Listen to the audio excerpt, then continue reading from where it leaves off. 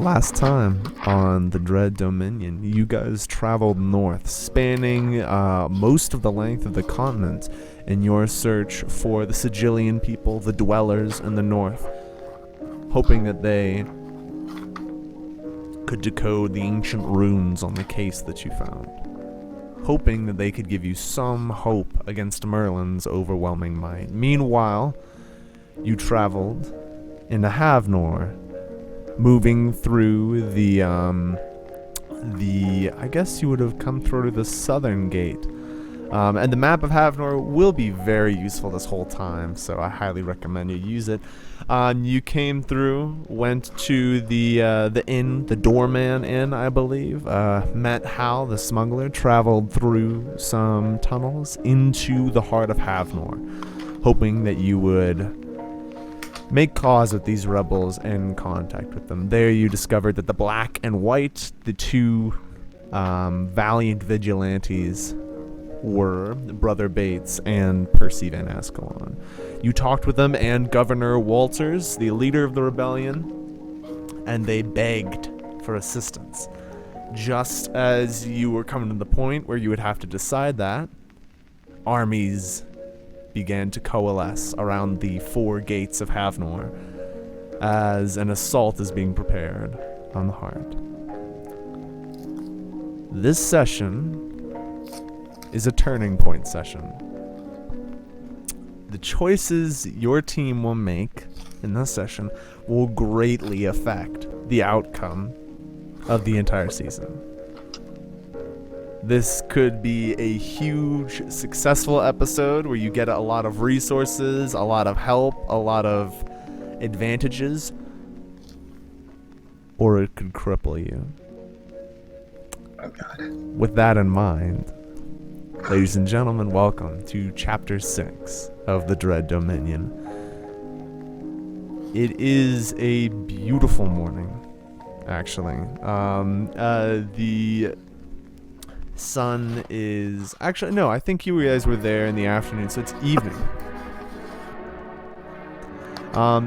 Despite the strange feeling of dread that the armies add, there's a lightness to Havnor. It's a beautiful city.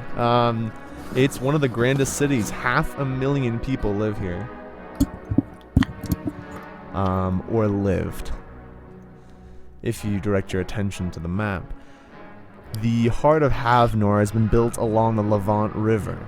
The heart of Havnor is a barricade. They basically piled up furniture, old bricks, collapsed houses, anything they could along the barrier. Now there are of course various kind of areas to the to Havnor. There are the Heights, the High Garden, the Warrens, the Old City, Merchant Alley, and of course Havnor's Hold. All of these are integral parts of the city, which is like an organism. Circulation, respiratory, and digestive. You have heard the marching troops as they move around this massive city, positioning huge amounts of conscripts at every gate. You have not really had a chance to leave as messengers. Not had a chance to leave yet, as messengers and runners are running around, tapping on the pipe exchange, the pipe communicating system, and trying to get information out. They're trying to spot how many troops. And as you are at Judgment Hall, the old courthouse, which Governor Walters has made his center of command, a runner runs in breathless. "Governor, we have the numbers. We have the numbers for you." "Well, spit it out. We need to know as fast as possible what we're up against." "Well, sir, as you know, here's the numbers of our troops inside. We have 55,000 fighting shape men and women, the militia of the heart. We've counted 10 pyromancers and 10 pyromancers and 50 alchemists, as well as the Black and White and our visitors. He points to you, which I believe is Victor, Hal, Amaya and Captain Ramus, and I believe one more. One more came with you into the city, and Roderick. That's it. We also have. Oh, sorry, I missed my numbers. There are 5,000 incapable of fighting, children or elderly. The numbers of what we're up against are significantly worse, Governor. I have a feeling I won't like this. Please, enlighten me, messenger. Well, sir, we pinpoint the Vampire Lord's army, the Bloodborne, at around 50, 60, 70,000. So we'll put them at 60,000. They're excellent soldiers, each with their own capabilities. We've been holding them off along with some of their militia for a while. The Lord has a capability to hypnotize troops and have them to his side, but they're not very good soldiers. He has 10, 15, 20,000 of them. Unfortunately, High Marshal Raiden has arrived with her conscript forces. My lord, she has 7 legions of conscript troops. Each legion is around 20,000. That's 140,000 conscript soldiers. High Marshal Raiden also is the head of the secret police. And we believe a small number of the Army of Stone has also been positioned. Okay, come to this map. Show me what you think. Roderick, so you move into the main room of Judgment Hall, where there's a lot of, the table has been cleared off, glasses and mugs thrown to the side, with a big map of Havnor out. That looks very similar to the one I posted. Well, my lord, as you know, the Lord's forces, most of the Bloodborne, come out of Havnor's hold. That's the most valuable strategic area. That's where most of the Araxian would be stored. That's where armaments would be stored. That's where most of the Bloodborne are, and of course, that's where the palace is. The Lord of Famine resides there, but it's protected by another layer of walls. That whole area is a fortress. Very difficult to take. They have a few main areas of striking. First of all, if you look at where the heart is, there's the outer wall. They could strike from the north, the east, or the south. That whole area is protected by barricades and piles of junk, furniture, and stones. It's tough to get through, but if they find certain points, they could break in. The easier way to break in is Blade Bridge. Walters kind of turns over to your group. You may not know, but there are 3 main bridges in Havnor that cross the Levant from west to east. There is the Crown Bridge at the top. That's in fact, let me explain to you the city a bit more. Havnor's an old city, always has been a place where kings have lived. In fact, it used to be the old capital of the continent before the Emperor took over. It's a very old city. The Levant runs through it. It's a very quick, wide river. Not easy to cross, in fact, barely possible if you have equipment. However, there are 3 bridges crossing it, and the city is split into 6 areas. First of all, the old city in the center. It's the core of Havnor. Old walls with lots of secret passageways and paths. It's difficult to traverse unless you know the area. Not as well kept, and a lot of the poor live in the old city. That's what we hold. We hold half of the old city in our grasp. Then there's Merchant Alley, that whole southern area of Havnor. That is where the merchants live.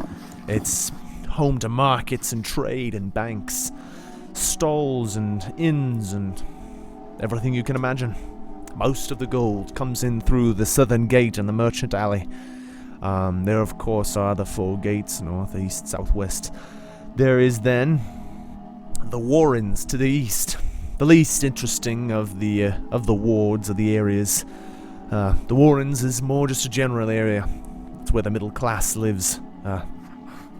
Some politicians, some just general folk. A lot of travelers come in through the warrens. There is also the High Gardens up in the northeast of Havnor. It is a beautiful place, a gigantic garden, a zoo, if you like, with animals and plants. It's very exotic, beautiful. And finally, to the north, there are the heights, where all the rich folk live, mansions and salons and banks and whatever you have. The Crown Bridge is in the north, connecting the two parts of the heights.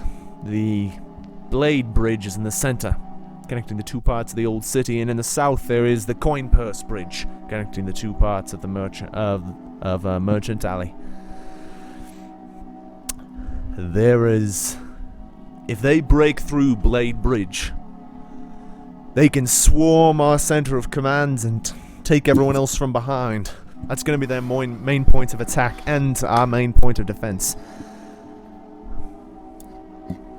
It's not going to be an easy fight. My lords, and he turns to Ramus, Amaya, Roderick, and Captain Victor. We need your assistance. If you travel with any men or any resources you need to help us. I have 60,000 under my command. But we need some help. We have only 9. And we have no resources. However, I do have a plan. But that is all I can offer you.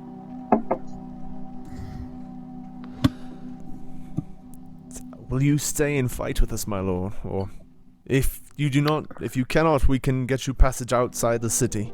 But I will need passage out, but you will have to trust me on this.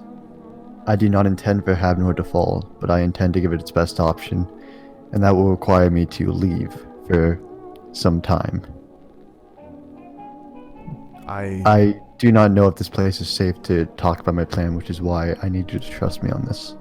Understood, Captain. But know this, I would send somebody back before I arrive. Very well. I can pay that smuggler who got you in. He's good at what he does. I'll have him get you out in any number of your group. That would be very kind, thank you. I do offer another piece of advice. If they're going to come from Blade Bridge, then it seems like obvious on both sides that's where they need to attack, and that's where you need to... There's an Otsidori and I will leave you with it. Fight where your enemy is not, especially when they have a superior force. I will think on it, my lord. Thank you. He nods and moves back to his plans. He motions over for someone to go find Hal. Captain Victor stands up and says, I need to go speak with someone, but I promise you I will return. No matter what, I will come and live or die in the city with you, Governor. I appreciate that, Captain. Whatever you can bring back for us would be help. I think I can bring something back. Roderick nods as well. I might, Sounds like a jolly good fight you're about to have. I'll help you if I can. I'll come back with the captain here and we'll knock some heads together, eh? That would be most appreciated. Thank you, sir. Remus. Yes, Maya? Do you need me to go with you, or should I stay here and defend the city and help them prepare? I think we can fit up to a large amount of people on the flying carpet. I would like you to come back with... And he kind of gives you kind of like a wink. And just out of character, it's indicating Cassandra. Whether you picked that up from a simple wink, though, is kind of up to you. I think I would. I think I know what the only resource that is available to us right now. But I would like you to discuss the rest of the plan with you amongst the others. So perhaps coming with me would be for the best. Are you sure? I can help them prepare. I can collapse the bridge if need be.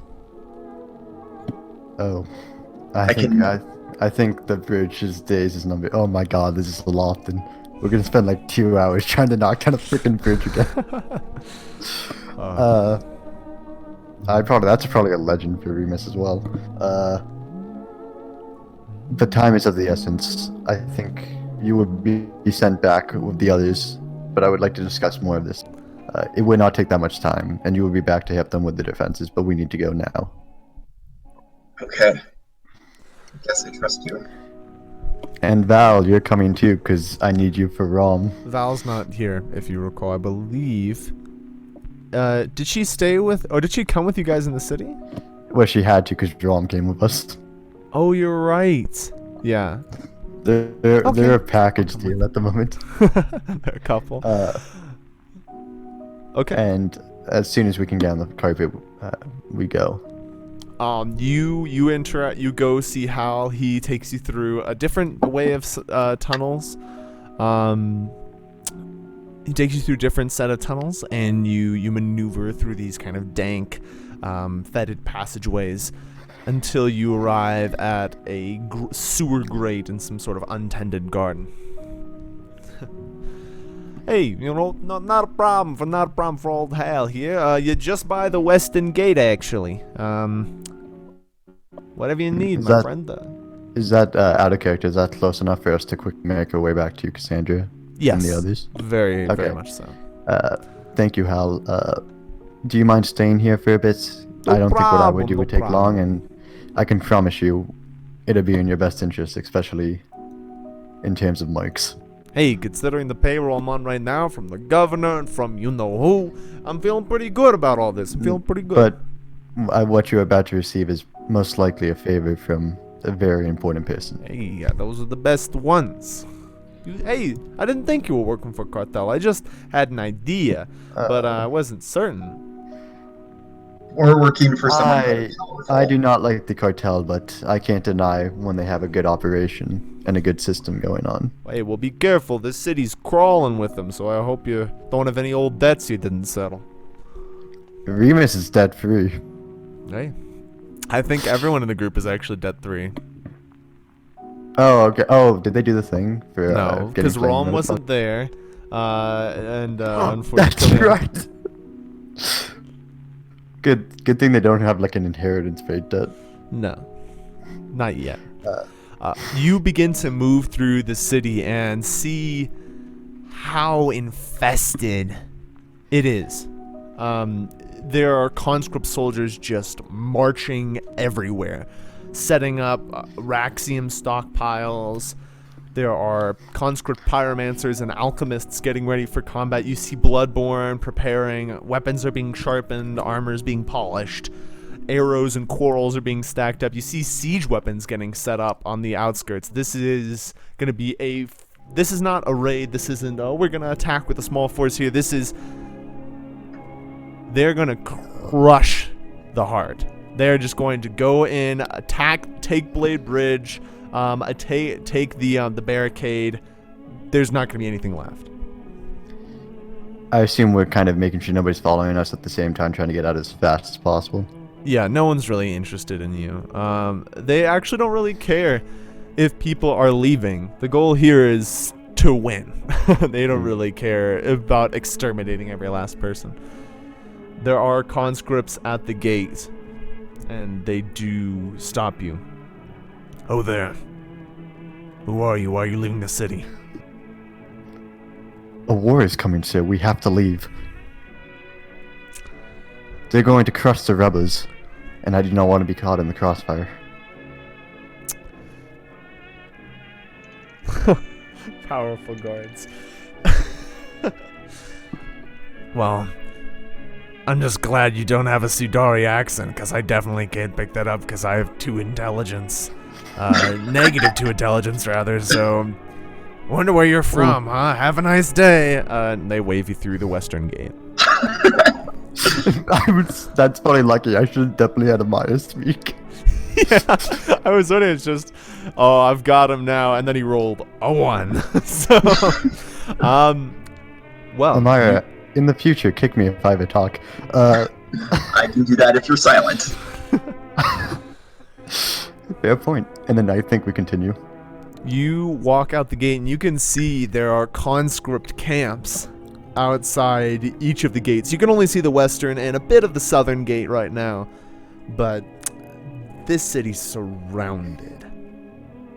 It's not looking great. You even see in the distance a platoon of stone soldiers marching at top speed in perfect synchronization, moving to the southern gate as fast as they can.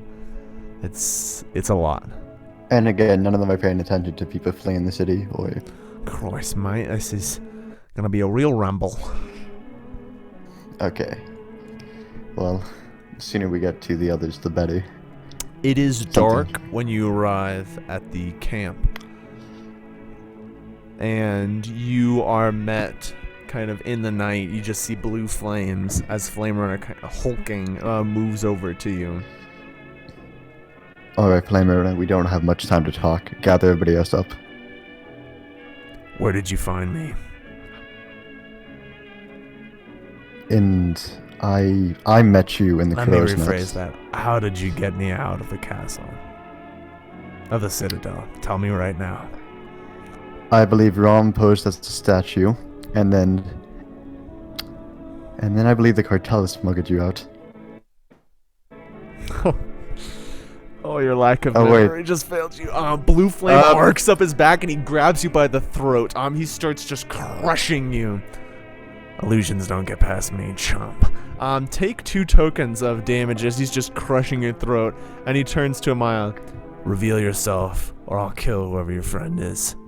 Let him down. We need to talk to Cassandra now. There is a war happening. We need to. There's a chance We need that to might have help been all the Odin people in of there. the cartel. He stops when you say that. Go on. Okay, I remember there was a date between the Goblin Queen and the Lord of War for whatever reason. I wasn't exactly He drops there. you. Ramus, you idiot. Did you really remember it the other way around? Oh, To be fair, I wasn't there. I just heard secondhand rumor. fair enough. Well, I guess you're not illusioned. Good thing I had those 3 tokens to spare, asshole. You're the one who didn't That was follow towards- the thing. You're Hey, the one who was. stop You're the one who was in fighting stone Cassandra. during that. Okay, you're right. I shouldn't be arguing. Let's go find Cassandra. You can pay me back later. She's sitting there and Athena takes some coin. You see Athena like grabbing some coins from Cassandra and Cassandra scowling at you, Ramus. Well, I had thought better of your memory, Captain. However, it has cost me 50 marks, so thank you. Last time I'm Well, betting on you, what did you discover from the city? Well, if my memory serves me correctly, Raiden's bringing 7 legions here to decimate it. If her face had blood in it, it would have drained. There's a resistance going on in the heart of Havnor, but it is a peasant army made of brave men and women, but just men and women. They are not soldiers. There's a resistance formed from the black and white, who we have discovered to be people that I believe you assaulted the island with, Brother Bates and the young Lord Avalon. Her face lights up at the sound of Bates. Bates, it'd be damn good to see him. How is he? Well, he's giving them hell, I believe, as you've said in common, but the Lord of Famine is not a man to be trifled with. They fought him once and could not injure him and barely got out alive. However, it is sparking something, and they have begged for Havnor to be removed. However, it will not in its current state. Athena speaks up. My lady, I'm sorry for the loss of your people, but if we do not get to the north to meet my people, there's no hope. This is a lost cause. We need to leave these people behind while Merlin's Athena, forces are Athena. distracted. We can get north. Athena, silence. Silence. Did you just say silence to Athena? Yeah, and you know what? Because I haven't finished talking. I don't know how she'd react to that. Was that meant as like a That was meant as, Hey, I haven't finished giving you the whole scoop. Do not assume like a junction yet. She scowls at you, but waits to hear what you have to say. However, I think there's a way to get both problems solved. The box is the most important thing. Is despite Athena jumping to conclusion, it is what we need to focus on. However, the box also comes with a second goal. It can bring allies to the city, allies it desperately needs. Where will you pull your legions from, Captain? I will pull them from the most bravest and most scared warrior I have known.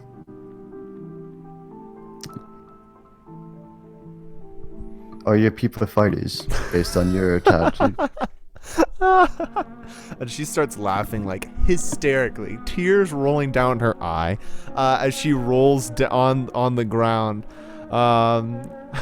Athena, people are about to die. We don't have time for this, even if I don't I know come them from all. a small tribe, Captain. A small group of people. They are formidable fighters, but they fight nothing like me. In fact, they cast me out of their tribe because I didn't follow their traditions of war.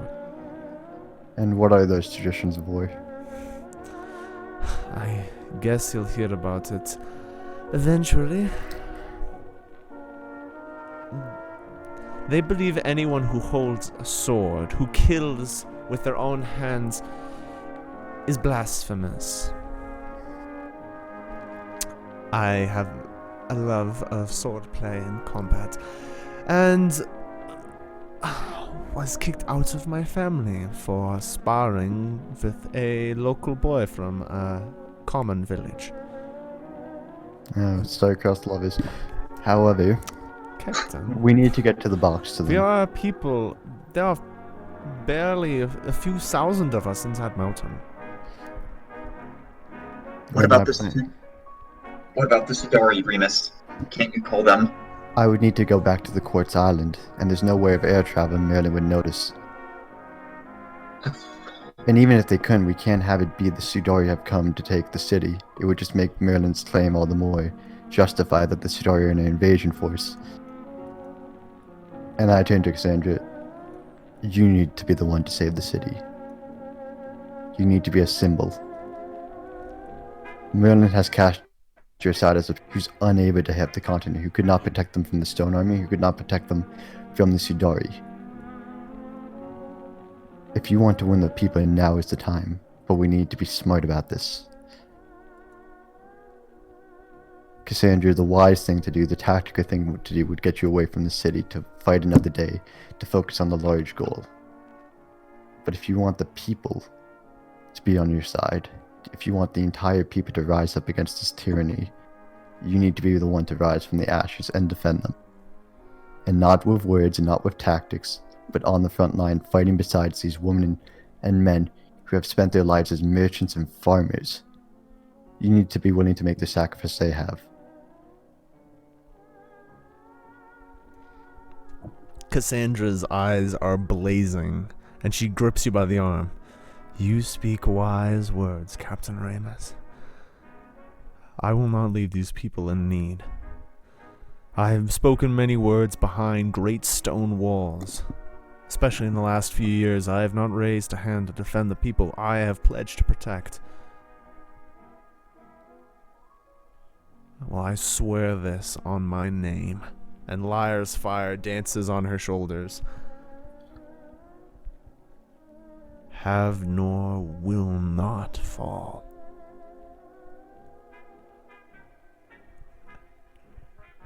Remus, having probably never smiled around Cassandra, shows a toothy grin for albeit probably no more than 2 seconds. And then you have sworn an oath. And not to me, but to the city of Havnor. To the people of Havnor. Captain Victor speaks up. We swear it with you, lady. We'll fight with you. To whatever end. I might. Whatever it requires. I concur. We need a plan then. Remus and Athena. If you can scrape some legions from the north, whatever they may be, do so. It will be done. If the others won't fight, I have one more idea, and Athena may be able to help with that. But until then, you must hold the city. You must think outside the box. You cannot fight them in a direct war. You have to be guerrilla fighters. You have to lead them into false sense of traps. You have to do tactical retreats. You have to retreat into nothing sometimes. Make use of the resources you have. It may seem like little, but there is a ton. You see advantages they don't think you have. You see advantages they don't think are advantages. You see advantages that are disadvantages. And when all else fails, fight them tooth and nail. Fight them with the floor beneath your feet. Fight them with the stone among your walls.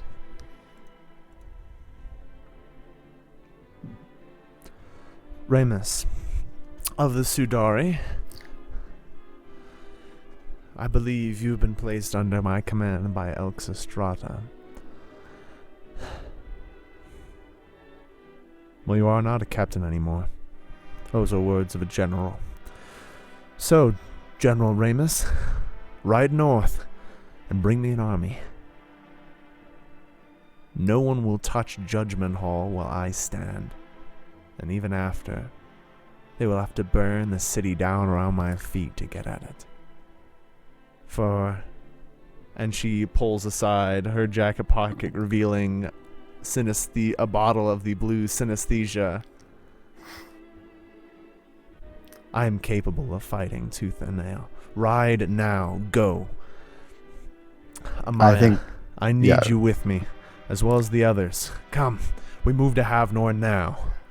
And she ignores the camp, pulls some, just moves, shredding the rags that were hiding her metal form, as she just starts walking towards the city. Godspeed, Remus. You two as well. You 7 as well. And then Remus turns to Athena, and I think they just book it as well. Yeah, you guys, ironically, you were told to ride. I don't think anyone has horses, so you just start running north. She knows the way. Okay. Here is what we have. Val, Roderick, Flame Runner, Athena, Captain Victor, Lady Cassandra, and Amaya move back towards the city. The troops have amassed to huge levels. The full force of High Marshal Raiden and of the Lord of Famine are all arrayed around the city of Havnor. It takes most of the night of sneaking around, but you come to a point where you are about to meet Hal and get into the city. This is mainly for you, Jordan, since you're the only one going to the city right now. I will give it when Brink has to come back to the city and when Jack has to join. It is very unlikely that you escape this city unless you win. By passing this point, you will be a part of this siege. And if you win the siege, you can leave the city. There are other ways of leaving the city, but it is very, very difficult to do so. So are you willing to accept that? Like Cassandra said, we're going to liberate the city, liberate the people. So yes. Okay. Ready. You step onto the magic carpet, and you enter the city of Havnor. Perhaps for the last time. Hal has to take you on an incredibly winding route through these sewers, which have been set up with watches and guards, for they know people are going to try to move through the second level of the city. But after 2 hours of hunched over, pressed down against this flying carpet, you arrive at the heart of Havnor. It's pretty grim business. These people are preparing for the fight of their lives. Inside Judgment Hall, those who cannot fight, the too young, anyone under 15, and the too old, anyone over 70, are hiding in what used to be the jail underneath Judgment Hall with some meager food. They're doing what they can to stay warm. in the town square around Judgment Hall, soldiers are running and moving. They have repurposed old siege equipment that was on the outer walls of Havnor and have stolen it, taking it into the heart and positioned ballistas and trebuchets, pots of boiling oil around various areas. To remind you how this works, the Levant is a very quick rushing river, so you don't need to really protect the shores of it, although they do have watchmen there. They're not just leaving it totally unguarded. They've built like a little wall around it, but there are two main defenses holding the heart. There is the Blade Bridge, which is a huge, grand old bridge, 40 foot from from the left side to the... I did not say that right. The bridge is quite long. It's about 2 football fields long and about 40 feet wide. It's pretty big. Pretty big. It has been piled high on your side with this huge barricade of garbage where watchmen with bows and arrows are sitting, keeping an eye on if anyone tries to take it, but eventually they're going to try to take Blade Bridge. There is also the barricade, starting from the northern part of the heart, where the river meets the border, going all the way around to meet the southern part of the river. So it makes this sort of semicircle shape, with the river acting as the flat side and the curved side acting as the barricade. Collapsed houses, piles of old bricks, basically this ragtag barricade. They are spending everything they can using mortar and sand and anything they possibly could use to make it stronger, and are actually turning into a makeshift wall. There are little ladders up to places where you could watch. It's makeshift, but it's pretty sturdy. To remind you of your resources, 55,000 fighting men are prepared. They are armed and armored in whatever way they can. Some of them have swords and shields. Some of them are members of the Havnor Watch, so they're wearing chainmail and they've got a spear and a crossbow. Some of them are... You've got the hatchet you used for wood chopping, and you're wearing a thick leather apron. Might provide some protection, but for some people that's it. Some people just have an old ancient sword that maybe was passed down in their family, and that's all they've got. No armor, nothing.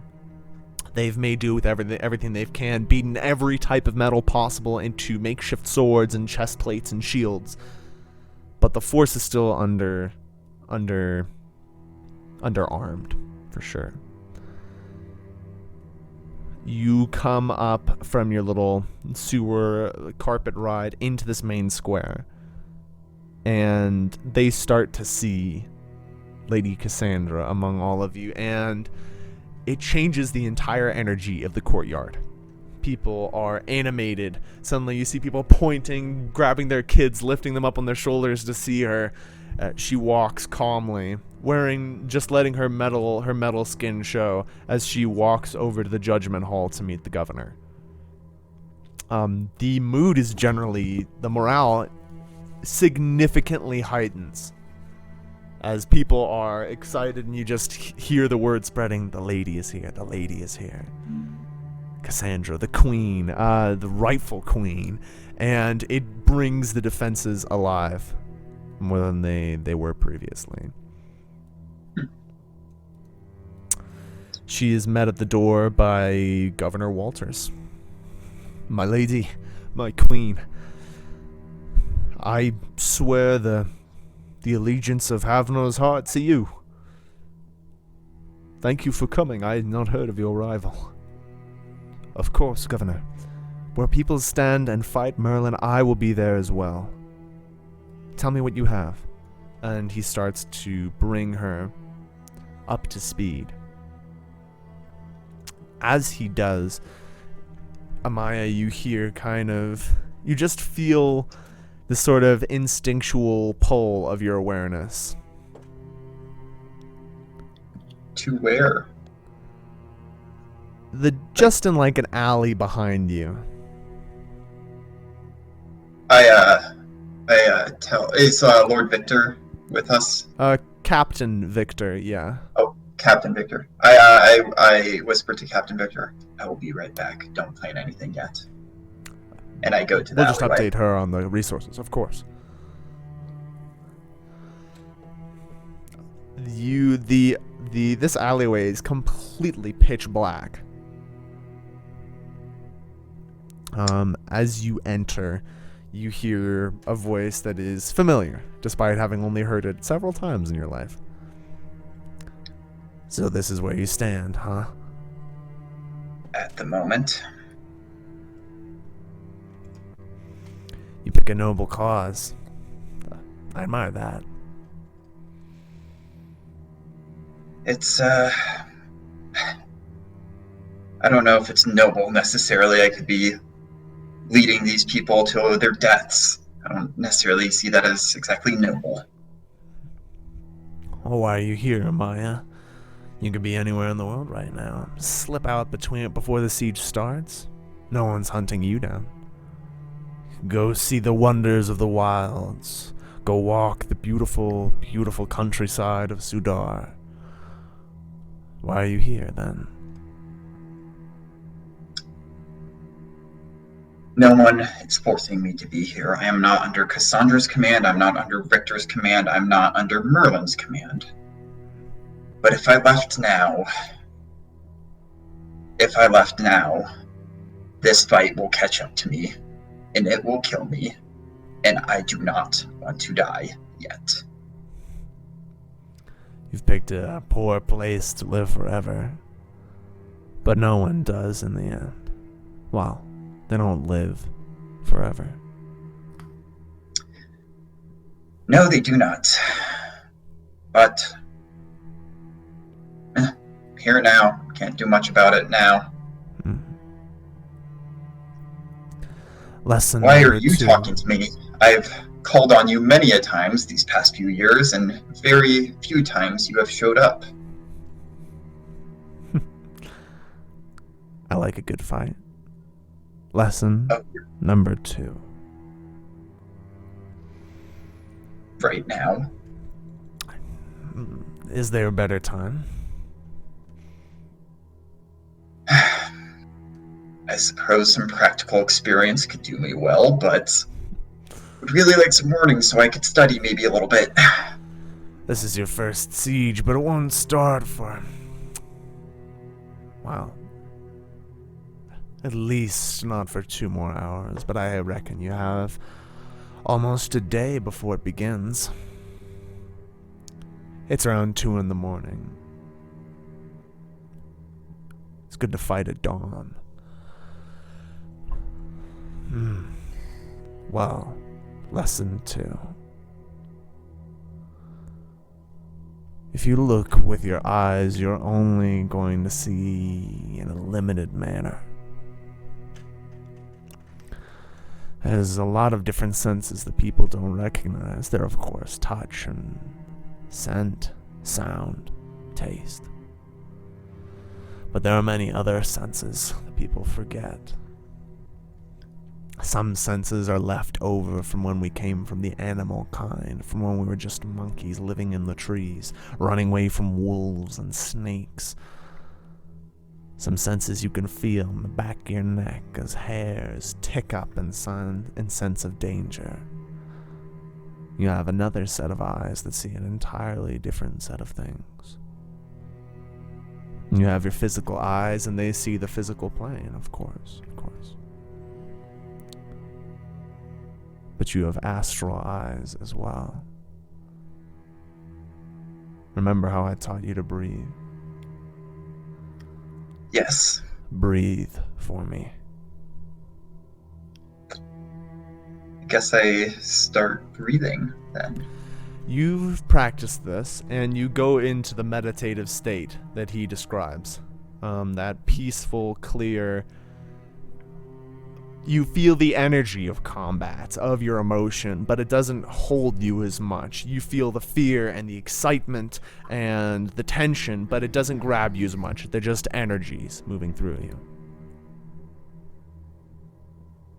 Now reach out with your other eyes. Give me an insight check, please. Okay. What's the message that I have to do? Is it roll? Exclamation mark roll space 1d20. Jinx. You'll have to do that. Try to do that and keep on rolling, though, just so you know, so we can keep all our rolls in there. And then you add your insight. 15. You for a sense, feel just something else. Like your instincts are picking up something, but it's gone. Takes a lot of practice. Well, good luck. Will I see you on the battlefield? Do try to stay alive. I hate to lose someone halfway through their journey. We're already halfway. Well, I guess that's misspeaking. If you died here, it wouldn't be halfway. It'd be the end. I just feel like there's a lot of potential. Guess I'll fight with my instincts.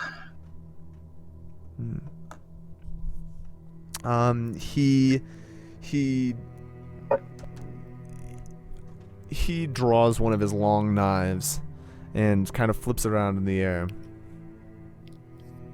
I'll see you when I see you. Take care, student. And he walks off. Yeah, I turn away too. Maybe a little pissed off a little bit because, again, cryptic stuff. And walk back to Cassandra and Victor and everyone. Brink, as you're pretty much, for the first few hours, you're running. You move down to a jog and eventually a brisk walk. It is 2 a.m, but you need to move. You are moving from Havnor. Athena claims it is one of the mountains north of here. I believe we're but a few hours away. Do you know the way back? By heart, I mean. Then you lead the way. If you need to rest, we will rest, but we do it in short shifts. It isn't actually a couple hours. I forgot. It is a day of travel. So if you will need to rest. I would take the first watch and you would take the second. Okay. The watches go by when... And I'm keeping an eye on her to make sure no cuts are appearing. Okay. None do. You rest, and it is dawn.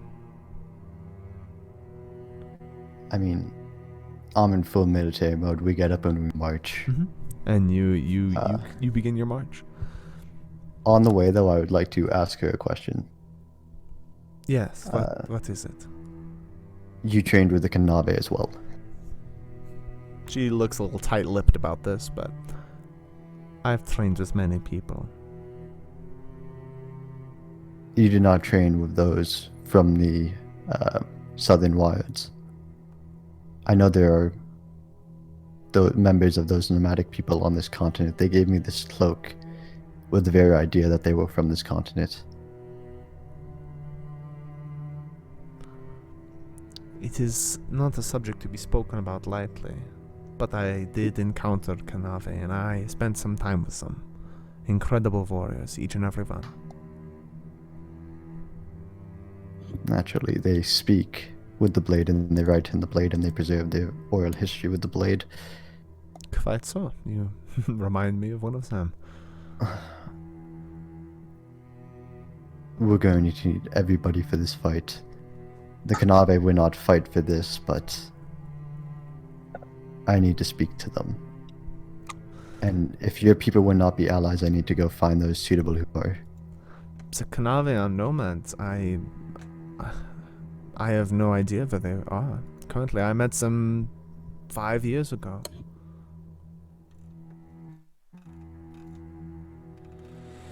Just something to keep an eye out for. She pulls out kind of a crumpled map of the continent and stretches it out. It was, I believe... Yes, it's, 2 months northwest of here. If you have a map of the continent on handy, it's on the northwestern edge of the continent. Pretty much the exact, as far north from Citadel City as you can go. It would be a long, hard road, and... Something to think about in the future, but not right now. I agree. Your people, you said they were warriors, but they do not kill. They are not allowed to kill with the blade or their hands. Yes, and you guys are obviously moving as you talk about this. I very much disagreed with my father. My mother passed away when I was very young, and my father is... He's the head of our people. He's very traditional, as are all my people. We live in the mountain. They are builders and craftsmen, hoarders of knowledge, and they love these ancient artifacts and ancient runes. They will be happy to help us with the box, not even require any payment, I don't believe. It will be a joy for them to spread the knowledge. However, they do not fight with sword or fist. They find such things barbaric. They are builders and craftsmen. It is not good of me to speak of how they fight, although I suspect you'll see some of it. It would be hard to persuade them to come down from their mountain and engage in a war in which they have nothing. No one has really ever fought my people. The Emperor never attacked us. Merlin's never made any efforts to fight us. We don't really have any great resource. Some knowledge, but... Knowledge may be more important than soldiers in this case. Yes. There is one more thing. There are things about my people which are great secrets. The fact that you know where they live is already a great show of trust. There are much I cannot tell you, even though I am here for Lady Olivia. I am here to... Lady Olivia? Lady Cassandra. I'm here to fight for her. And for what she represents, I'm glad to have found a cause to put my blade towards. But there are things my people that I cannot tell you, Captain, and I am sorry for it. But know that I am not reliable in this case. Thank you for the information, and thank you for your honesty. I would do my best to not provoke your people, and I would not ask them to fight a war that is not theirs. Although But Oh, sorry. I will come with a warning. This demon that we fight, he offers people peace, he offers them justice, he offers them a way to stand by. But he does not make true on this promise. Against many, that would be very persuasive. My people's entire It's not, ethic your is... people will not listen. They must prepare. That is Everybody has to prepare. Chaos does not keep promises. It merely delays the inevitable. There's one thing I could recommend before we arrive.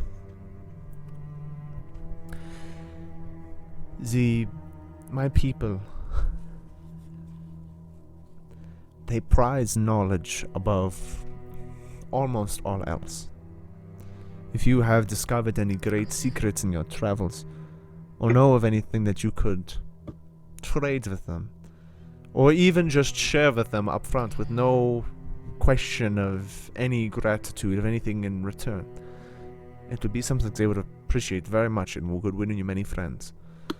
Besides that, their reaction to most persuasion, threat, I don't know, you weren't going to threaten them, but as an example, persuasion, threat, charisma, performance is to hide in the mountain. To prepare their defenses, they prepare for doomsday. Always for doomsday. Prepare yourself, Captain General. It will be an interesting interaction. It will. And he kind of remains silent for a bit at the... Before, no, he'll probably bring that up for later, actually, with Athena. Okay.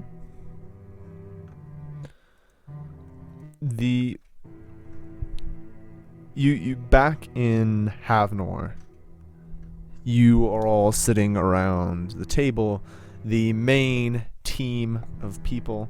Let me pull that up. Here we go. Okay.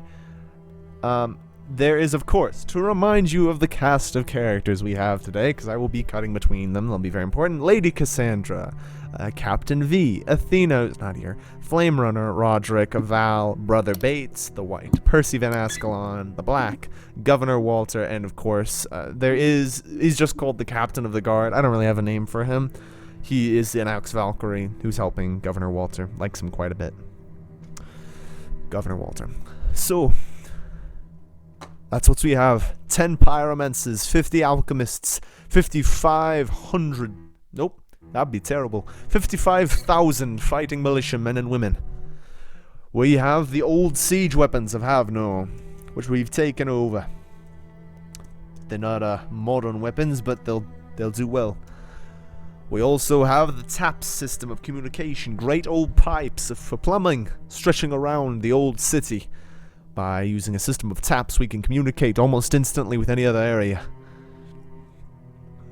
We also have Lady Cassandra and Flame Runner, some of the greatest pyromancers of all time.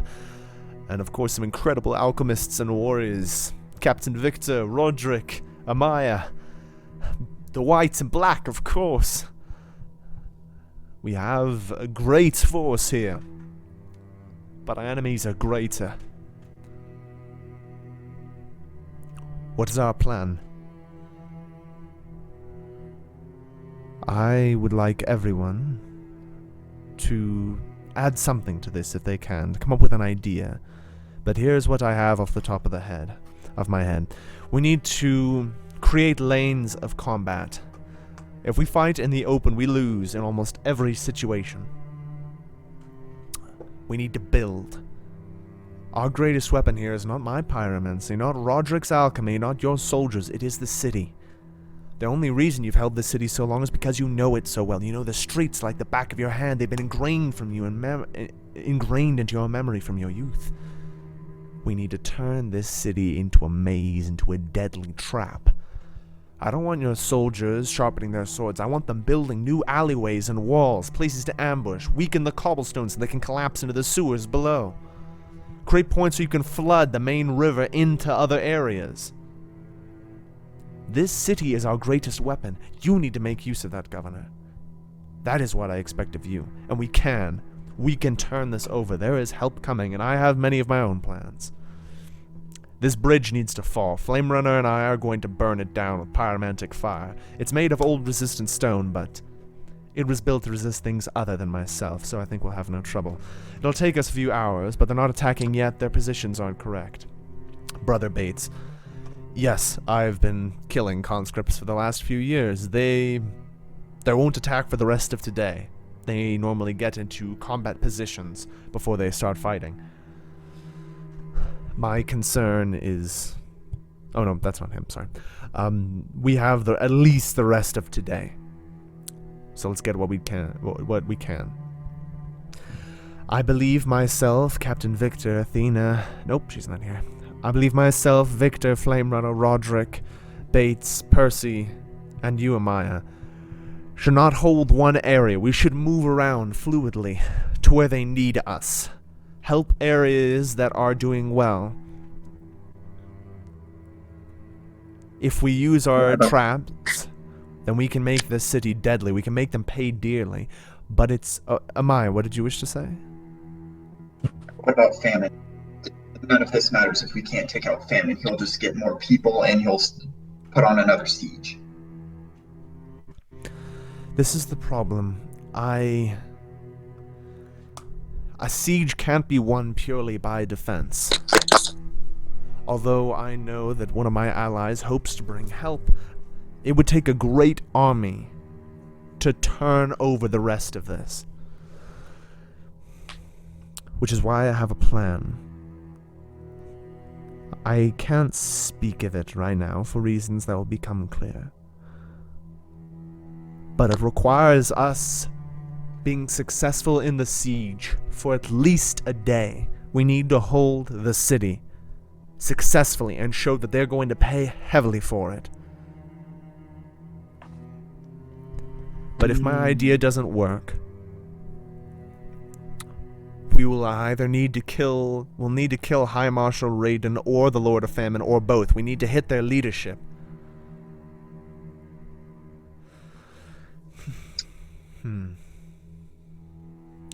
Famine has many people hypnotized. We break his power, then they may join our side.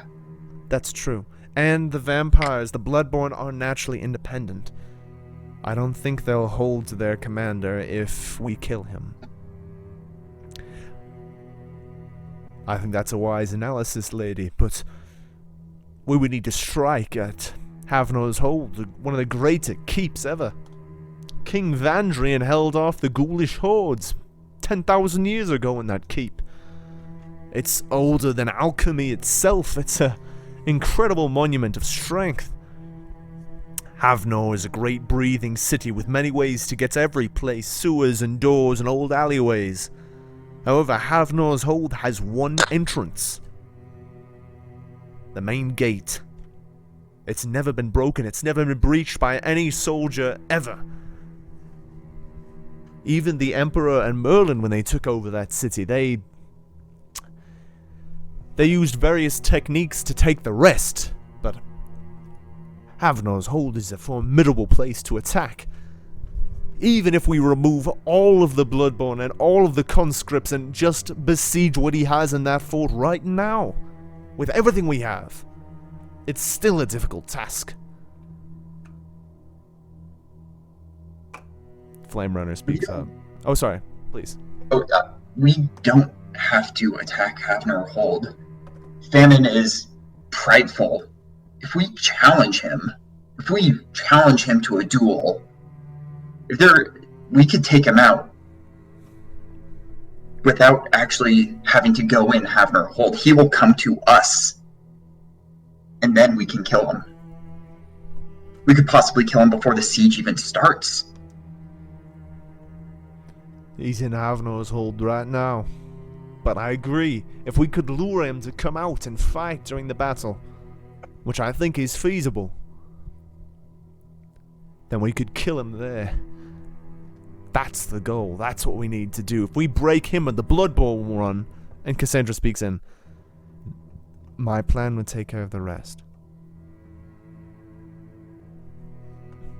So, we need to kill the Vampire Lord. How do we do that?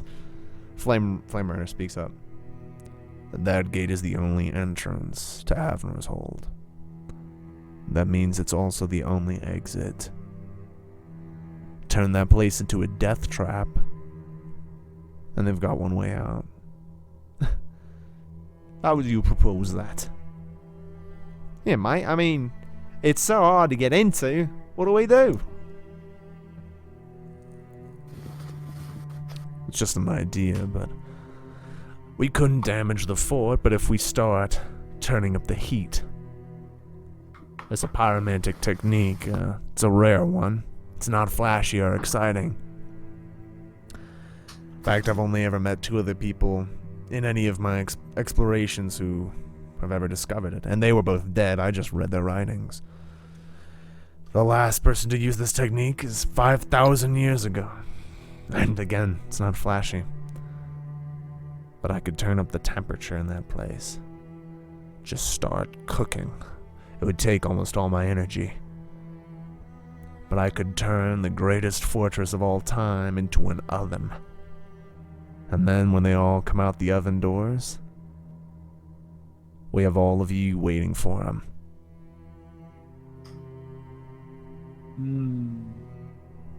I'm here, by the way. Bam, you're here. You're at the council.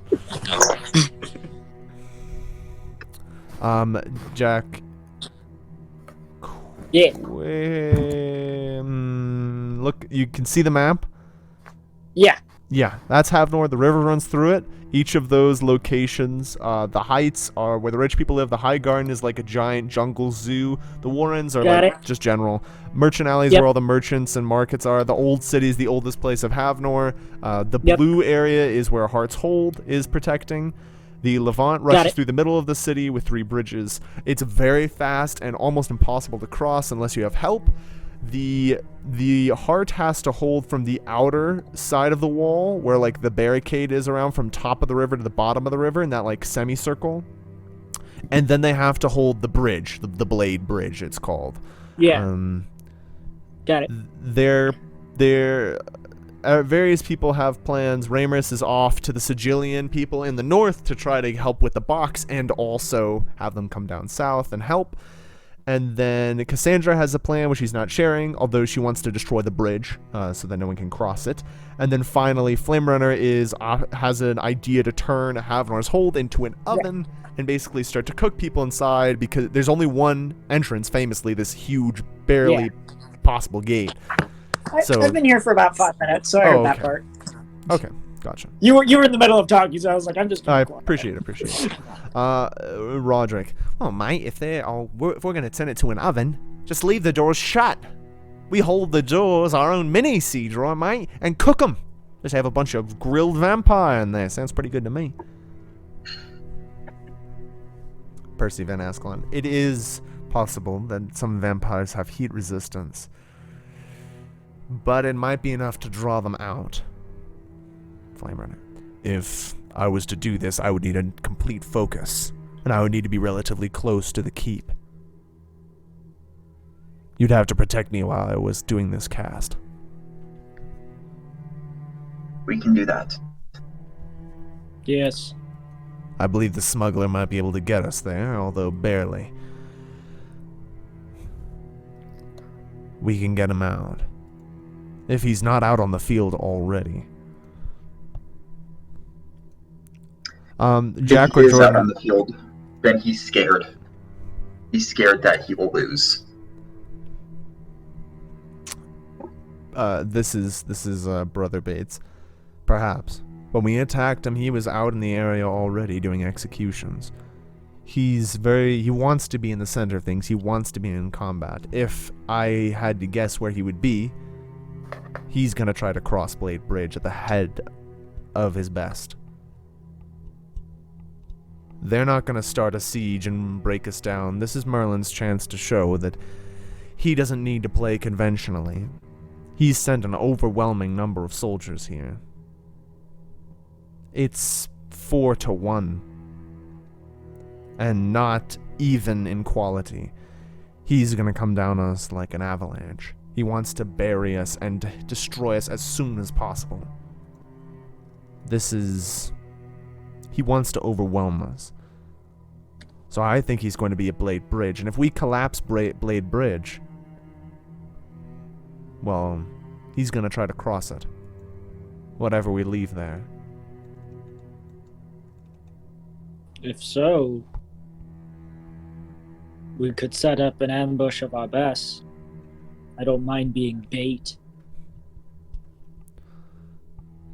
Captain V, I hate to interrupt, but don't some vampires have flying as a capability? Yeah, mate, bloody vampires can have anything, okay? Any capability. I met it. I didn't meet him, but I heard of a vampire once who his skin was completely indestructible. Nothing could pierce it. So how did my friend kill him, you ask? Well, he boiled him. I don't know if that's topical, but that's mainly just a story to say they can have anything. We don't know of any of his capabilities. He can fly, I can match. Cassandra chuckles at that. That is something I would very much like to see. I show her. Incredible. Ah, this is the gift that Penrose gave you. It was. Well, I think he'll make good use of it. So, our plans are... Jack or Jordan, one of you can write these down. Destroy the Blade Bridge with pyromancy. Set up an attempt to attack the Lord of Famine. And then the other plan we have is to flesh out Havnor's hold by raising the temperature, as Flame Runner so delicately put it. And I have my own little idea that we'll see if it works. I'm going to go work on the bridge with Flame Runner, but I expect all of you to prepare some ideas. We have some pyromancers of our own. Remember, we have 10 militia pyromancers, 50 militia alchemists, and 55,000 militia, along with ourselves. Have your minds working, people. Let's return here in an hour when the bridge has fallen. And she and Flame Runner rush off. I'm going to return. That's a little hint to all of you. I'm going to go to Brink. You two just, in your mind, just start formulating. Just start brewing. And see what you can come up with. Brink, you and Ramus and Athena are walking. You come around the corner and you see, standing a little bit apart, most of the mountains are kind of together, but actually the land slopes down to be quite flat, like a big, huge flat area, almost like a valley. But in the center, rising out of it, the same height as all the other mountains, is another mountain, incredibly grand, beautiful. Even this gray mountain capped with snow. The area around it are kind of mostly flat area is dotted with large pine trees and a small river running through it. Bit of a geographical anomaly. Quite so. Well, welcome to Bright Rock.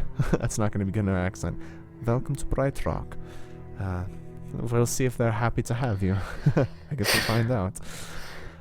Well, You start walking between the trees until you arrive at the bottom of the mountain. I must admit, I may have forgotten where the doors to my home are. It has been a decade or so. So give me 1 moment. She starts to kind of put her hand on the stone rock, kind of just feeling her way around as you walk around the base of this huge mountain. It takes you pretty much the rest of the day to start doing that. Is there anything you want to ask her while she's walking? Did we make a canon that she read Mind Killer to me? Yeah. Your people seem very old. No, we are very young, but we have found many old things. Do you know much about this planet? Do you know much outside the continent? I know some things, but I am not as knowledgeable as my father is. Well, it's impressive that your people managed to pop up the Sidori. We don't, up until now, did not directly involve ourselves with continent problems, but we knew much of the continent's affairs, more so than the continent people themselves. Did you know of Sidori before you left? I had heard some tales. We have much in our library about Sudar. We are very interested in where you came from. As am I. But then again, you said your people appreciate technology. Is that correct? Technology and knowledge, yes. Then you would quite like the rumors of Ode Sudar. Perhaps you should We have tell not someone. even tapped into the beginning of our golden age. All what we had, the show of force we did when we bombed the continent's western shore, that was from technology that we reforged after millions of years, or so the legends go. My father would be... this is it. Her hands touch the wall, and as she does, the wall kind of fades away. It's an illusion. And you step forward and see two... It's not actually a gate, so it's just a wall of gears and kind of chains. This huge mechanical wall of just bronze and copper and steel. This sort of mismatched metallic gate stands before you 40 feet tall. It's very expansive. She cries out to it. My people, dwellers! Athena Renstrand, I have returned.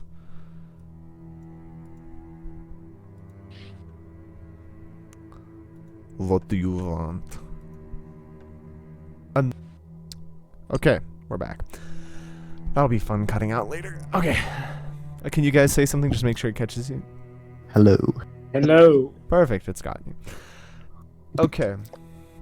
She seems nervous, where she really hasn't before. I come bringing he is a Sudari man from the south. He has old knowledge for you. I'm not interested in what a traitor has brought to our home. You've spat upon our culture, Athena. and we will not forget it. Who are you?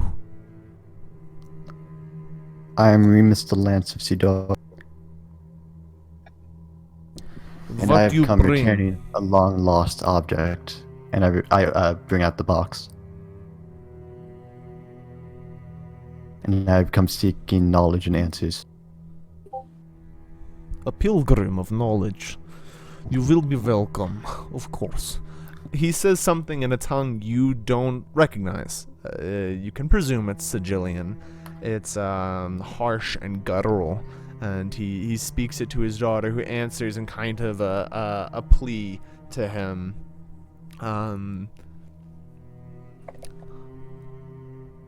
You may come, but she is not allowed. Please, father, I have something for you. I brought something you've never heard before. Good idea. Well, Yes, do that. what is it you have that you could add to? You've been betraying our culture with heresy. I assume he is a sword wielder too, but he's been born to it. You have no excuse. Please. Will you not accept her as you would not accept her as a traitor to your people? Am I correct? We are welcome to speak of knowledge, outsider. But about our culture, you should remain silent. I found something. Something you don't have in the library. It's an old document. I've read every book in our library. What is it so special? That you could bring, that would have us let you back inside. Perhaps I shall read it to you and you can find out.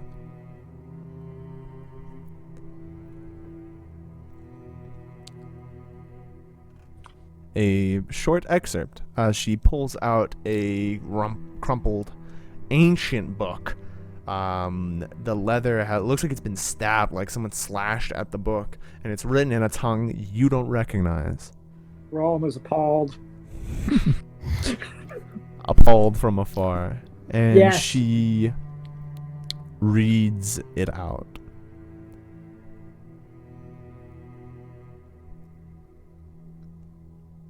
I found this place. I alone found it. Though the world around is wrecked and ruinous, I found it.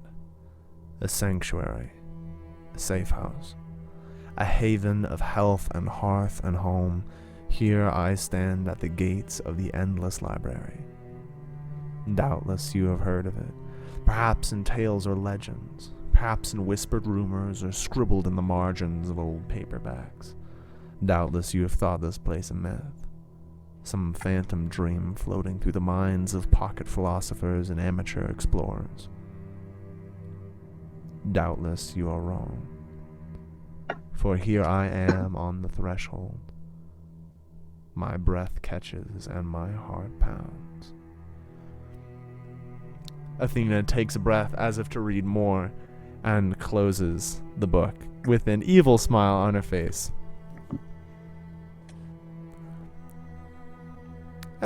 I don't recall seeing that in the library. You have never heard a curse word in Sigillian, but you can kind of spot them. And you hear one grumbled under someone's breath, and the great gate opens before you. Gears and levers turn this huge brass, copper, and steel Rube Goldberg machine as the gate clicks and whizzes and turns and whirls. And as gears move and click aside, there is a small passageway in the center of the gate. Tall enough for you to walk through. Remus. I walk through. Athena follows. I always failed engineering in college, but we'll keep that under wraps. Yeah, probably don't mention that one. There is a squat man in front of you, quite short. He is wearing plate mail, covering absolutely every inch of skin.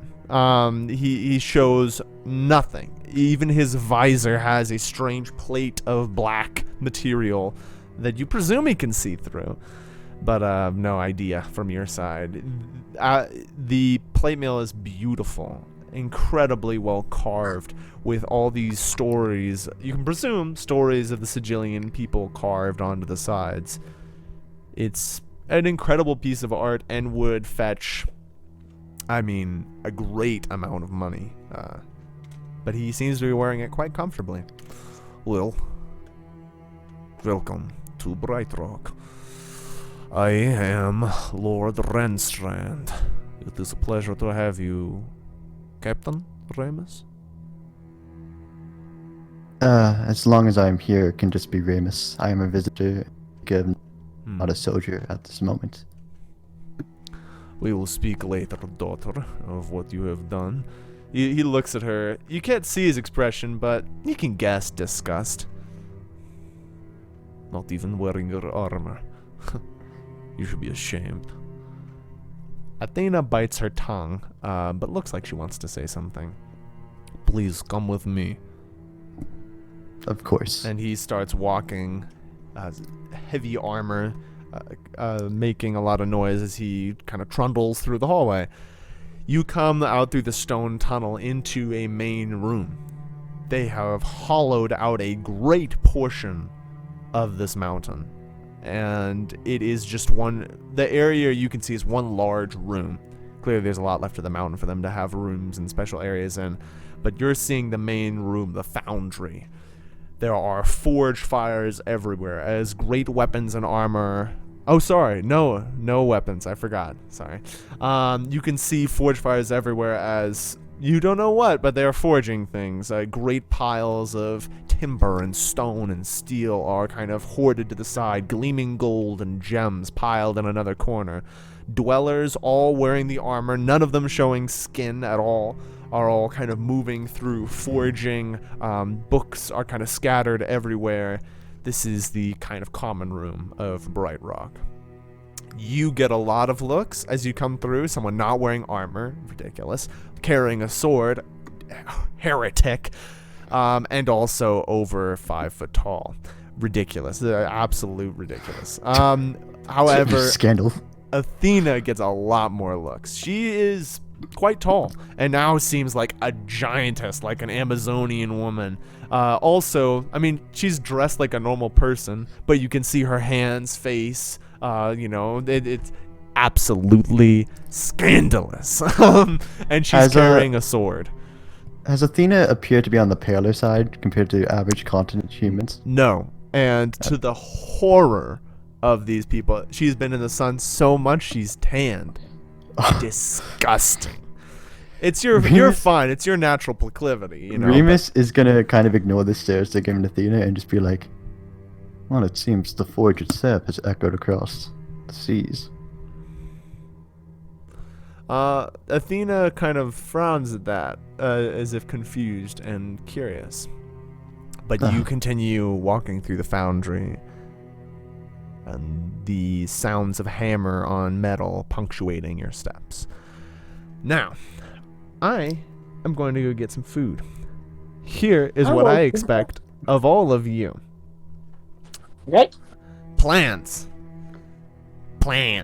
We'll bring your welcome to plan with the Havnor boys and give them some tips and tricks. See what you can do. I'm going to return in a little bit, and when we do, a lot of interesting stuff's going to happen. So please tell me, I said that in Merlin's voice accidentally, but it is fitting. So all of you, come up with some ideas, any tips or tricks, anything you could use. Okay, I'll be right back. Ta-ta. You come up with so many good foolproof plans. You had all the time in the world to talk about Minecraft, because of course he doesn't stand a chance. So yeah, pretty much. My 2 plans are becoming a bowling ball, and dropping rocks. Oh, well, yeah, you guys were done when you started. You saw my bowling ball plan, right? I did. I did the math for that. Which I appreciate. At 4,375 pounds of force. So it won't be that much, because that's crazy. I know it's true, but it doesn't make it less crazy. But hey, I guarantee if you fly into someone at 10 miles per hour, I don't think they'll feel great. It's not going to vaporize them, because that's Nathan- crazy, but... Nathan, you can do it the boring way and put a spike through a vampire's heart, or you could just burst all their cells in one foul swoop. You are very persuasive. I'll give you this. Here's my middle ground, okay?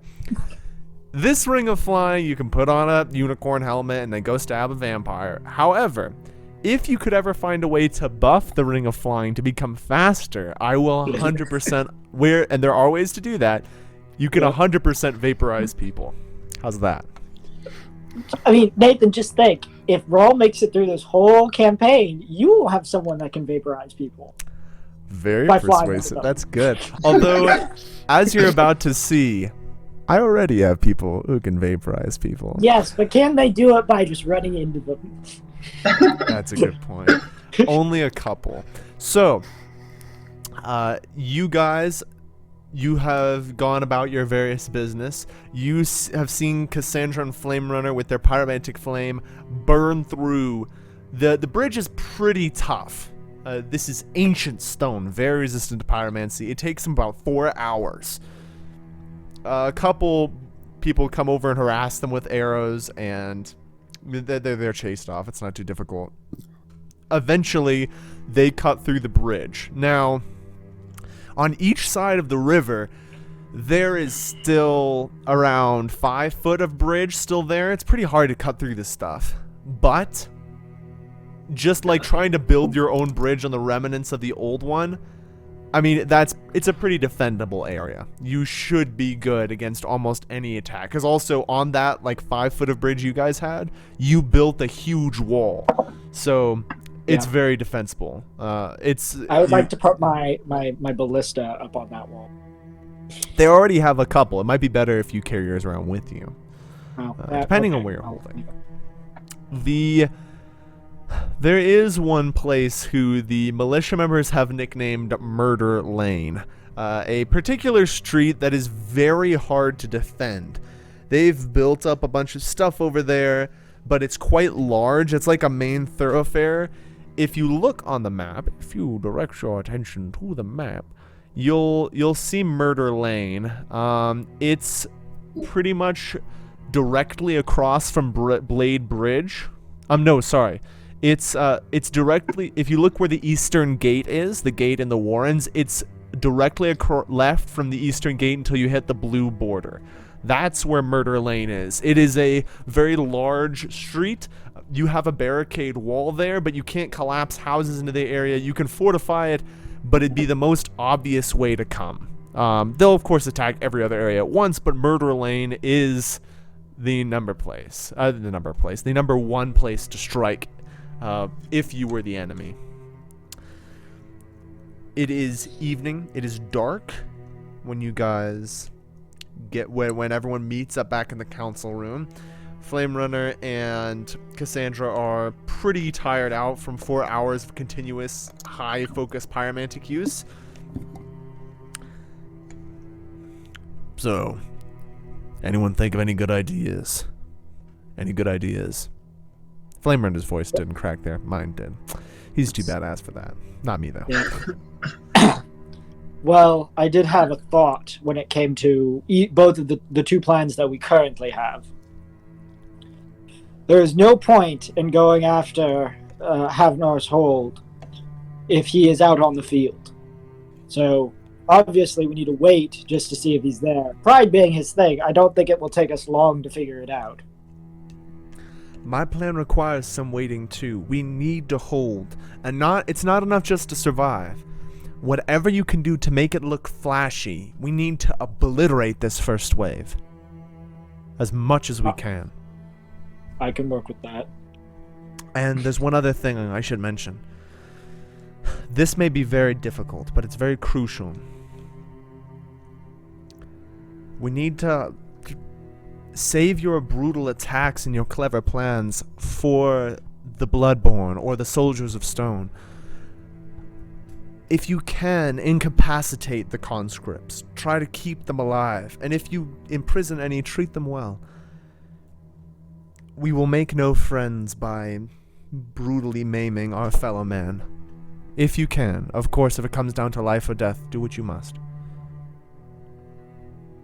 Understood. I'm not the best at leaving things alive I hit with my sword. I'll do my best.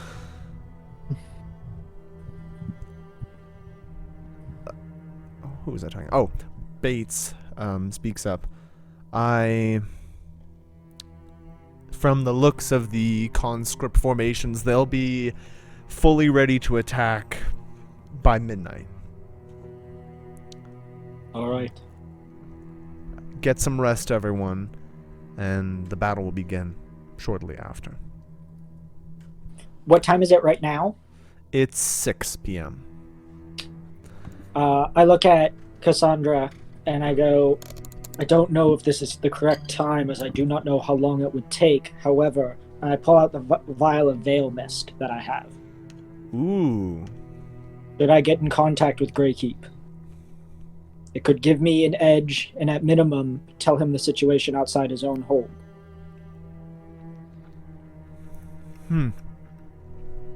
That could be a good plan. See if you can do that. 6 hours. Hopefully that'll be enough.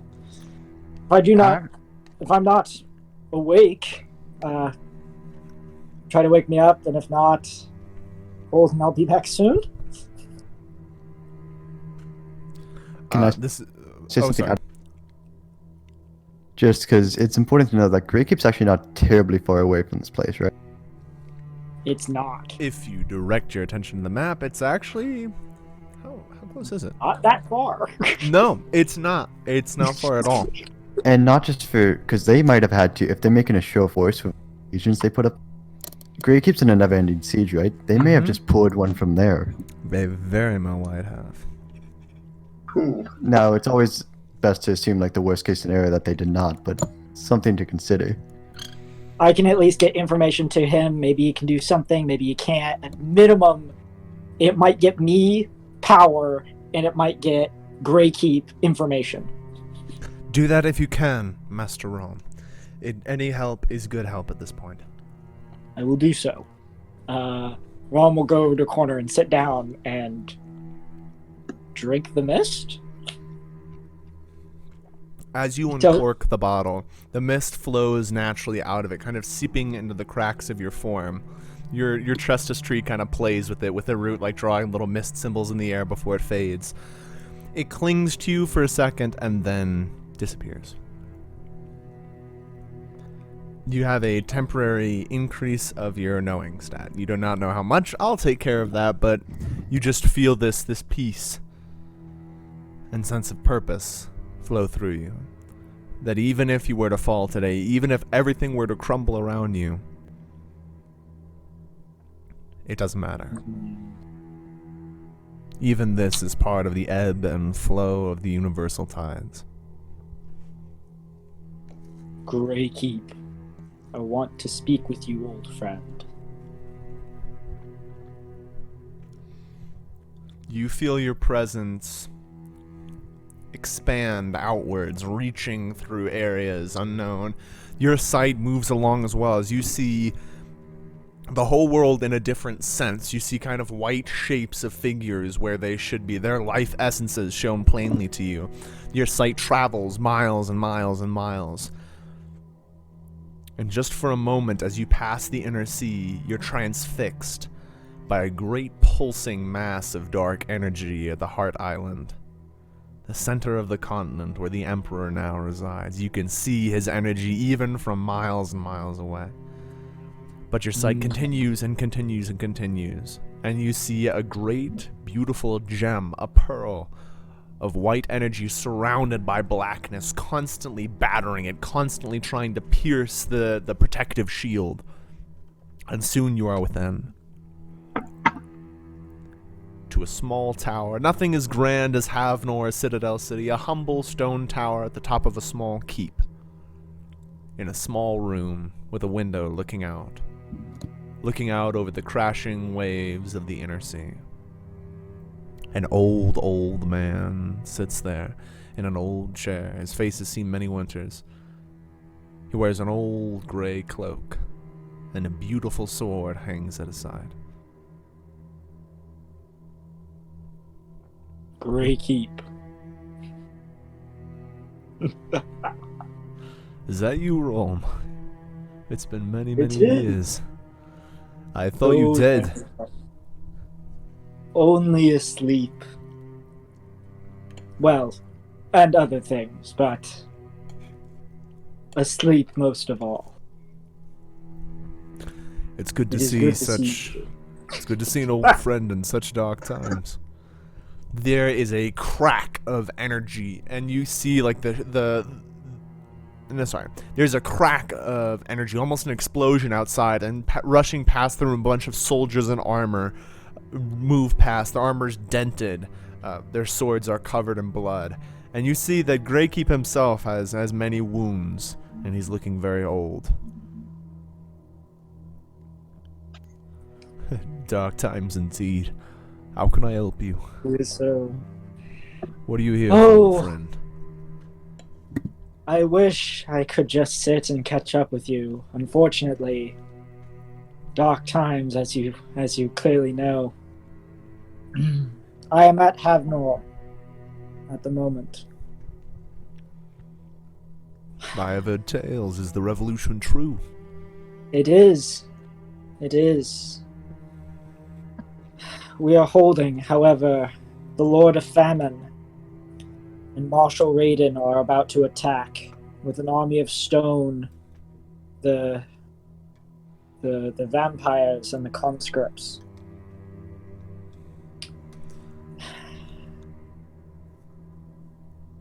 My first reason for being here is, well, my answer is obvious. You cannot help in any way, considering you are besieged. But to also give you this information. Cassandra has regained her body. She is in a soul male form now. He smiles to himself and nods. Why am I not surprised?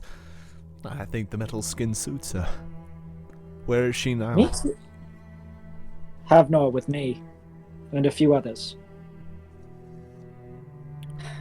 Then the city must hold. Certainly hope so. That is something you may be able to actually help me with.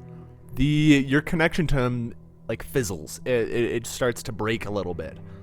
The image kind of it cracks, and the sound doesn't come through as clearly. But suddenly you're back. The interference fades.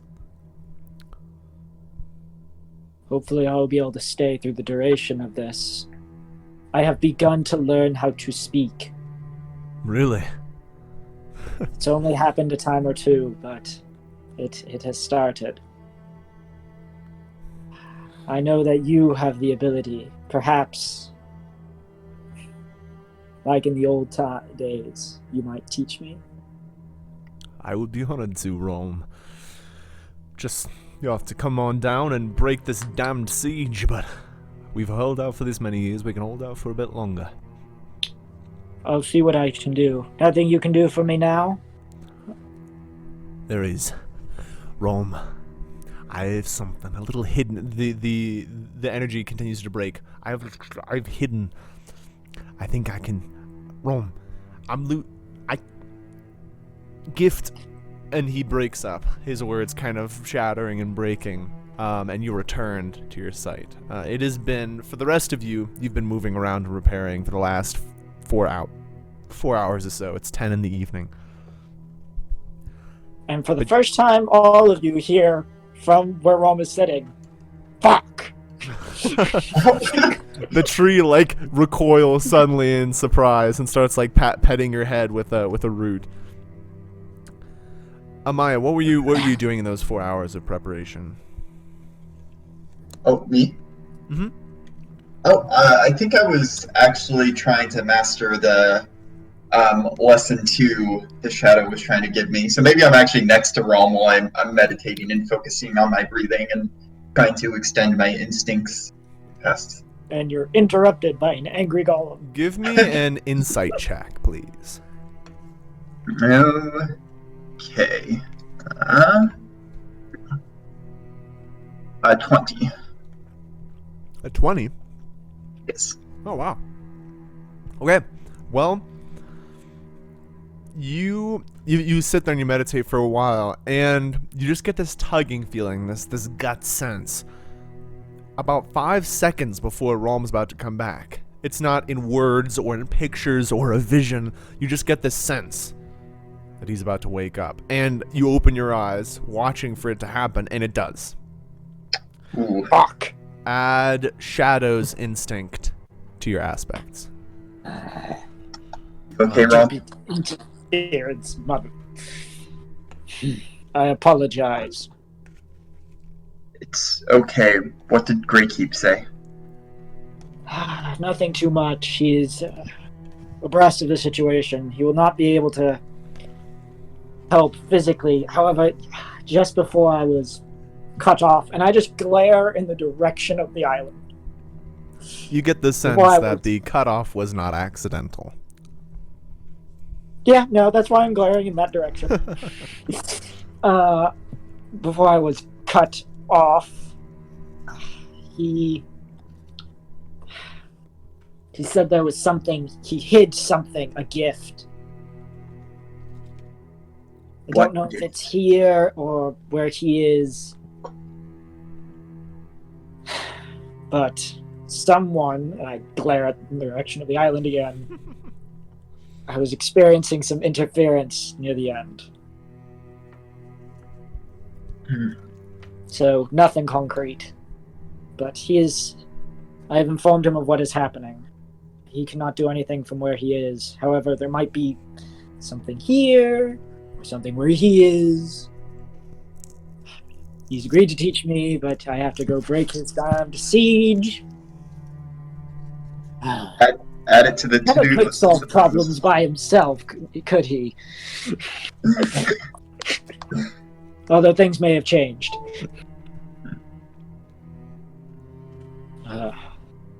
What's happening here? What has happened since I've been... Just a lot of nervous waiting, from what I can gather. A runner moves through the stones, just stopping at your area. Rome, Amaya, just news that the conscripts have finished their maneuvering 2 hours early. They are entirely ready to attack, and no news as of yet. And he continues running. Alright, let's go then. I will get up, and I'm going to go towards Death Alley. Okay. As the most durable, piece of shit in this army. If any place is going to fall first, it is going to be Murder Lane or Death Alley, or however you'd like to contextualize it. Yeah. Guess I'll go to Murder Lane then, if you're going to Death Alley. Promptly I named. feel like I'm being mocked. And all those tax dollars we spent fixing up the place. Yeah. They were actually More pretty tax- good neighborhoods. Yeah. When I get to there, I'm gonna set up my ballista. Get it ready to mow down some fools. There is the long barricade there. Most of your team stands here. Governor Walther's back at the hall. Both Brother Bates and Percy Van Ascalon have found some horses somewhere and are riding through the streets. Cassandra's advice has been taken wholeheartedly, and they've built all these new little alleyways and walls to the city. So the city is even more maze-like. In fact, you have to have a couple of the militia guide you through a couple parts that are particularly nasty. Traps and spikes, and it's pretty formidable. You wouldn't want to attack this place unless you had overwhelming numerical advantage, which they do, but it's still pretty awful. I'm gonna try to wave down Bates. He rides up. He's on a white horse to match his white robes, while Percy, as you can imagine, is on a black horse to match his. The white and black riding together. Rome. What do you need?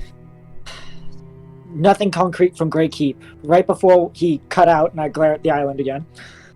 He said there was a gift, something he hid. I don't know if that's here, but I can't imagine it's in his own hold. So perhaps there's something hidden here that we can use. Do you have any ideas on where or what that could be?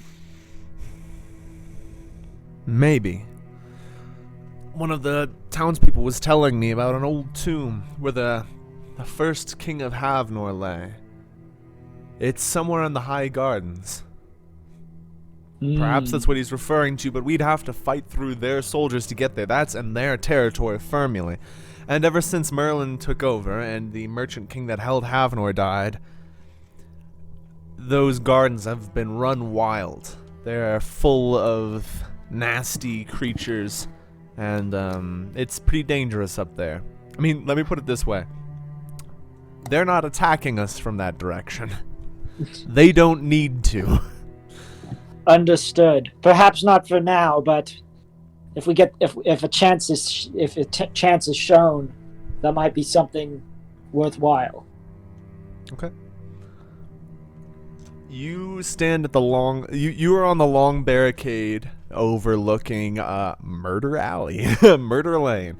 It's about to be murder for everyone coming down. There are ranks of militia archers. Most of your people, Lady Cassandra is there. Your whole team is there. The black and white are riding elsewhere, but besides that, your team's pretty much there. The captain of the guard stands there. The ex-Valkyrie, a little scarred, a little battered, but that's how you like him. All the archers are ready. There's some old siege weapons that have been refitted and reused. They're gonna have to. It's a huge barricade, like 20 foot tall. The first part is furniture, which at the beginning of this rebellion were just piled up to make these makeshift walls. But behind the row of furniture is an actual wall made by the Masons Guild, who have rebelled with you. And so it's an actual, although freshly made, I mean, it's a big wall, towering even over the big barricade of like chairs and dressers and shelves.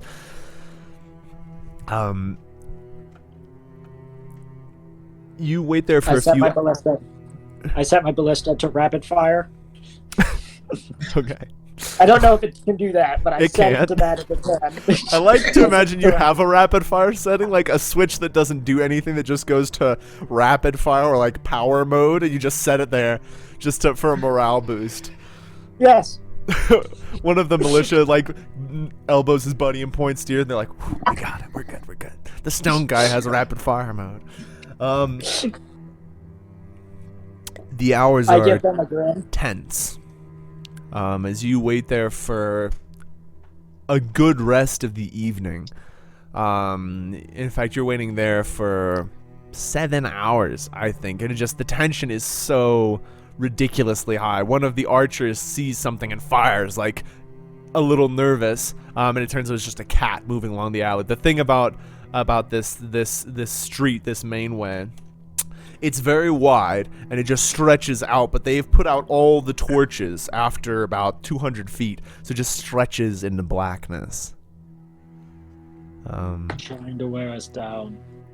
It is intense, and you've got runners. There's a taps system pretty nearby. They don't run through every place in the city, but they're pretty, especially in the old city. You have these stations. They're called tap stations, so when I'm referring to them in combat, you know what I'm talking about. Very important strategic communications, and a runner keeps coming from them saying, "We've heard nothing, we've heard nothing. No one's attacking, no one's attacking." Just to keep you updated. Then the sun rises. Light spilling over the city. First lighting the very tops of the houses, the tallest buildings, the chimneys and the church steeples. Then the roofs, then the walls, and finally the streets. And setting long shadows on Murder Lane are the entire force of stone soldiers. At their head... Oh. in her secret police uniform with her towering companion, the huge, bigger than Rom, some gargantuan man, covered in his big trench coat. She steps up and with some sort of magical device amplifies her voice. "Ladies and gentlemen of the rebellion, I am High Marshal Raiden of the Conscript, servant of Emperor Merlin, commander of the 7 legions, and here to tear your little barricade apart. You see, this is over. We're going to kill all of you and burn the old city down around your ears. I don't care who you have with you. I don't care what little stratagems you've had. I'm sure you've come up with some clever plans, some good weapons, some good ideas. You've got some great warriors among you. But I don't care how many lives I spend to kill every last one of you. The men, the women, the children, the elderly, the dogs, the fucking potted plants. There will be nothing living in Havnor's heart. Nothing. Unless you get off that barricade right now and run. Run to safety. No one will shoot at you. We won't ask your names. You can run away from Havnor and never be heard of. The barricade stands still, not a soul moving, except to knock arrows. Well,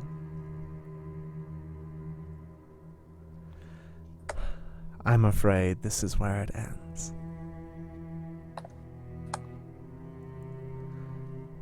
I'd say it's been an honor fighting all of you, but it won't be much. Shoot her through the chest. Take a shot, sir. Ladies 21. and gentlemen, the first day of the Havnor siege begins. 21.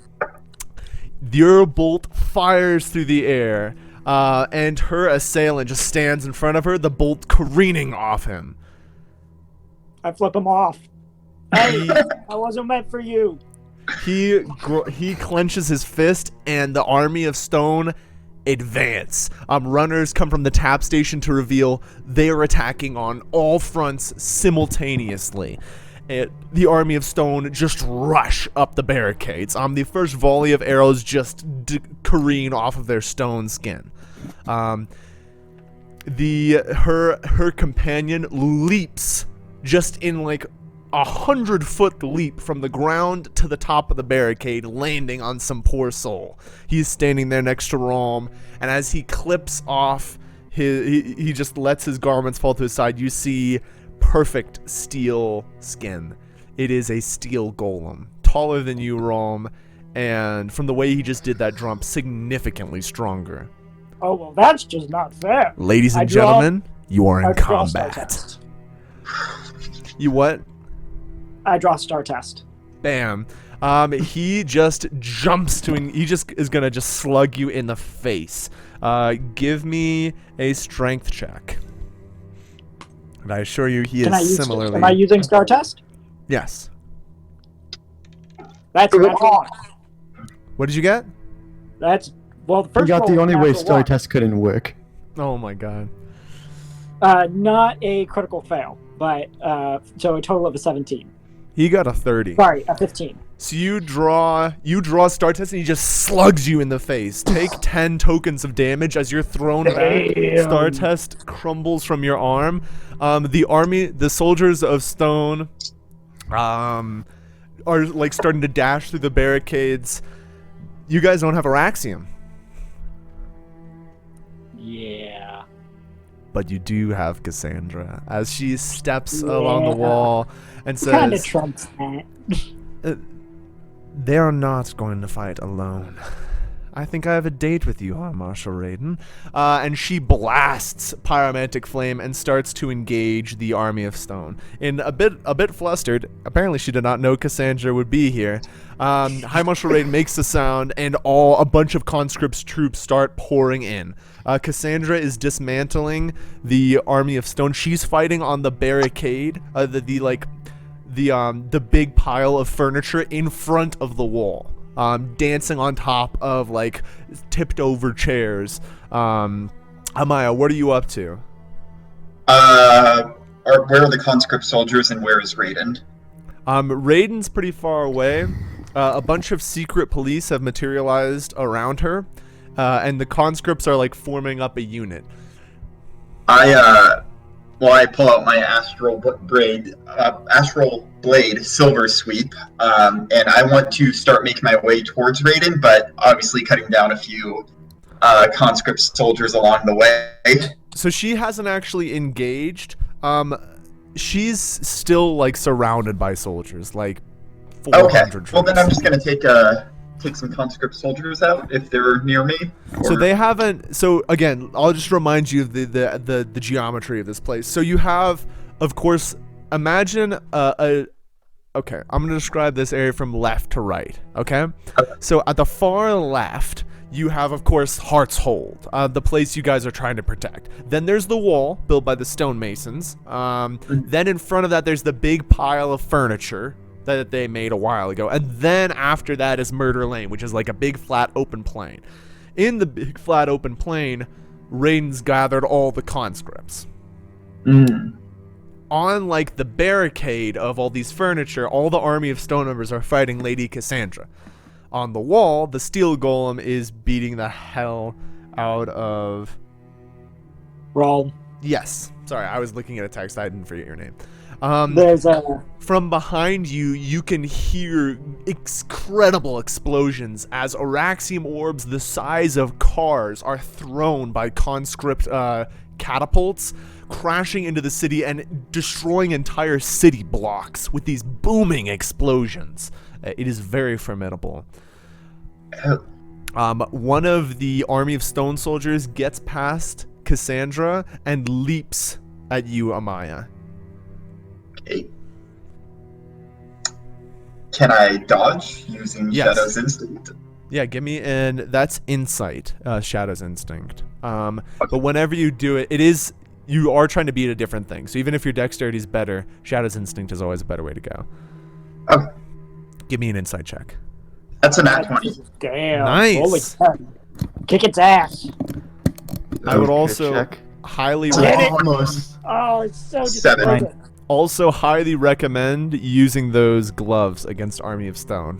Just yeah. a hint. Oh yeah. Oh, yeah. Amaya, can you come over here and like remove this thing's head? It takes a swing at you, and you sense. Oh, sorry. It just draws a great sword and swings at you. You can sense it coming way before his hand even touches the handle. So you just wait for it, dodge underneath, and when you successfully perform Shadow's Instinct, you do get an attack, even if it's not your turn. So you get an attack. Can I just pull open a plane of disintegration from under his feet? You'd have to get under his feet. You dodged under the attack. Oh, I'll just attack with my sword then. I'm curious to see what the sword can really do. Okay, are you You using it probably in change it physical to form? Um, Not knowing. how long is the astral blade active? Like, how long can it stay active? You don't know. You. Well, then I activate it, I suppose. Yeah. It is I now a activate it. knowing weapon. The kind of strange energy flickers off from it. Give me a dex check. Sorry, a knowing check rather. No. It's a 25. Damn. Bam. You drive it into the back of it and just pull. It just disintegrates. You just undo the magical threads that were holding it together. And you see Raiden like look at you in surprise and motion over to one of her attendants to mention something to them. The conscripts draw and fire probably 200 arrows into the air, arcing into the battlements. Militiamen are screaming as they tumble from their positions. They launch a volley back, but they're not as heavily armored as the conscripts, who a couple get hit, but they take it. Now there's kind of archery battles going on. Oh, I forgot we've got some fun people. Roderick takes the whips and like launches them at one of the golems. He like trips it as it's about to attack Cassandra, and it falls on its face. And Cassandra just blasts it with pyromantic fire, disintegrating what's left. Amaya, help me out here. Who said that? Cassandra. I go over and start helping her Okay. take out some stone soldiers. You jump over the wall onto the barricade of piled up chairs, kind of lithely dancing from various perch to perch, fighting back to back with Cassandra. Give me a knowing check, please. That's a 16. Actually, okay, I want you to actually give me an insight check. So you're going to be using Shadow's Instinct, because the soldiers of stone are very fast. So it's a combo. So give me your first roll for instinct. You're used to saying roll move, and now you see what the actual ones can do. Yeah. Should I do a separate roll or just add my insight? Just you'll basically, when you're fighting, honestly from now on, roll 2d20s. The first is your Shadow's Instinct, your second is your attack. Alright, so 17 for my first roll, and then Okay. my attack is... You see it coming, dodge out of the way, and again just plunge your astral blade into its chest, ripping through the ties, holding it together. It also disintegrates, which Cassandra's are not doing. She's just melting them. Cassandra is fighting well, but takes a hit. One slams her across the face, and the armor there is dented. And you recall Charlie saying so long ago, if the armor is damaged enough, it won't be able to hold the soul inside. This is very light damage, but it is something to keep in mind as she continues to fight. Flame Runner lets loose a volley of pyromantic fire, which conscript pyromancers deflect and fire back. Murder Lane is now full of arrows and flame. Stone alchemists from the enemy's side are propelling rocks at you guys. One crashes into the skull of a militiaman who tumbles onto the barricade pile. Captain V's letting loose arrows. Roderick is not very useful at this range, so mostly he's trying to trip up soldiers of stone. The black and white, Bates and Ascalon, are not here right now. Do we have a water/ice alchemist? There is a water manipulation alchemist, but not an air to water. The water manipulation, can he also change Just water to morphing ice? water. All of your alchemists besides Roderick are militiamen, so they were like doing other things with their life. They weren't soldiers, Okay. so their I just wanted sigils water to aren't ice. useful. Yeah. You're dueling the steel golem. Yeah. So when he punched me, I probably landed on, a knee and a fist. Mm-hmm. I at that, spit out some pebbles. Oldest versus the newest. I should have known I'd be outmatched. But He hits you again. duty. Bam. is duty. Give me a strength check. Hey! Not fair. You can interrupt. He's significantly faster. I believe you. Oh, Are you kidding me? What did you get? That is another natural one. Ooh, shouldn't give me get a crit impressive. check, sir. God. What did you get? Not a critical fail. That's no fun. Um But he hits you anyways. You stand up and he just Ow. picks you up by like a chunk of rock protruding your chest and slams you against the ground. Take 8 tokens of damage. okay. This guy is one of the more deadly enemies I've ever created. He doesn't have any extra things. He can't even talk. He just kills people. That's his entire goal. He's very fast. He gets stupidly high rolls. So you might want to avoid him until you have a good idea of how to deal with him. I had a good idea, and then you told me we had no ice alchemist. Well, you don't have a lot of resources right now, but I actually know something you do this very moment to stop this. Anyways, Roderick wraps his Did he cables interrupt my around turn? and pulls. What? Did he interrupt my turn? No. Your turn got interrupted by the steel golem. He's gonna Okay. take a turn and wrap his cables around the ankles of the steel golem and pull. He does just enough to unbalance it. It turns around and takes a swing at him. Oh my god. And just he gets out of the way of most of it, but it clips him and throws him against the wall. He's badly injured. Badly injured. I'm gonna fly up a little bit, activating my ring of flying, and try to cleave into his knee. Okay, give me a strength check. Ooh, bad roll on my part. Come on, good roll. Are you kidding me? Oh, What'd you Jesus get? Christ. 18 total. Okay, I got a 23. He You have a plus just 20, don't you? yep, exactly. He just dodges under your blade and lashes out at you. His fist misses. I fly up a little backwards. Yeah, that he can't solve. He moves I over. drift away. He moves over now that you're not attacking and starts going for your team. Captain Victor is there before him. Victor looses 2 arrows in quick succession, but they just bounce off the steel armor. This guy isn't armored in steel. He is just solid metal given life. Quick, dangerous, effective. Jesus. Okay, the steel golem snaps his bow, brings him up over his head, and breaks Victor's back. Victor cries out and rolls off onto the battlements. 2 militiamen go to retrieve, and the steel golem just kills them both, just snapping them to pieces.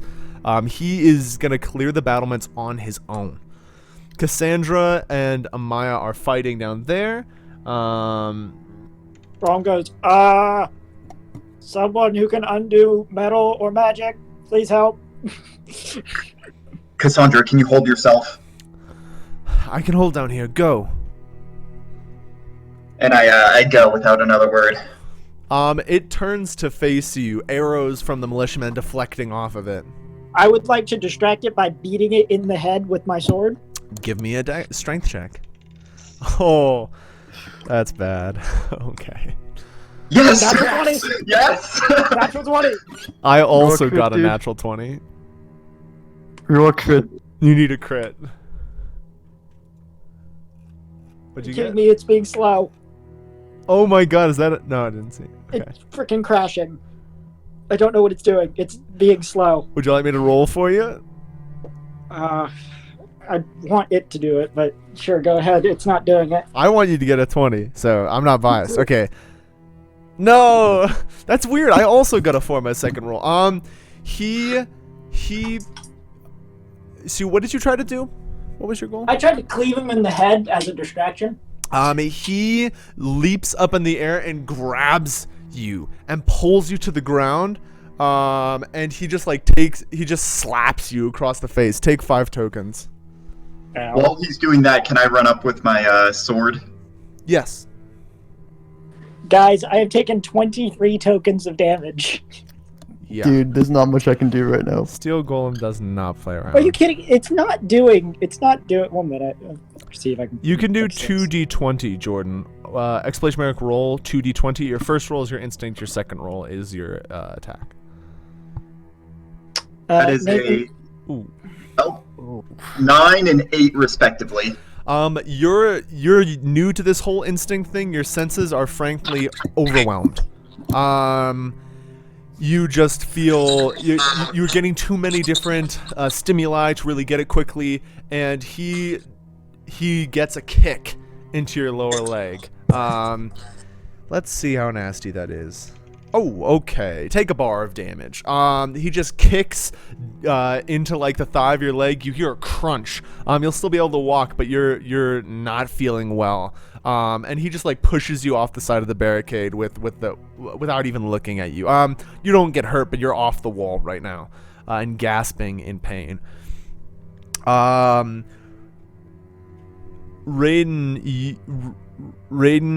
Oh, wait till Rom's come back. Rom. More gate crashers are being thrown over the barricades throughout the Heart's Hold and are exploding, creating huge craters. You can hear screams of combat, sword on sword, shield on spear, metal ringing throughout the city. It is just blood and death and terror. You're in a siege. You're in a real siege. Arrows clattering around you. Let's go through some other people's turns. Cassandra blasting white fire as she screams down on the on the barricade, holding off soldier after soldier, wounding some, killing others, scoring a couple hits herself. Not as well as she could. Captain V holding back his moans silently, just lying there. One of the militia medics kind of picks him up and takes him over. Flame Runner is gonna move to, where did he go? Jack crashed, right? Is that what happened? I think he was having some technical difficulties. Oh, okay. Flame Runner blasts Blue Flame, trying to eviscerate some of the volleys of the enemy. And Roderick. Okay, now he's in the room. Oh, he's back. He's coming in. Oh yeah, we're in the wrong voice chat, I guess. I didn't think about that. Well, it doesn't really matter. Okay. Oh, you're back, Jack. So Okay, I'm back. As you're fighting this steel golem, who is the only person on the barricade, by the way, you see Raiden and her troops start putting on weird masks with strange protuberances at the front, kind of these weird, unlike anything you've ever seen.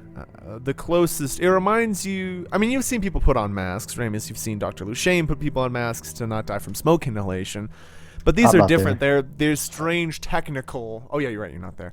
These strange technical gadgets on the front of their masks.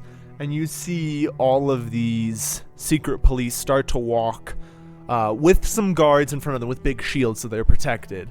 But they start to move towards the wall, and they've got strange metal tubes on their back. It looks very odd.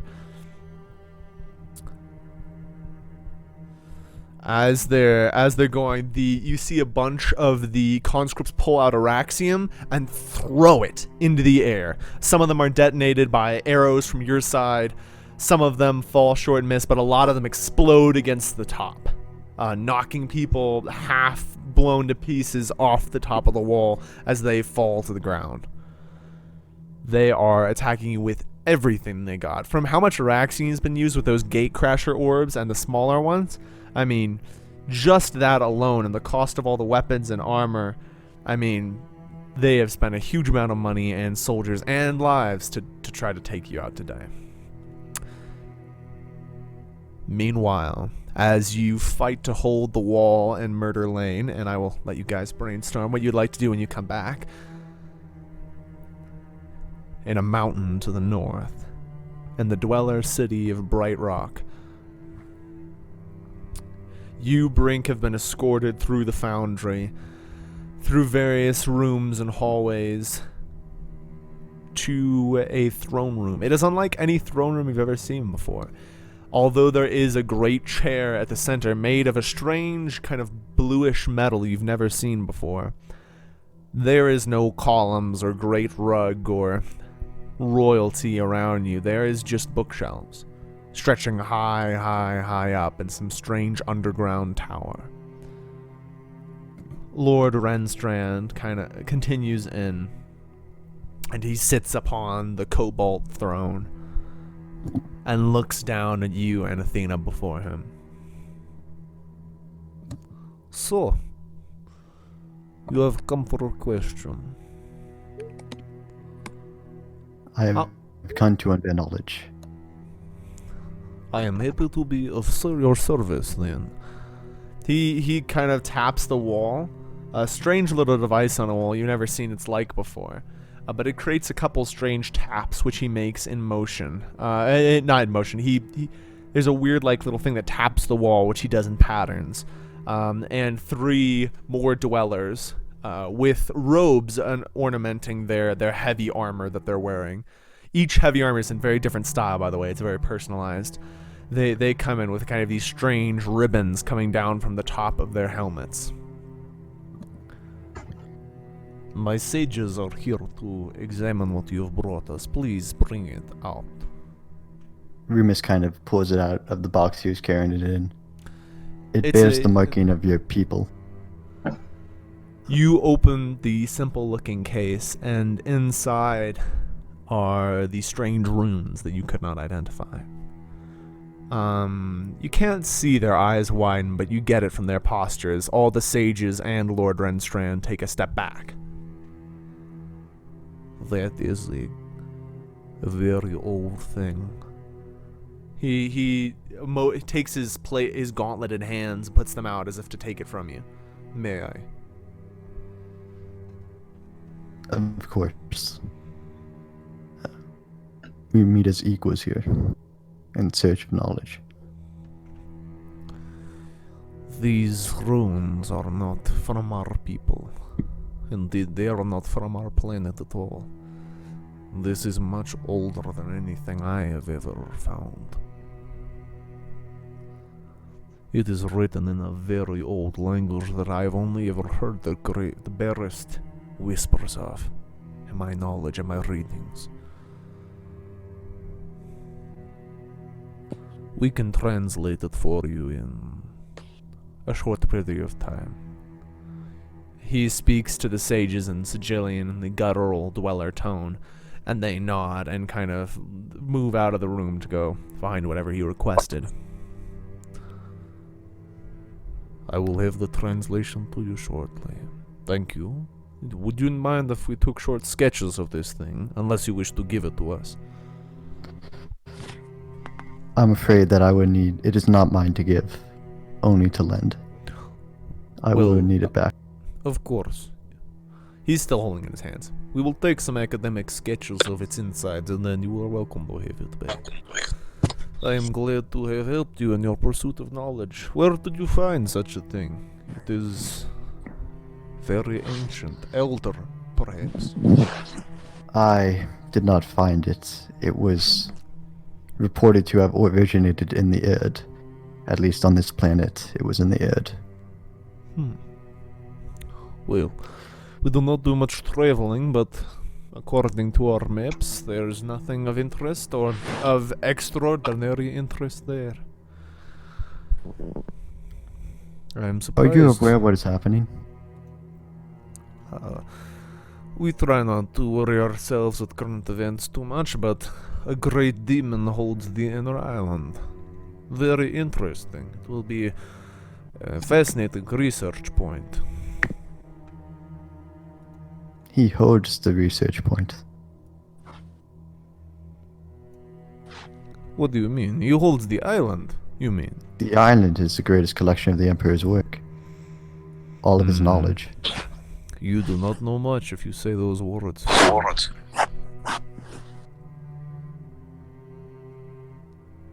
Perhaps. But right now the demon has the most currency and the most precious resource. No, he's nothing.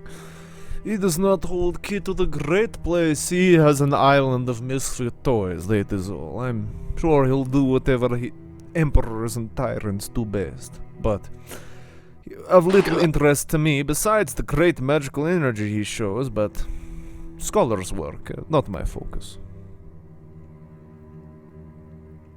Of course. Now I have come seeking you as a fellow man of knowledge, but may I speak to you as something else for a moment? He looks cautiously at you. Speak. I speak to you as what all Sidori are, refugees.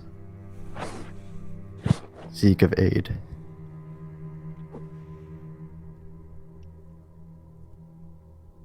I do not know what tyrant. You know more of tyrants than I. I've known nothing of peace up until the last 2 years. But he is no tyrant. He is a bringer of chaos.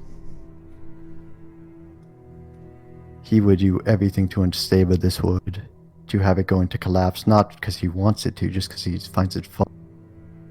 He'll destroy everything, he'll wipe cultures from the map, everything will be lost, not just the people, but the lives they lived and the knowledge they left behind.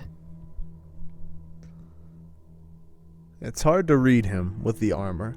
He stood still throughout that whole exchange. That is a great shame. However, we are not part of the doings of the world. The world moves on without the dwellers. Do not think that you're the only refugee. When you meddle, you lose the peace that your home brings. The dwellers will defend their own, but they do not ride out in force against the enemy. Indeed, even fighting with your own hands is profane and a waste of time. You know much, Sudari, but you make the mistake your people always do. You meddle in great forces that you do not understand. If I have read the history books, our people have been great enemies in the past and great allies as well. I can see why. We are very different. Not better or worse, just different. I have my place, you have yours. You have your Elxes and your Shashuruk and your magic. We have our homes under the mountains. That is where you must be. You speak wise words, but I know. one of them is flawed. And it is flawed because you are unwilling to view it from a different perspective besides the one ingrained into your mind. Killing with the fist and with the sword. It is not an act of butchery, it is not an act of defiance. It is itself swords, these swords, any kind of motions to the one it is hip. They are my actions incarnated. They are not even nor are they good, they are just my actions. And with that, they are flawed, as I am flawed. Which is why any true swordsman, any swordsman, seeks a sword that cannot be drawn. Because then it is not a sword wielding a man, nor a man. I am just existing. As you're saying this, Athena like kind of gently shakes her head, but doesn't protest. Now, I did not come to argue about the merits of different cultural points of view or different, even some might say religious points of view, but I can give you a story as an exchange for helping me with the box. I will hear a story. Staying neutral in a war is perhaps the noble thing a man can do, for then he is truly defending his country. But if you overestimate your defenses, or if you then you will end up, as the Lord did, covered in his kingdom of ash. And then Remus kind of pauses for a moment, kind of thinking about something intensely. We are refugees, and you are as well. But I can tell you of the story of the ones who will. I bear an old name. It cannot be cared. They were my brothers and sisters, and their names were more too. But Titans came, and now those names live in me alone. I think, and think is what I do. I am alone. At the end of things, when the world goes dim and cold, or hot and close, or it all tears apart from the atom up, I will shout those names defiant, and past the end I will endure. I alone. They made me to be stronger than them, to beat the unvanquished and survive the unthinkable. And look, behold, I am here alone, survivor. They made me to learn. Everything died, but I survived, and I learned from it. Consider it the power, the titan, the word, and consider what it. I met it at the gates of the garden, and I recall it smiled at me before. It devoured the blossoms of black flames and pinned their names across. It was stronger than everything I fought it with kinetic rounds, and with the singularity of blades made sharp by steel, and my sweat was earthquake and my breath was static, but it was stronger. So how did I survive? I am alone. I survived alone. I cast off the shield and I shrugged off my shoulder so that variance fell off me down into the ash. They made me to be stronger than them and to learn, and I learned well. It is alone and it is strong, and it, even the Sudari and even the exalted, the power they had beyond me, it was beyond my power. But the Sudari and the exalted, they did not shrug off the ash. They did not make themselves alone. And for that, it always wins. I am made to win, and now I see the way. The Lord, covered in his kingdom of ash.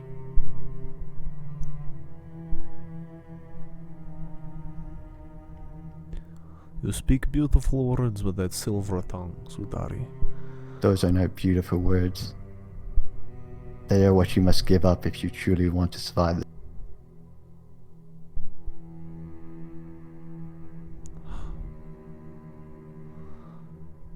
What makes you think we want to survive? Maybe you don't want to survive, but I want others to exist.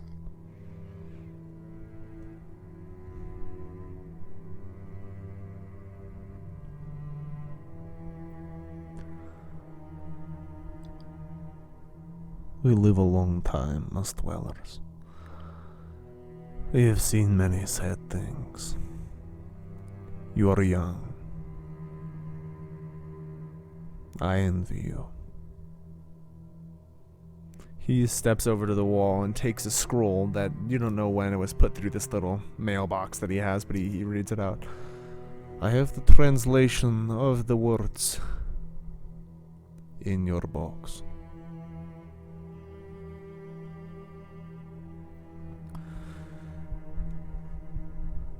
It is a poem.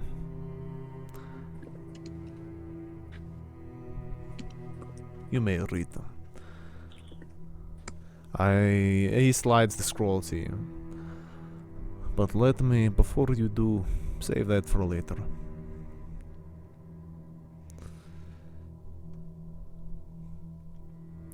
That is an ancient box. I believe it is... well... it is called the Dimension Cube.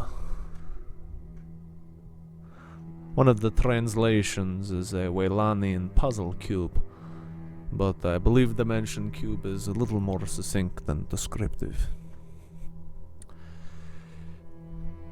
It is a dungeon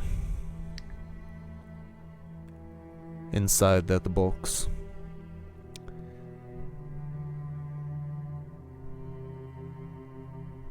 There are many traps and many great guardians. And they protect something. I know not what. I have never seen one of these before, only read cryptic hints to them in great old tomes. But it is something very strong and very old. Perhaps it is alive. Perhaps it is a person imprisoned down there. I don't know. I hope it does you good. If you ever must return, Remus de Lens, please do. It would be an honor to my people. I believe The honor would be all mine. that poem gives you the answer to entrance. I wish you luck. He goes and sits on his throne. Is there anything else you would require of me? Actually, we're going to pause there before you give your final words, and we're going to move over to our people in Havnor. You are all pushed to your limit. We're going to start from the top. Jack, Jordan, the team, and then the enemy. The steel golem is still holding his position, killing any soldier who gets in his way. With the Araxium and the volleys of arrows, the number of soldiers on the wall right now is significantly decreased. Alrighty. It's your turn. Yes. What happened to Amaya? I'm on the ground right now where the steel golem threw me off. I assume you've got your sword in your hand? I do have my sword on my hand and my gloves on my hands as well. If you wanted to do something with that, I think. Have your turns quick.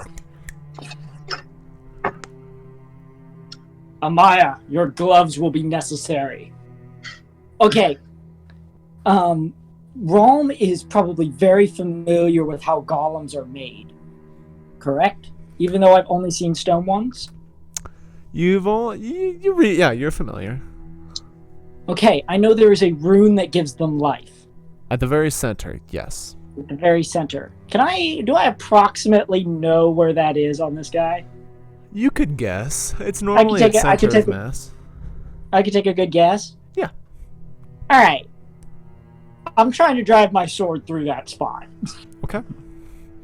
While saying basically, Amaya, remove its head when you get the chance. Okay. I'm on the ground right now. I'm not up top. I can try to get up top. I'll get you Well, there. basically, I'm going to get in front of you. I'm going to get in front of you, and I'm jump off my shoulder, remove its head. I'm going to try my best. Roderick snakes his whips down the wall, kind of... Come on, mate, grab on. Thanks, Roderick. He pulls you back up, and you're back up on the wall. He's a little bloodied from taking a hit from the thing. It's pretty heavy. Give me an attack, Jack. 32. Nice. 24. Your blade gets past his guard and skids off his chest. Does nothing. You motherfucker. You guess this cannot only be steel, it must be some magically supported metal, because Star Test is an incredible sword. It's an echo sword. You which I don't know what does. You don't scratch it. Not a mark on it. Can I try jumping off Rom's back and cutting off its head with my disintegration gloves? I don't think you're on his back. That'd be pretty hard to do since Rom is flying. But you can try to climb him. That might be hard. The steel golem? I mean, you're not on Rom's back unless he comes down to pick you up, which he can do. You're 100% allowed to do that. I'm assuming that I probably drop down to the ground to stab him. Yeah. So I probably kneel down a little bit to give to help Amaya get a boost. Okay. You clamber on, and while you're there, it's gonna attack you. It's gonna attack you, Rom. Give me a strength check. That's a natural 20 for me. You little shit. Total of 20. You raise up your shield. It takes the sword out of your hand and throws it over the wall. You are disarmed. Hey, that's not fair. It isn't fair. You're on Rom's back, Jordan. What are you up to? I would like to, preferably while it's disarming Rom, jump up and take off its head with the disintegration gloves, and preferably all of it as well. So, by the way, the disintegration gloves create like a small flat platform, basically, that you could bash people into. You can't like rip through someone's head. Oh. Your gloves have to touch and create the platform. Okay. Then for example, a platform behind him, and then push him in. That's a good idea. I'll jump over him and behind him create a disintegration portal. He's gonna attack you while you're going there. Give me an instinct check, please. Also, what's your insight? Could she open the portal? Okay, good. Yeah, give me an insight check. Ooh. 20? 20? Unnatural 20 or natural 20? Unnatural. Unnatural. Okay.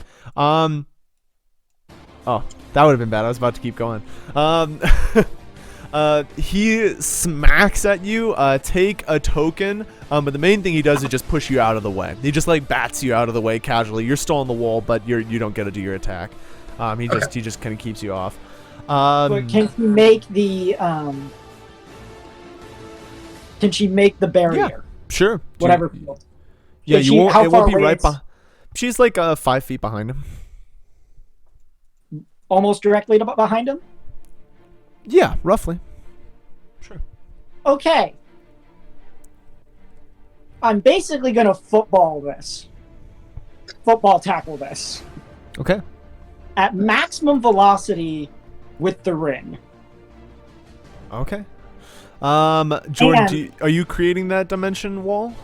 Sorry. I am. Okay, so you use your gloves and like literally rip open the air, and there's this kind of black crackling field of energy. And I'm going to attempt to not have my rune go in, but if my arm gets caught, I'm not going to complain. Okay. If that gives me anything. Okay. Give me a strength check. I will give you a +3 for total risking. I'll give you +5 for just like giving it all. Wait, I get the +5? Yes, and your strength. Total of a 31. Nice! Ooh. I got a 22. You bash into the steel golem and slam it against the disintegration field. Its skin does not seem to react at all to it. But it is totally disoriented as you just smash it over and over and over against it. And it seems just be like, whoa, it does not encounter that energy. And you can see like magic kind of like bouncing across its skin, surging across its steel skin to compensate for the energy. It is like reacting, and you guess you have a few seconds before it's back up to full capacity.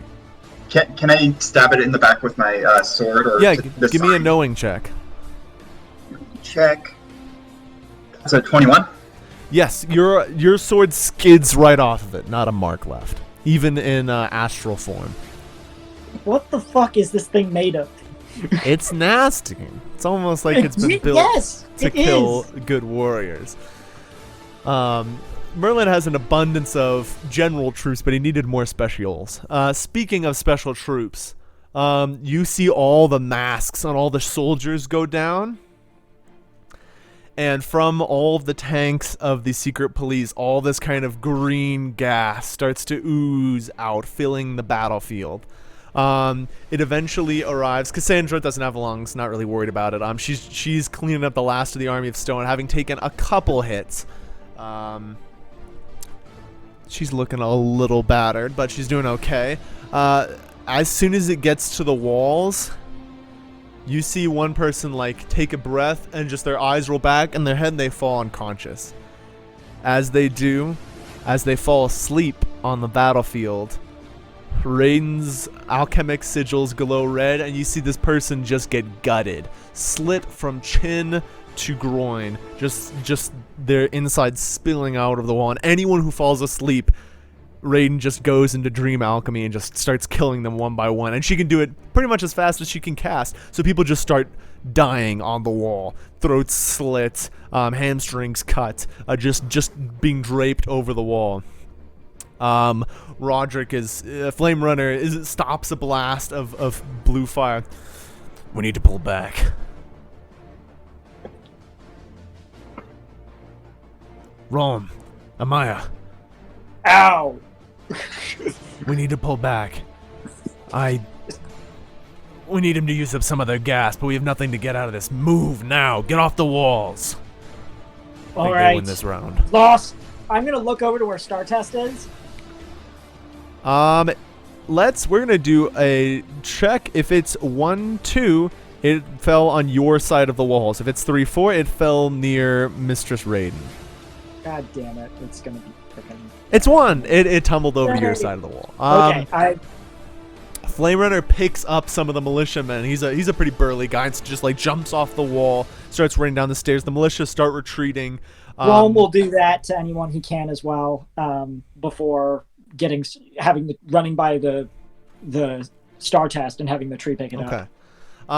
Roderick is moving. Flame Runner and Cassandra are using pyromantic jacks, like arcs back up to the wall, landing neatly. We need to move now. Do you know? We need to get people cloth masks. Soldier, get that across the tap systems. Cloth masks for anyone. I don't know if it'll stop it, but at least help. Fall back to the secondary wall. Move through the mazes, everyone. Move. And she kind of arcs off, flying through the air. Flame Runner following.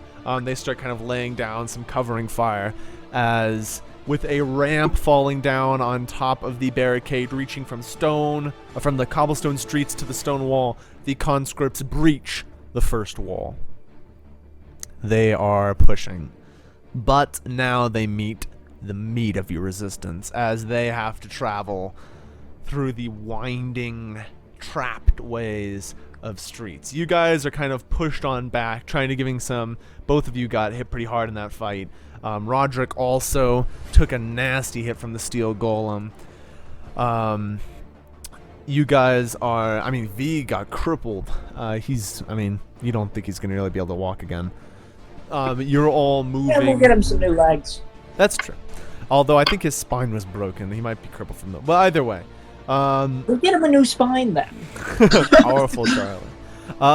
You guys are moving through the streets, and you can see the poor conscripts like charging in where they have, in these tiny little alleyways that have just been constructed.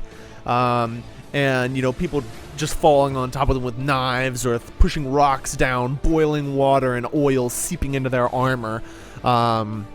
Roderick has set up wires throughout over the city so he can just create these little shocks. A couple of them are wrapped in wire, which Roderick shocks and just like leaves them there. It's just pretty brutal fighting. Flame Runner and Cassandra kind of arcing over these maze areas and just laying down fire. And there are these maze areas before the second layer of wall is arrived. And there are 3 layers of walls, each one with a big maze area in the middle, until you arrive at the central square and the Judgment House. Sorry, four layers of walls. 3. We get back. Not 4. I'm sorry. I keep looking at different siege notes. You guys are taken back to the 4th. Oh my God. The second wall. And you can see like guerrilla fighters just decimating soldiers. They've barely made it into the maze area. All their big siege weapons and troop formations don't help them in these cramped alleyways that all these soldiers know like the back of their hands. Governor Walter like kind of rides in on a horse actually and dismounts. Are you okay? Rome, you've taken quite a beating. I'm impressed you can still walk, Amaya. Not the worst injury I've gotten. Oh, motherfucker wouldn't die. He wouldn't even disintegrate. Wouldn't even get hurt. Hey mate, that thing's fucking from hell. I don't know where Merlin pulled I don't know where Merlin pulled him from. Do I have a guess of what it's made out of?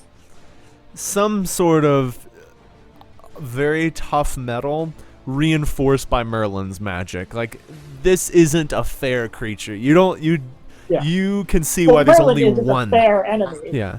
You can see why this isn't. There's only one of these things so far. And you guys didn't hit it with bad ideas, like a ring of flying disintegration gloves, an astral blade, an echo blade, a golem, and a master fighter. Like, this wasn't a poor attempt. This thing's just incredibly strong, and you get the sense there really couldn't be more than one of these things. I've only got two other ideas for dealing with it, and at the moment, I think it might be our biggest worry. I'll be right back, but just keep on thinking. We also need to take out Raiden. Yes, Raiden is also a big worry. I'll trade you the golem for Raiden. I mean, I'll be virtually immune to Raiden. I have an idea. What? If you scroll up to the meme, The it meme? actually it's actually quite practical. If you can't defeat the enemy, you remove it from the battlefield. Yes. Oh. One of my Oh. ideas. I believe there's a really fast river Yes. that's very hard to get out of. If we can lure him to the river and give him nothing. But we'll have to take him through all of the walls. I know. Unfortunately, I don't think he much cares about walls. Or we could take him over the walls. I don't think I could fly with him long enough for him to kill me. I think he'd kill me before we got there. My other idea is perhaps Cassandra might kill him and cause him to fire. A white horse What? and a black horse ride up onto the second wall with you guys. Bates speaks up. We need help. They've made it through one of the broadways to the south. Amaya, mind getting some assistance? On it. my- Can I get a ride? Of course. We're on our way now. Rome, hold here. I heard some steel monster was coming through. Yeah, it beat the shit out of me. Let nothing pass, Rome. We've come too far to let this take us down. I'll do Yeah. my best. Cassandra, you mind supporting me? Naturally, Rome. Let's make this thing remember us. She Don't stands think it next can to do you. that anyway. Um, I will draw Star Test again. they are having a huge amount of trouble making it through the maze. You see like little alleyways where they come through and just get ambushed by like 40 guys who kill 3 and then get out of the way, crawling into sewer vents and stuff. You getting taps from other places. It's actually holding pretty well. Pretty consistently, the first wall is getting taken with Araxium. The Bloodborne are specifically nasty. There's a group of them that can teleport and have just been going behind lines murdering people. But the conscripts are breaking through and getting stuck in the maze. The mazes you guys have created are just absolutely brutal. People are having a lot of trouble with them. You are riding south, Amaya, on. There's some like horse walkways that have been created so people can get places quickly. Van Ascalon and Black is quiet as always, and Bates occasionally looses an arrow arcing off into the distance, hitting some unknown target. Pretty incredible archery. You thought Victor was a good shot, but this guy, he's trained in some different style. Well, Any sign of the vampire? not that we've seen, not yet. We did see him at the other end of the Blade Bridge, but no dice. He left after that, so we'll give you a notification. The fighting in this Broadway is pretty intense. They've gone through this corner that we didn't exactly have that well protected. It wasn't on our maps very well, and it's heavy fighting. He takes a corner, and his horse rears. You can see it's a small alleyway, this kind of corner, and at the point where the road turns right, there is just vicious melee. Corpses piled up on each side. Militiamen, the more heavily armed ones, are screaming the name of Havnor and Cassandra as they battle against heavy conscript soldiers. Into the fray then. Bates looses 2 arrows just into the eye slit of one of the knights. One of the conscript knights, who screams and kind of crumples to the side.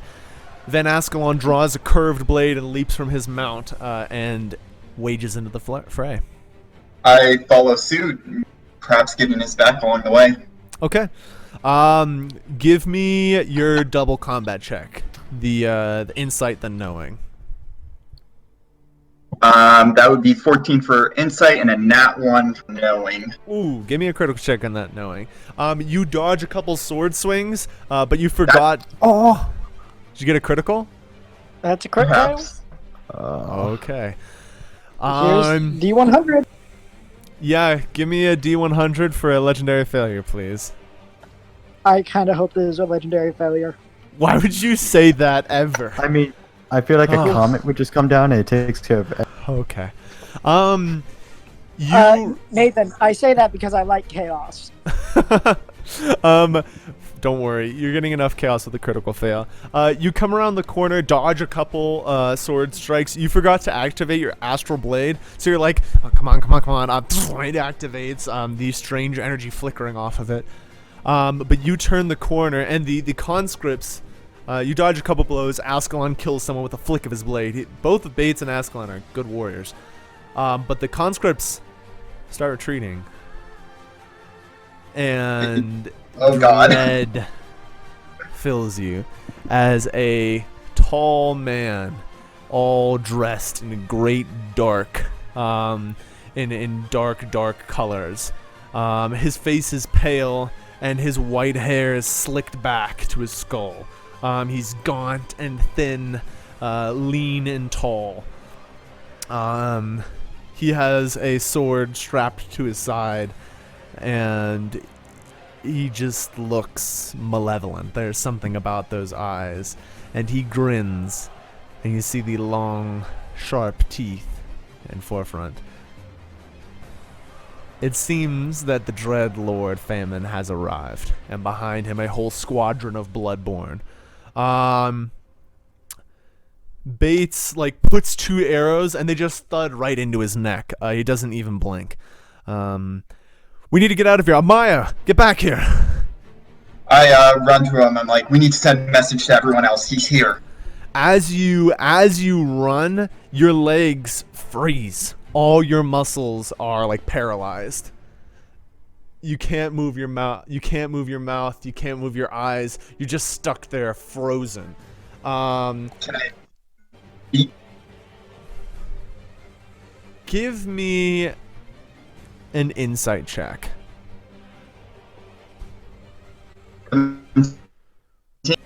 'What'd you get?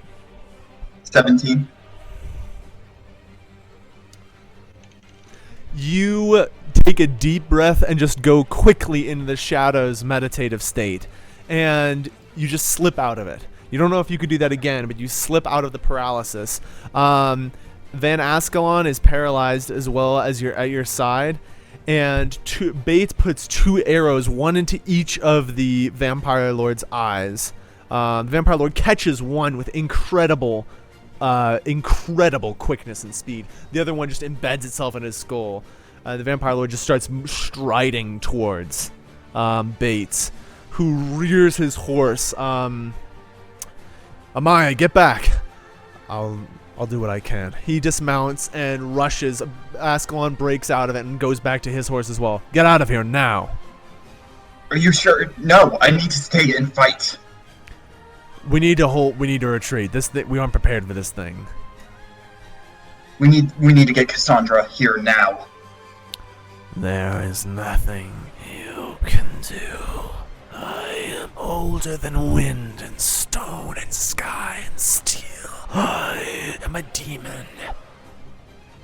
Run and despair. Can I climb on one of the horses with Bates? Bates is standing there. Go. I'll do what I can. Yeah, I guess I go back to where I originally was with Rom and Cassandra. I need to get messages. You and Ascalon ride off. From behind you, you hear cracks, like explosion sounds, and you see flashes of light from where it was, but you don't hear anything from Bates. You ride on back to the wall. They're getting through. It's a few hours of them fighting through the maze, but they're at the second wall. They're moving in. They just started flooding the maze with the sleeping gas and just killing everyone with the dream alchemy. There are many, many dead in those mazes. As the secret police start moving their way, finishing off what bodies they didn't do as well as they could have on. And there is a volley of arrows from the conscripts leveled at the second wall. This is, we need to give them better than this, otherwise my plan won't work. The vampire's here, Cassandra. What? Where I was. I think he's got Bates. No. Rome, we need to move. If we kill the Lord, then we have a chance. Yes, I agree. Let us go. Let's move. Horses are provided for as many as they can. Actually, Cassandra will take care of Rome. She grabs you. Careful of the tree! Are you ready? As ready as I will ever be. She blasts off with pyromantic jets and lifts both of you at top speed, flying through the city. The rest of you take horseback, a little less conventional, a little more conventional rather. Flame Runner, Roderick, Van Ascalon, and Amaya ride back. You see at the alleyway, the Lord of Famine is fighting Brother Bates, throwing him around. Brother Bates tried to do something that you saw actually damage, like some of the skin on the vampire's like shoulders singed, the cloth burned away by something. But it seemed Bates is bloody and battered as he's thrown against the wall, blood dribbling down the side of his mouth. I go, Cassandra, toss me. She imbues you with white pyromantic flame and throws you. You have an advantage on whatever check you're going to do next. I'm going to try to cleave him in half. Or just body slam it. Whichever ends up happening. Okay. Give me a strength check. You have to beat 23. I did. I got a 24. Perfect. Nice. He starts to teleport out of the way, and you just slam into him anyways. I've just pushed him against a wall. You're right on top of him, the white pyromantic flame burning his body. He screams and just... I'm just going to grab his head and crush it against the blade of Star Test. Nice. Give me a roll. Oh my gosh, are you guys just going to murk this guy? No, 19 total. Yeah, he teleports out of the way and just starts bashing. He is incredibly quickly. And he just starts taking it, just bashing into the wall over and over and over again. Take 6 tokens of damage, please. I don't even roll? No. Okay. This guy is very, very fast. Cassandra, bring me down now. You weren't flying. You're on horseback, but you arrive. Yeah. Van Ascalon looks at you and brandishes his sword. Van Ascalon? Percy Van Ascalon, the Black. He's at me? Yeah, he's pointing. He wants to attack with you. He wants to wombo. Oh, with me. Yeah. I thought. Okay. No, I raised my sword and oh no, he's been mind controlled. That's what I thought. I raised my sword and let's give him hell. by the way, there's an alternate version of Percy Van Ascalon where I had a really badass speech to give him, but now it doesn't matter because he's totally willing to fight, even No, while yeah. blind.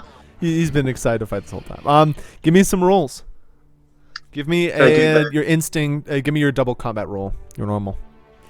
Can I roll? I'm going to use my Ancient Amulet and roll advantage on my attack roll. Okay. So my knowing roll. Okay, gotcha. So just roll 3. The first roll is your instinct. The second 2 are your roll and your advantage.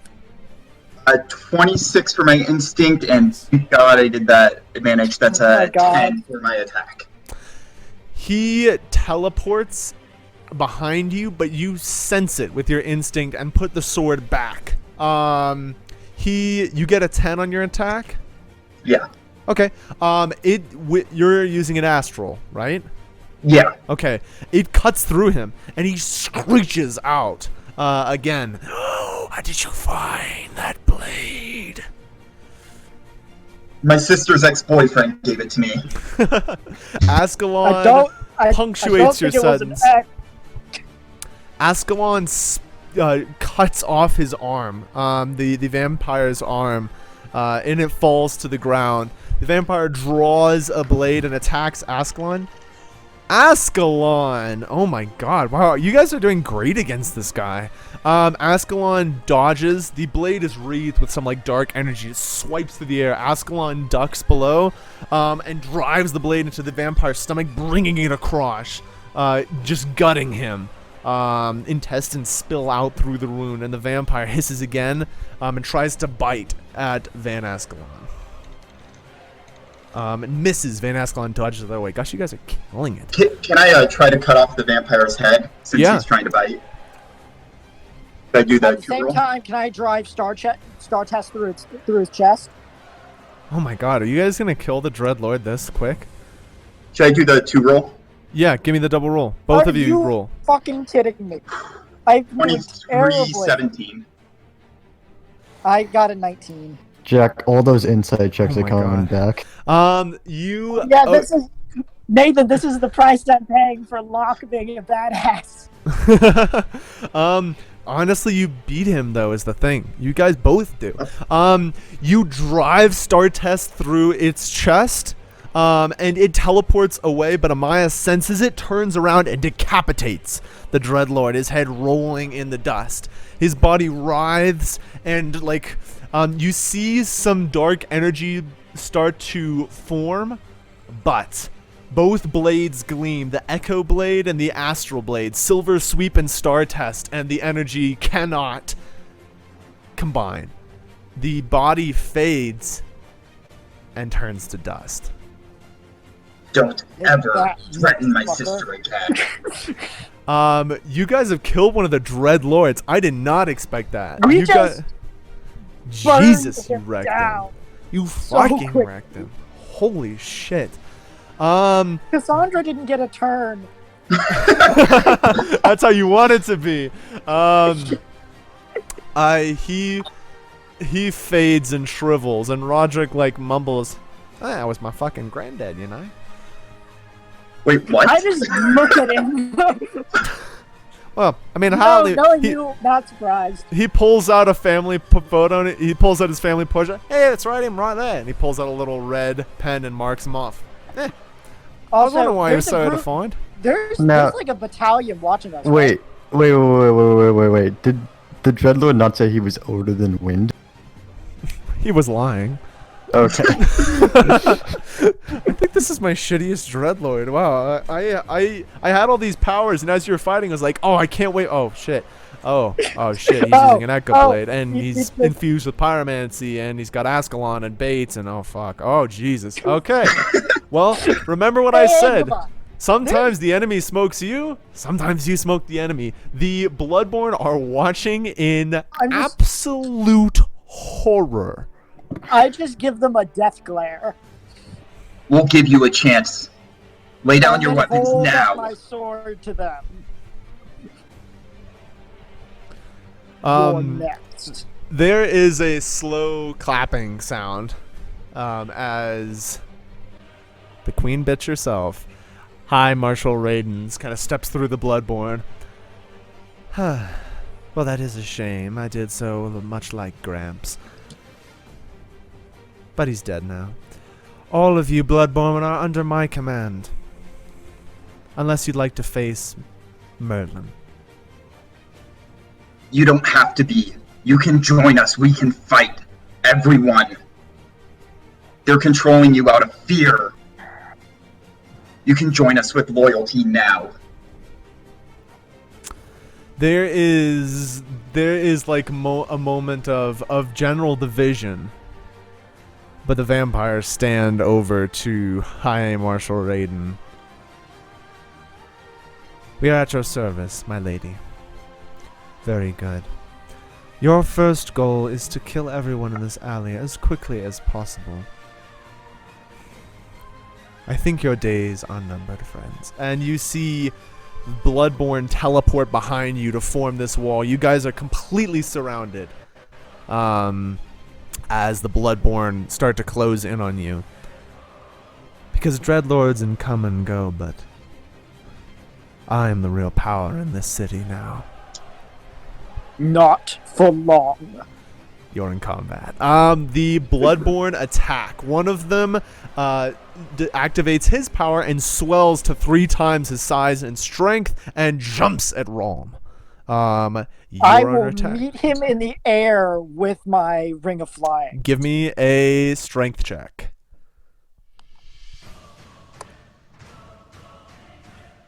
Are you kidding me? This is the 5th 3 I've rolled. What'd you get? 19. He does not hit as well as he thought he did, but as he thought he would. But he deflects your blade and tackles you into a wall. You're fighting in like the 2nd story of some building. Amaya, 2 vampires moving shockingly quickly attack you. Give me 2 combat rolls, each with the 2 dice. All are engaged. High Marshal Raiden steps into the back and fades from view as the Bloodborne just start smothering all of you. So oddly enough, that's up. Okay, so it's a 15 and 14 for the first one, and that is a 15 and 25 for the second. Okay, Let's dance. The first one, his blade gets past your instinct. You don't see it coming, and it cuts through. Oh, you're wearing the scale armor. The snake. Yeah, it skids off your armor. The second one also gets past you and skids off your armor again. It basically they're faster than you, but they're not getting past you, past your armor rather. Cassandra and Flame Runner start battling back to back, spewing pyromantic flame out. You quickly realize a couple of the vampires have the ability to be immune to pyromantic flame, and Cassandra is reduced to actually wrestling on the floor with one of them. Luckily, she has the advantage of being entirely made of metal. Roderick lashes out, he just releases a huge amount of metal flakes into a big crowd and electrocutes all of them, leaving smoking cooked vampire in the air. It is a real battle. Brother Bates, is wounded and kind of in the corner, but Van Ascalon stands in front of his body, blade out, moving as fast as lightning, holding back his foes. He is also injured, and he can't hold out for long. All of you guys are fighting well, but you're just outnumbered here.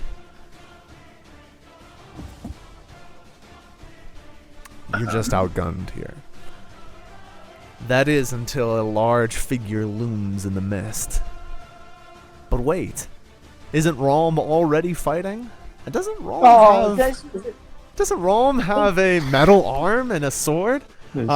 Second Ralm, with 0 skill or agility, just starts rushing through, like picking up vampires and throwing them. Like just throwing them into the air.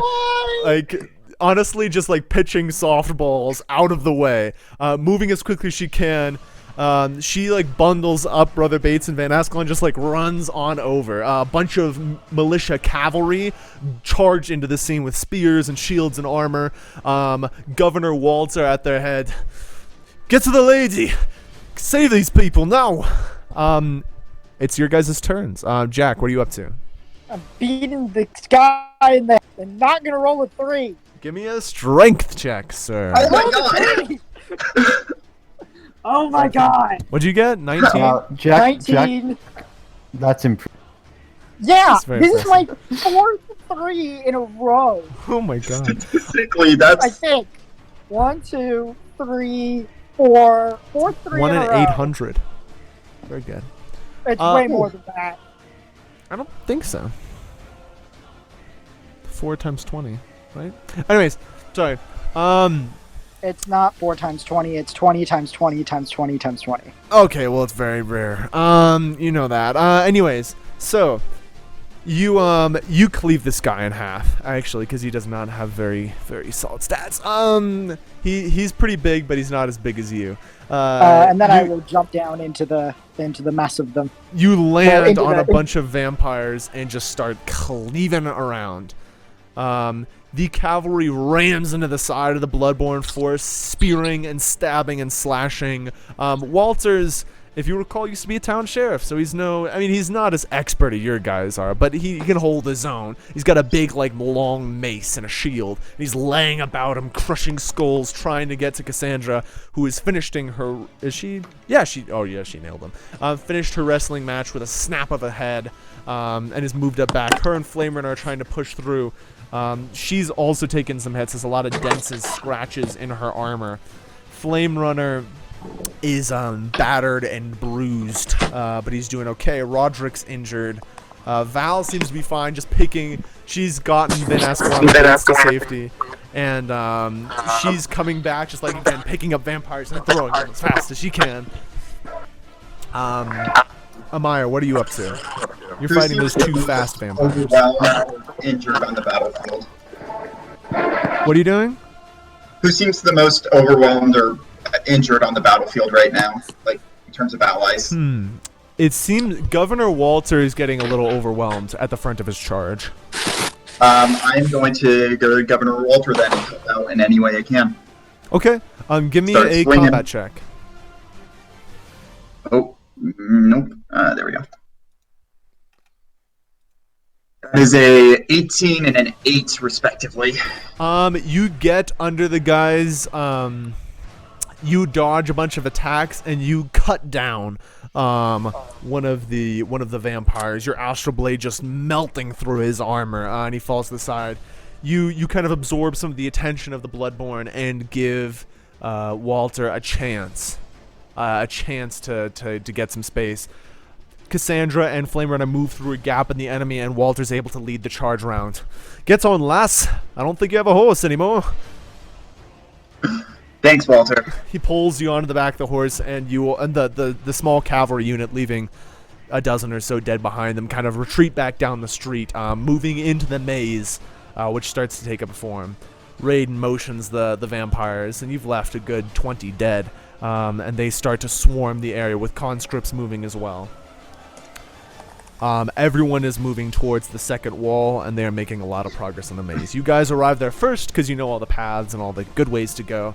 Your horse is moving through the gates as they close them behind you. Well, I aced that one well. Are you okay, Amaya? Who's talking? Governor Walter. Are you okay? I'm fine. My sister spoke highly of you, so I decided to help. I'm glad she did. She was a good girl. Gave me some good advice.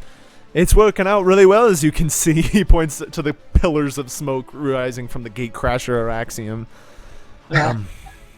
She was never strategically smart, I'll be honest.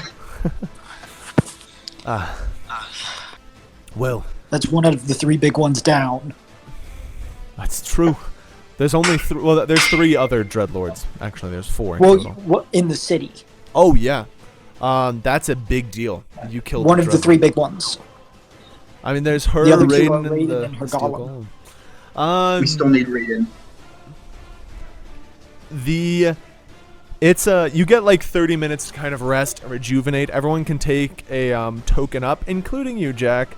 Something about the way your tree wraps around your arm just gives you a little bit of vigor and strength. So you and Amaya can take a token of rejuvenation. Amaya, yours is because healers come and baited your wounds. But yeah, a little more standard. To give everyone to give everyone an idea, I am down pretty much at 1.5 bars in terms of Rome. I mean, So I'm doing I'm pretty at well, all things 27. considered. Ooh, that's pretty bad. Okay, Out well, of 80. okay. By the time you've regenerated, had a little bit, the enemy army has arrived at the wall. They're just out of bow shot, and some kind of curses and insults rain in from your troops. A couple blasts of pyromantic fire from your soldiers, but it seems you get some taps. All of your forces have really retreated back to the second wall ring, but they've given them hell. They've really damaged the enemy, and they've had to pay dearly. You've made a good show of it. Like, they're legitimately terrified of you, vampire and conscript alike. The casualties have been off the charts in their favor. The siege is going incredibly well, considering. There is the names of Governor Walter and Havnor and Lady Cassandra have been shouted across the lines, so the enemy knows who they're afraid of. The enemy armies stop them all throughout the barricaded line and move back away from the center of the city.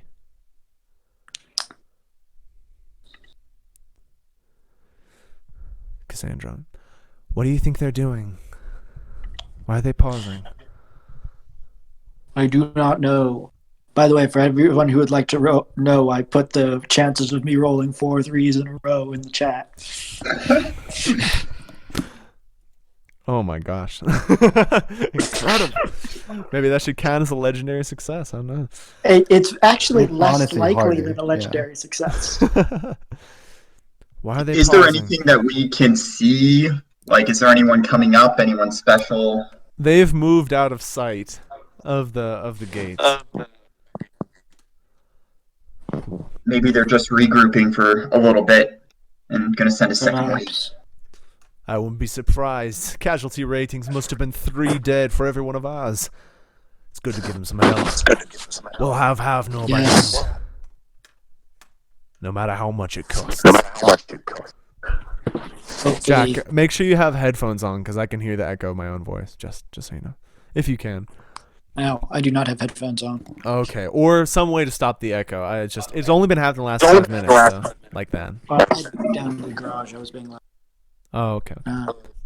I'll see what I can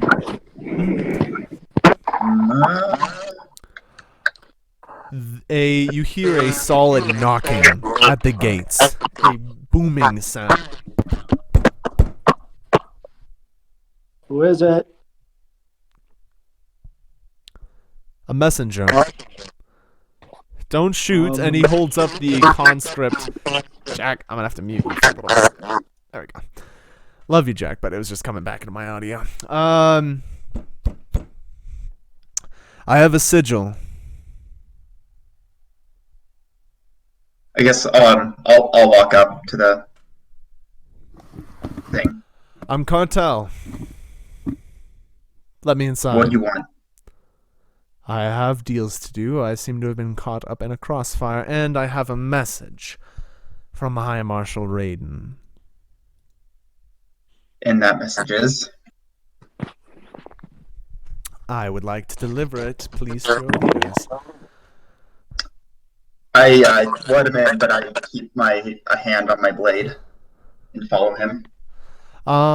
He is carrying a black case. A couple militia draw bows, and he holds up the cartel symbol, making it clear that if he is killed, there is a price that will be paid. Dearly.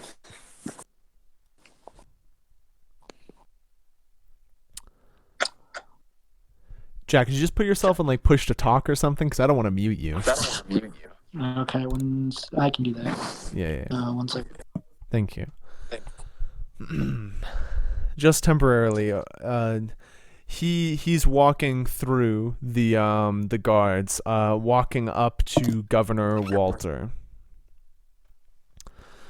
a message from High Marshal Raiden, and he opens up the case. He sets the case down on like a block of stone in front of him. She is impressed with your vigor and your skill. However, she has paid the red price. He opens up the case and draws out a short sword, but still holds on to his cartel symbol. I am sorry, my lord, this is just good business. If any of you raises a hand, I'm afraid the enforcers will have to take care of you. He moves over to the governor. She has paid the red price. And with that, the cartel servant stabs deep into Governor Walter's chest, the blood streaming down as his eyes widen and he slumps over. The cartel member lets go of the sword, leaving it in the governor, pulls out a white handkerchief, wipes the blood off his hands, closes the case. My condolences. And leaves and begins to leave. One of the militia members draws a bow and aims it at him, but again he holds up the symbol. Anyone who aids in my death or harm will be killed. That is the way of things. And the cartel man strides out the door. Can we get a doctor over here? I mean, he got I'm not there. He has last words.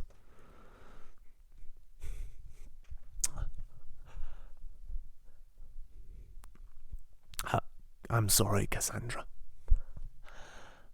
I've never heard of anything like this, but don't let them take my city. Amaya. Yes. It was your sister who told me to leave my home and travel the world. Make that decision worth it. And he rips off the governor's amulet that he was carrying and presses it into you as his bloody hands slip from the token of office. He slumps over. I promise. Governor Walter of Havnor, the leader of the rebellion, has been assassinated. We are going to move over to Ramus DeLance with your last words as you were asked by the leader of the Sigillian, Lord Renstrand. Can you give me like a recap? I honestly forgot what happened. Entire Powerful. fight scene. It was an hour and a half. Give me a break. Was it an hour and a half? I'm legit because I think they did like 3 boss fights in a row. Oh, wow. Basically, it was intense, and I So, kind of got really encaptured by I will that. So recap. I kind of forgot what. He gave you a poem that he said is the inscription on the box. No, He I said- wrote that all down. I don't know why we're still in the room. Did he ask for like final words? He asked, you read him his poem. You read him your writing, and he was touched by it, but still believes it to be the words of a naive culture. And he said you're always welcome back. And is there anything more you wish to request while you were in his kingdom? Shit, I think I had a good idea. Did the hour Give me an and a half encyclopedia. I mean, Powerful. I think it probably did for the first 45 minutes when I thought about it, but then they were fighting a vampire lord. Well, Focus. unfortunately, I think Brink. that might be canon. Brink. What's up? I want a dictionary. Oh, I'll get that. I'm trying to remember what. Is there anything I can help you with before you leave, Bright Rock? Well, if you gave me an hour and a half, I probably could. I did! I even said before we started. No, if you gave me an hour and a half right now. Squarely your fault. Mm, I sent out a few things, but that's fair. My lack of memory is definitely my fault. That I'll take that. Uh, wait. Would you be served by a few minute break to No, I think I can. I figure it out. Okay. Mr. DeLance. Would it Sorry, be Mr. wise DeLance. compare you to a clock? Pardon, I did not catch what you said. A clock. What You have a about different understanding than I do. One brought about by knowledge amassed over a longer lifetime. You have done things just out of the mere act of simply doing, such as a clock ticking. I will not ask you for help. I will ask you, what are you going to do?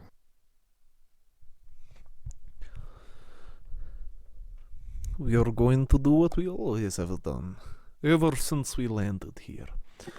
We are going to wait and watch and protect ourselves. We will gain in knowledge and gain in strength. We are but few. Even if I were to assemble an army, it would be but 2,000, a meager force. We will That is wait. something you can give. I am asking what you can offer, or what you will offer. You have offered me knowledge. You have offered me the secrets of the box. To your knowledge, is there anything else? Huh. I did not expect that. Okay. Because I guess what you just did was said, is there anything else that you have to give me? But I'm not actually. Basically. But dwellers like that. I think they would appreciate that.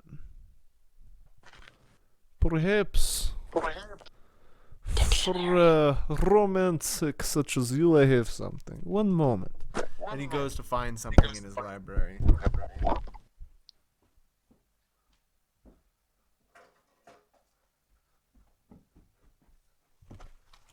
Here it is.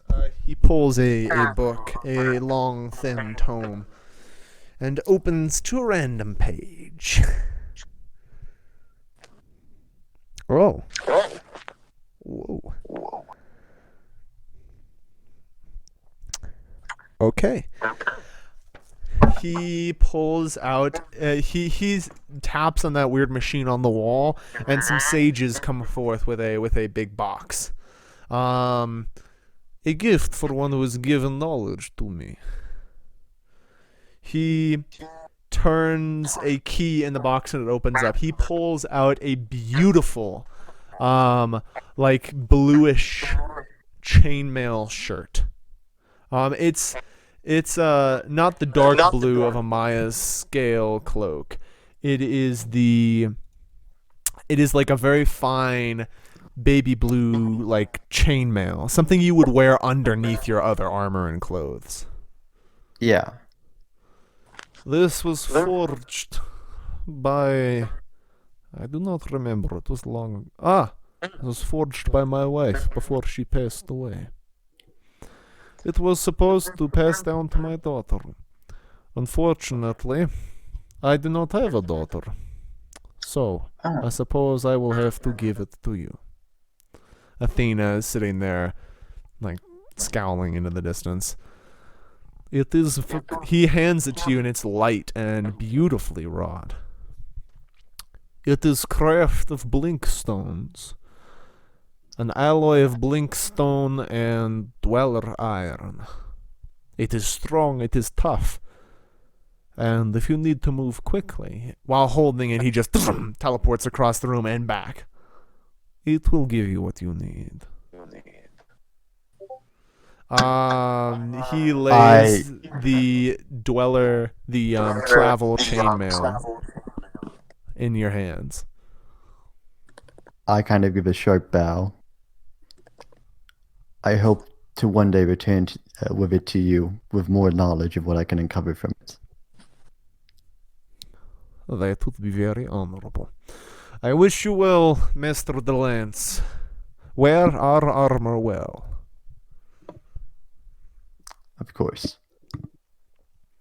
You stride from the throne room, through the foundry, and the clockwork gates of Bright Rock shut firmly behind you. You've gained knowledge, and you have gained a great item, but you have no army. Havnor fights alone. By the way, has this been going on during that first night? Because I think it did take us like a... It took you some time. You are actually almost, I would say you're actually perfectly synced up right now, timeline-wise. You're probably, right now as you leave the Clockwork Gates, Governor Walter's just been slain in Havnor.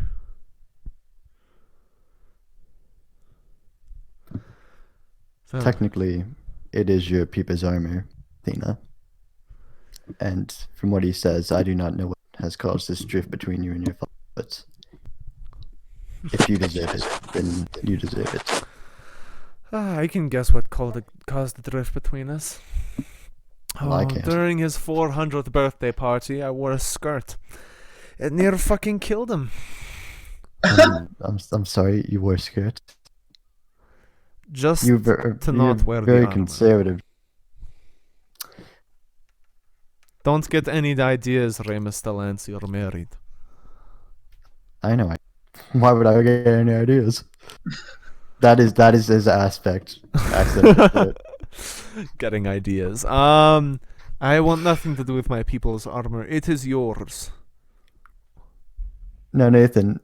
I don't know if you remembered, but you remember one of those paths I kind of brought up to you at the beginning? No, I don't actually. Oh. It's been a while. Jack, do you remember them? You're breaking up. Do you remember those? The what? You basically, if For Arthur survived, yeah, I Oh, now have yes. the option for one of them. I know you do. But And without the price. he'll probably don it, then he'll put a scare mail over. And then we can't return with an, but we can still return with our word. I do not think we can bring that box into the city. That is why I can go back. You must get it back to the crow's nest.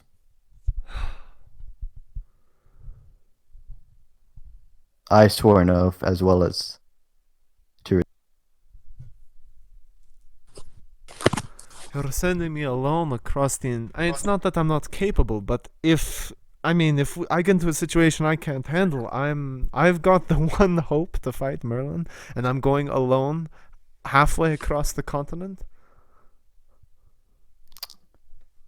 I would offer my help, but I feel like you'd be insulted.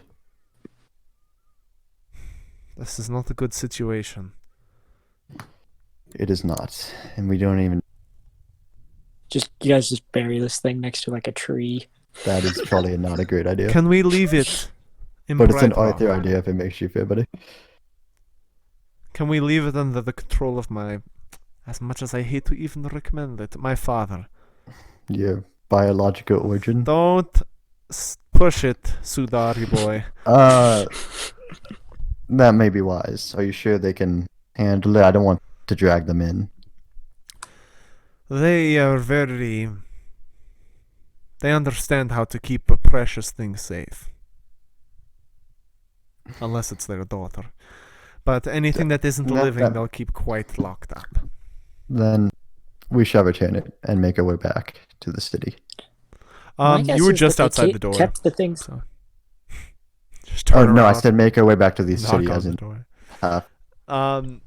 Yeah, Hey, he can we leave this with you guys? They And accept it. then as I return, I do have a small favor to ask for that trade. Mhm. Do you have a dictionary with your language? Give me a charisma check, sir.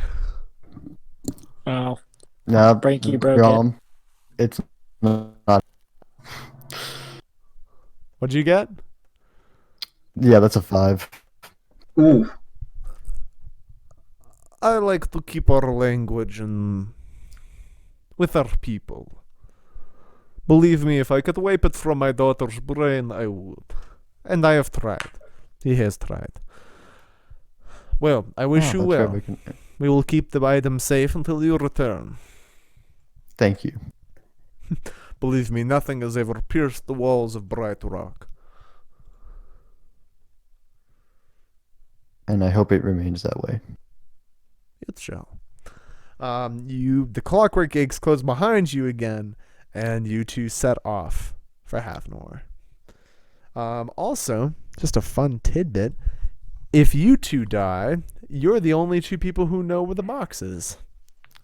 I had that in consideration. Very wise. Little did you know that my next character is now a dweller. You want your next Damn. character to be a dweller.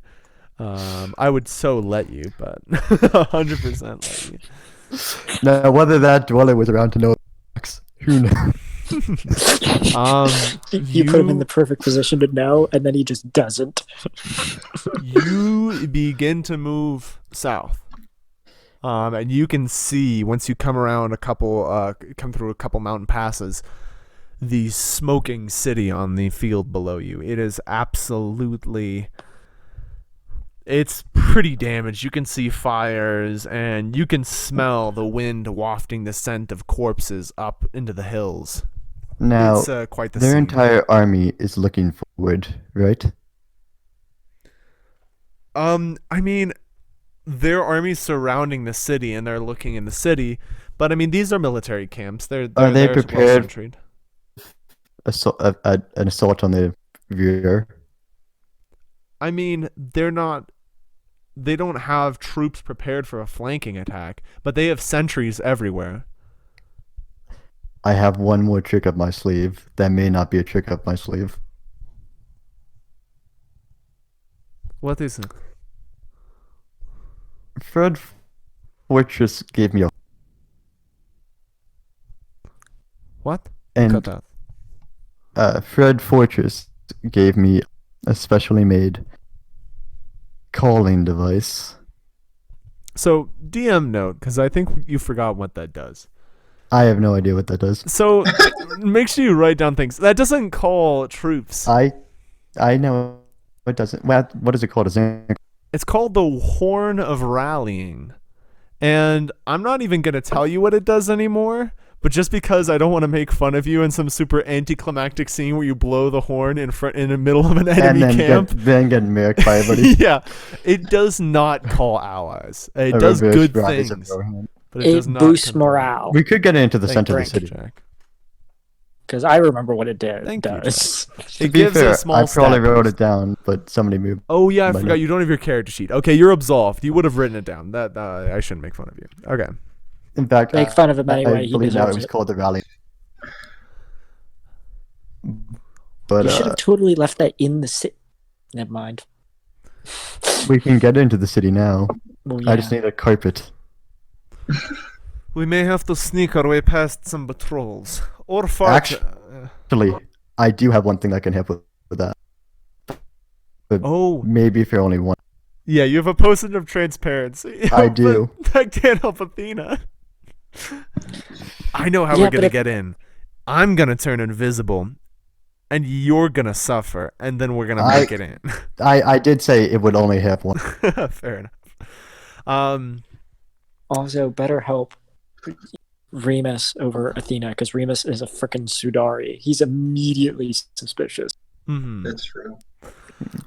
As you're looking over the city, and you hear Athena kind of like, "We need to move. Someone's coming behind us."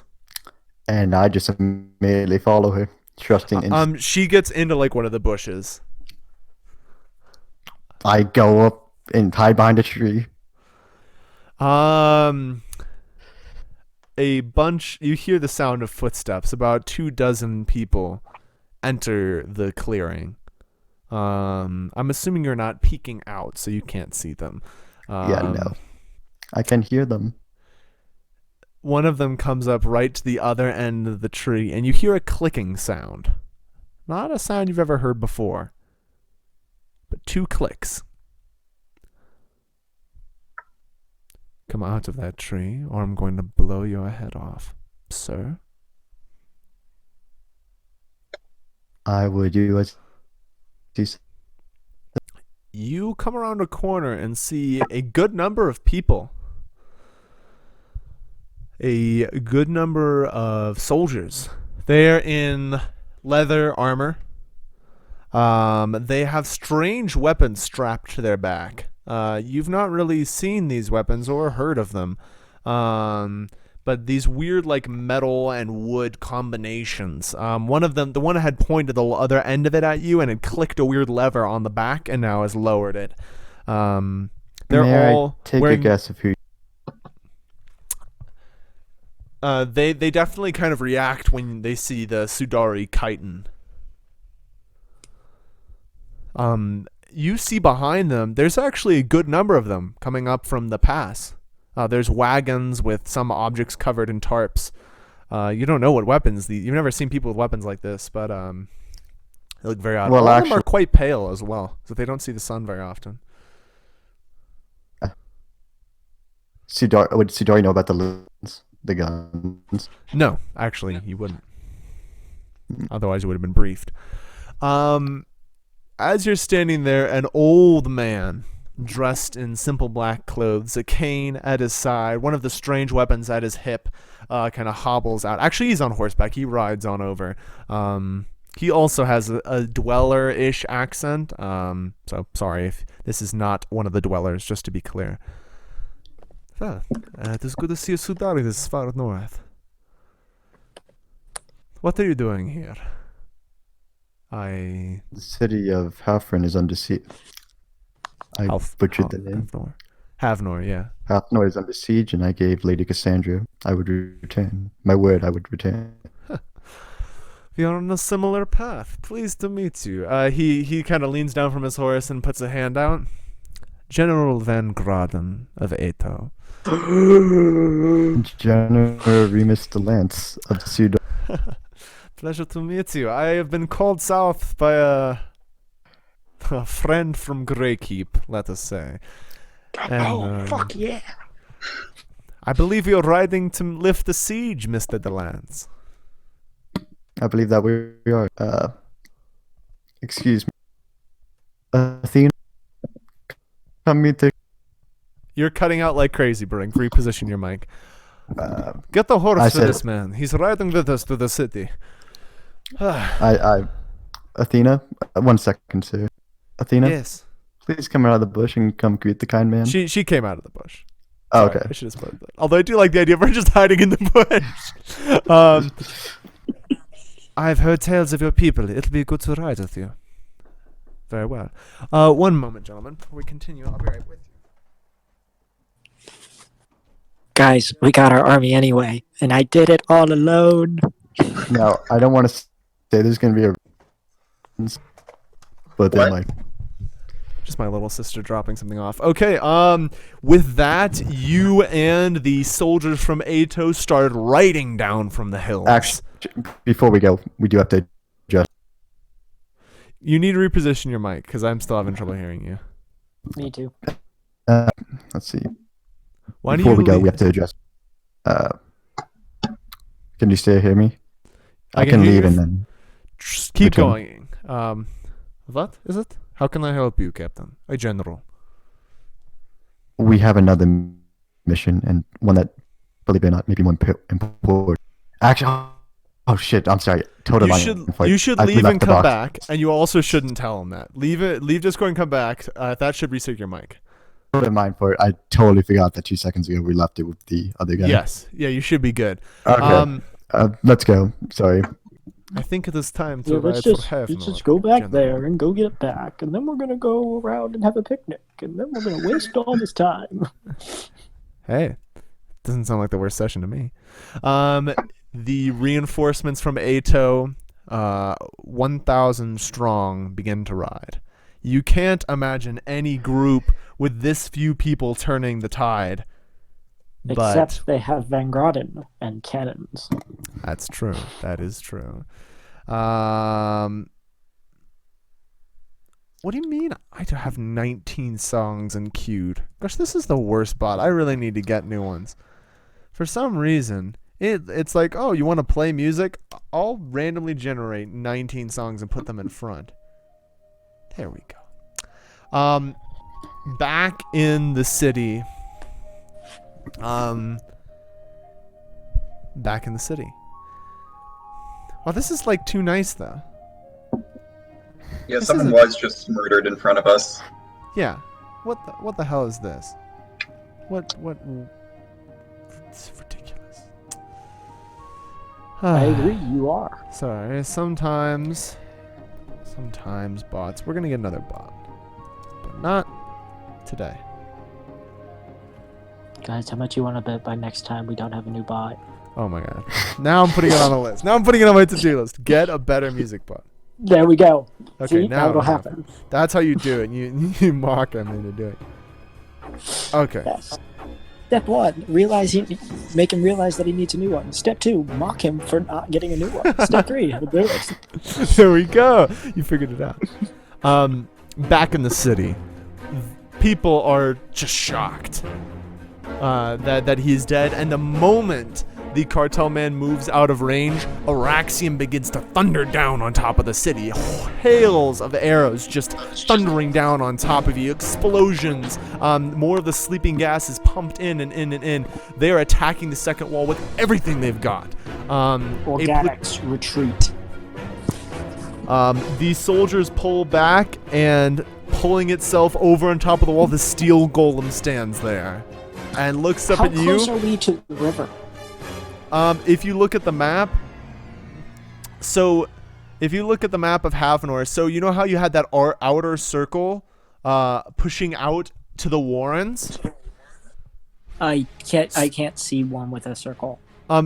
Imagine it as a semicircle with the flat line towards the river, right? And the curved line out, touching the high gardens and the Warrens and... I only see there's only two pictures. One that's the normal Havnor, and one with a blue circle. Okay, the blue circle, right? Yeah. Imagine the line against the river as a straight line, right? Okay. And the other line is the curved part of a semicircle. Can you imagine that? Yep. So that curved part of the semicircle is the first wall. The second wall is probably a centimeter behind that. So that curved part keeps moving back and back. No one's attacking the river part because you can't cross the river. Since you guys destroyed the bridge, they can only attack the curved part of your territory and are just shrinking it bit by bit by bit. Okay. Lady Cassandra, if your cosmic fire cannot beat this motherfucker into the ground, I am going to have to ask you to throw him into the river. I can do something like that. The river is a little far away. We might have to take him on a trip. I could possibly help with that. As can I. For whatever you have in mind. How about we, he's resistant, very resistant to magic. It holds up 2 fingers to show round 2, and then lowers his index finger, leaving only the middle finger in challenge to you two. The organics around you are streaming back into the second layer of mazes. You only have 2 layers, right? The first wall, a layer of mazes. The second wall, a layer of mazes. The third wall, and then you're at the town square. That's the center of your territory. There's no ground there. It's just open land. So this is your last set of mazes. All the militia troops are retreating. The dream gas is kind of filling the walls. Anyone who wasn't fast enough is asleep and disemboweled by the dream alchemists. Did we ever get those masks? So the masks are just like fabric. What they do, everyone's wearing them right now. They give you a chance to resist it when you have it, but you need like gas masks, which is what the secret police have to not breathe it in. Unless you want to try to hold your breath for the fight, Amaya, this is a battle between Ralm, Cassandra, and the Steel Golem. No, I was thinking when we finally get to Raiden. Okay. That might be important. But I'm falling back with people, just trying to defend. I am going to hold out Star Test to Lady Cassandra and go, do you mind at all, my lady?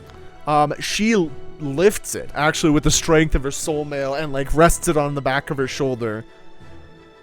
It's a good sword. Maybe I should get into sword fighting. She jets towards the creature, swinging the sword around in, like, this huge right sweep. it's obvious, and the golem catches it, but with the force she brings using pyromantic jets to like enforce her arm, she pushes it off the wall. It tumbling with her attached to it onto the ground in front of the wall. Conscript soldiers and golems and bloodborne are just moving past you guys in streams, totally ignoring you. It seems pretty confident that the steel golem I'm going will kill down and jumping on the golem's head. Give me a strength check.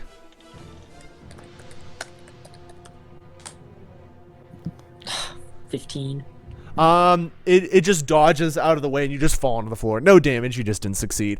It picks up Cassandra and wrenches Star Test from it, but its hands can't hold the sword. With a normal person aggressively taking an Echo Blade, it would burn their hands. Doesn't seem to affect the golem, but it can't hold on to it. It keeps trying to pick it up to use it, but it can't grasp it. The sword just keeps slipping out of its grasp. So it grabs Cassandra and starts to like crush her. She blasts natural 20 from Cassandra. Oh, so close to a critical 18. She blasts it with pyromantic flame, which doesn't seem to damage it.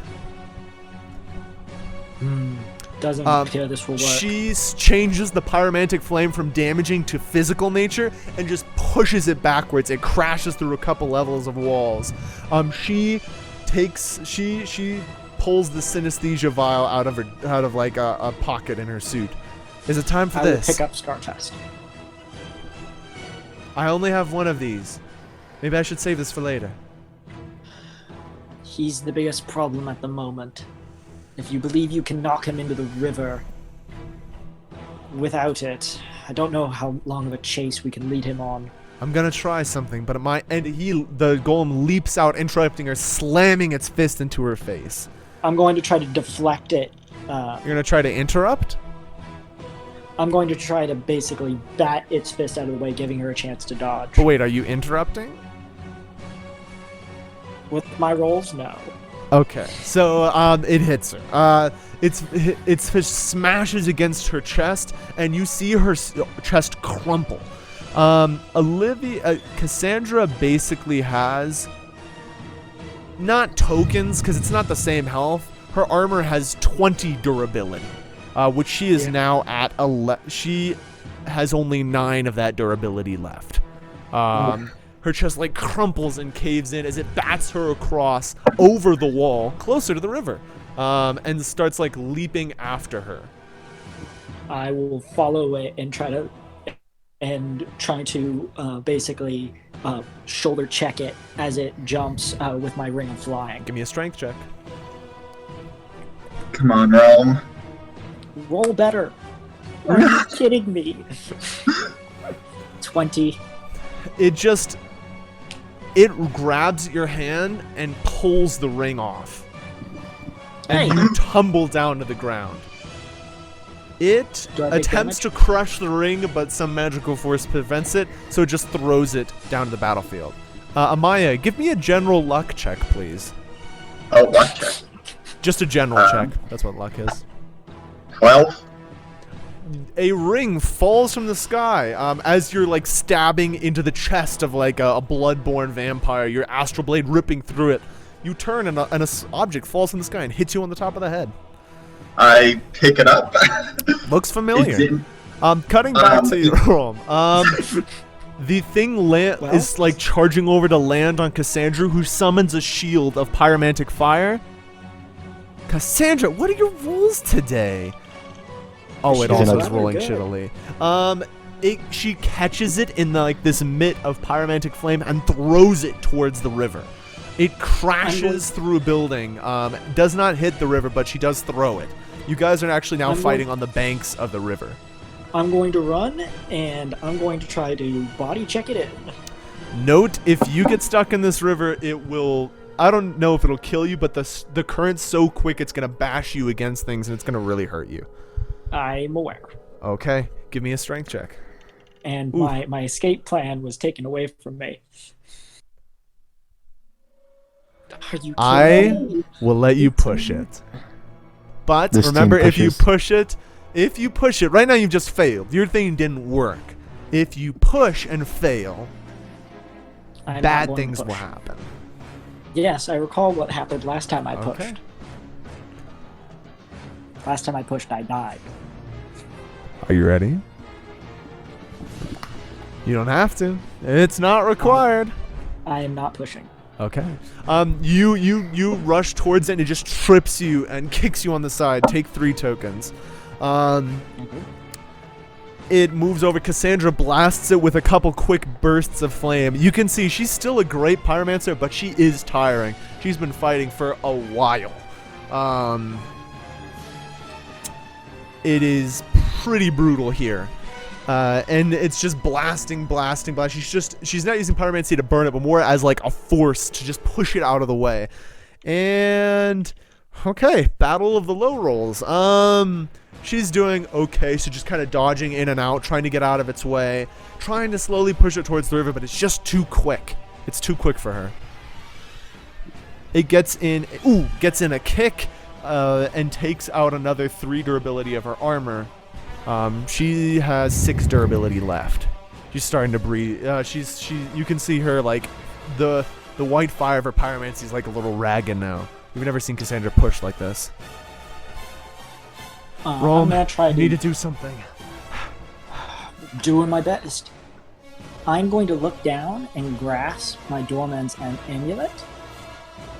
And I go, I don't know what you do, but if you can help, I need it. And then I'm going to try to basically baseball style / body check this thing into the river. Okay. Give me a strength check.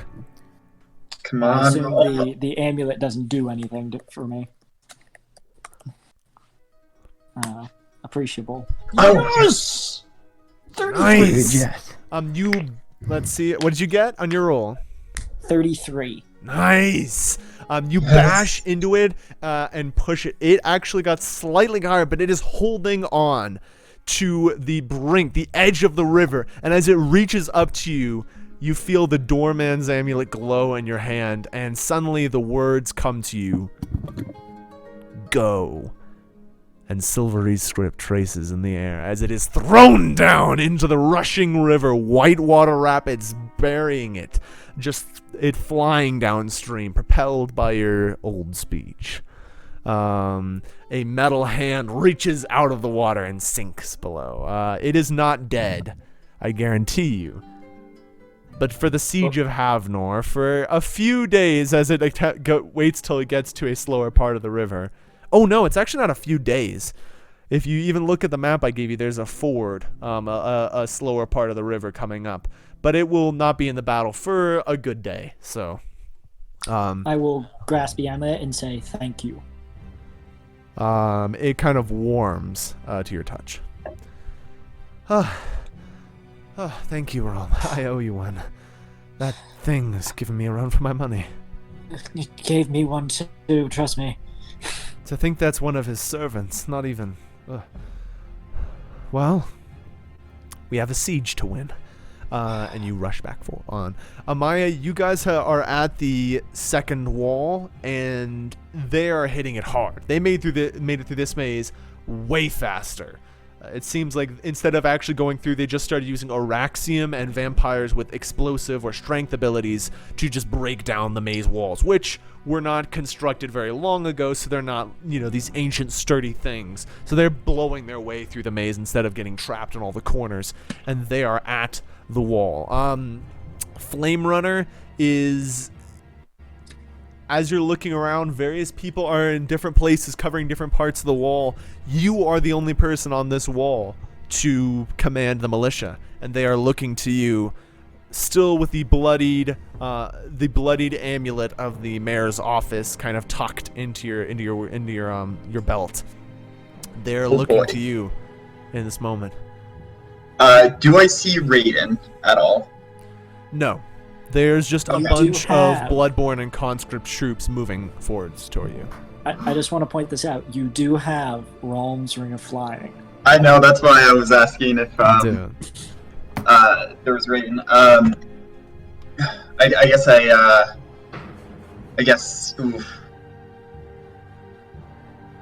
I shout, we need to start slowly retreating. Do not rush. Start slowly retreating and take out the people who you can. We can't hold this for long, but we can hold it for a little bit. Flame Runner. He's not here. You're the only person at this wall. This is the second wall. This isn't the maze. They've made it through the maze.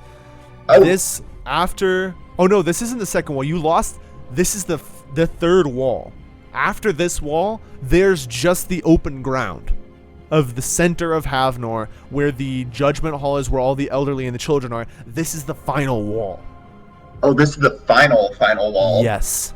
Oh, well then never mind. How's everyone laid out? Oh god, I've never commanded anyone before. Spread out. They can't hurt us with Araxium as efficiently. Spread out and just take out who you can. Stay in the shadows. Just get in, do some quick attacks, and get out. We have to defend a wall, what do we do, Amaya?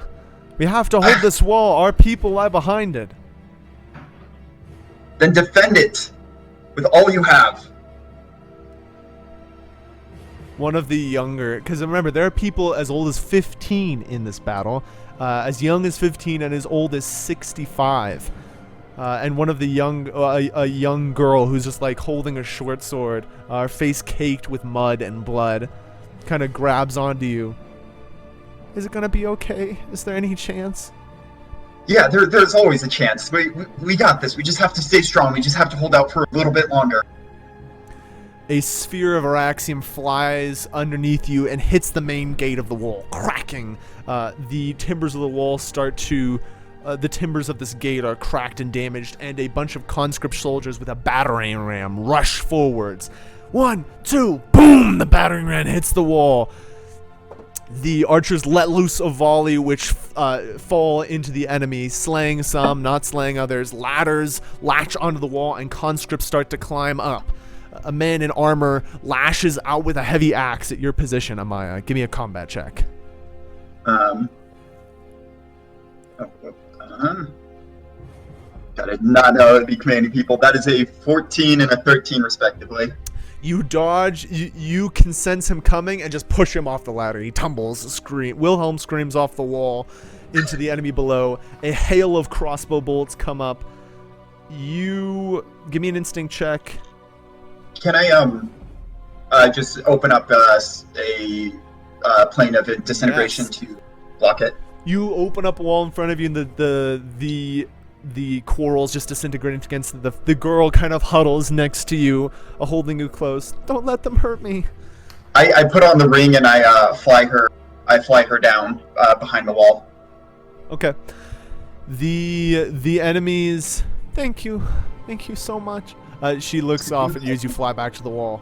The arrows are just flying upwards. Those who aren't strong enough to pull bows, whether too old or too young, are just dropping big rocks onto the conscripts, crushing their helmets as they stumble over.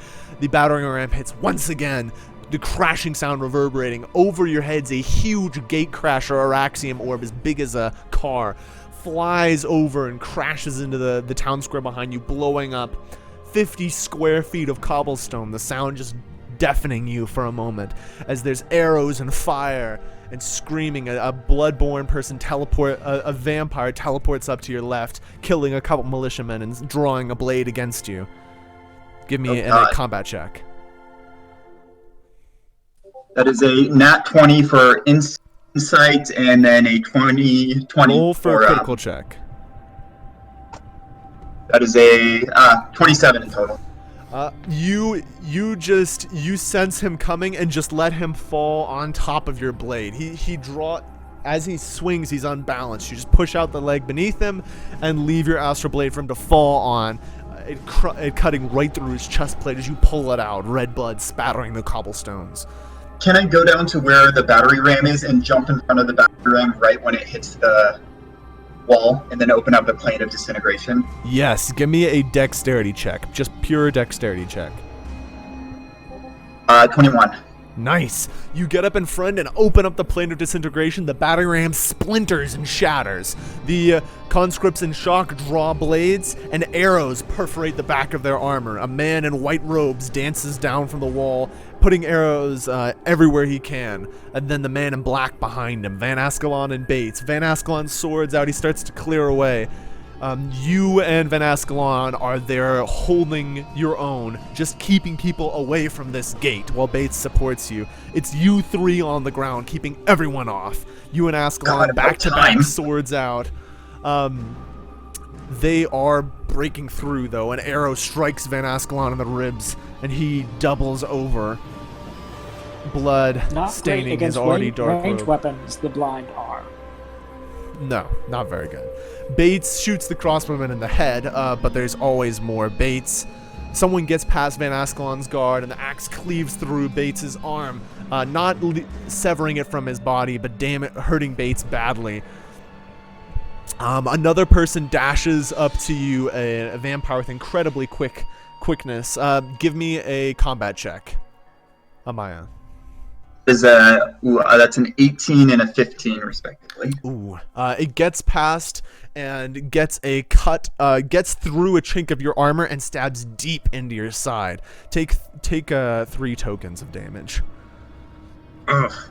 You let it keep the blade in you as Van Ascalon turns around, having sensed the sound, and decapitates the unlucky vampire, and it tumbles to the floor.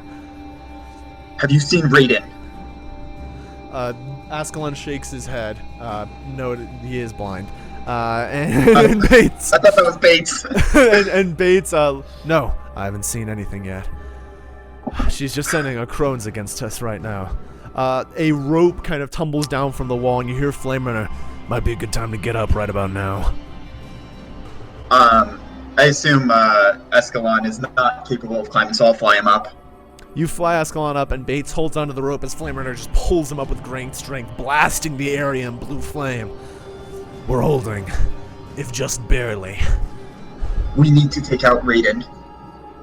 No one's seen her. She's always surrounded by those damn dream alchemists. Can I fly up and just get a general aerial view of everything? Sure. It should be noted, if you do fly up, you're going to get shot by pretty much every archer within range. I'll have disintegration gloves ready to block it. Okay. Yeah, you fly up there. Give me a dex check. Oh boy. That is a 21 again. Okay. Damn, your dexterity is really good. Arrows fly, you see an entire platoon of archers. Their captain goes, aim for the what's that? Up! And all of the arrows just fly towards you. You create all these disintegration portals and block a lot of them. Half a dozen get through. Most of those glance off your armor. One of them gets through like a flat, because you're actually not wearing armor. The blue snake is like the blue snake armor is like a coat, so it gets through one of the flaps of it and embeds itself in your lower left abdomen. Take 2 tokens. Oh, big yikes! Okay. You're probably pretty injured from that. You do not see Raiden. She's not interested in this right now. How does everything else look? Like, where is everybody? Where's the Rexium coming from? They have like 30 trebuchets. They've used a lot of gate crashers. I mean, each gate crasher probably costs around 4 million marks. They're incredibly expensive. God. So to use them in something like this is a show of power and wealth unlike anything. Gate crashers are incredibly rare. I mean, can you imagine trying to package Araxium in a crystal shell? It's not a good idea. Very dangerous. Would it be around this time that me and Cassandra show up? Well, we'll get there.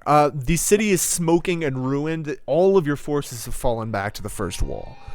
But the first wall is holding. It is holding. It is bloody and it is brutal. But they're not breaking through. Not at any point along the wall. The people are furious. And you see, using pyromantic jets, Cassandra's like cruising from wall to wall, flying over, blasting, saving people that are needed of saving. The people are just, every time she comes over the wall, the people fight twice as hard, screaming her name, for Cassandra, as their blades dive deep into the conscripts that are fighting them. Is there a clear path to cut the strings on those Raxium catapults? There's various, I mean, they're firing from almost there's camps at every gate of Havnor. You'd have to fly over half the city to get to where they're firing from. Oh damn. Okay. Yeah. Do I see Rome? Yeah, Cassandra and him, like, stumble through an area of the wall. Cassandra's flying around, but Rom moves up to the central gate where you guys are fighting. The eastern. I'll fly down to him and take out the ring and like, you drop this. Don't lose it again, or I'll keep it. Hey, this is not my fault. I was fighting the steel idiot. But I'm playing. I'm like smiling along. Hey, mate! I'll The smile gate! back. There is a crack and a crunch as the gate that you were defending topples down. Roderick is there, his whips arcing out, casting as fast as he can, electricity arcing, and the smell of burning human skin filling the air as he electrocutes conscript I after will go to the conscript. gate. I'll go down and help. You rush to the gate. This side of the wall has been hit hardest. It is the easternmost area of the first wall. And it has been most of the militia there are just have been killed. A small force is holding off the people streaming through the front gate. They have breached the wall, and as hard as you can hold it, there's nothing you can do. Give me combat checks from both of you as you are both engaged by conscript soldiers. Jack won't have any problem with that one. Nat 20 and Are you Damn. fucking kidding me? Jordan, 23. give me a crit check. Jordan's been rolling like a king. oof, 27 in total, regardless. Yeah, you just dodge under the blade and just pierce through his armor. The breathing and the instinct taught to you by the shadows, just an incredible combination. You've taken to it very well. It is feel like dancing in the end. Although when you're looking around and seeing people, obviously you care about all what's going on. But when you're actually fighting, dodging blade and blocking and parrying and striking, there is nothing to be worried about. It's all part of the dance. They're pushing through this gap in the wall, and you need to maintain them. Rom, what did you get in total? 23. Yeah, that's against a human. He like raises an axe and just cleave him in half as you're walking by.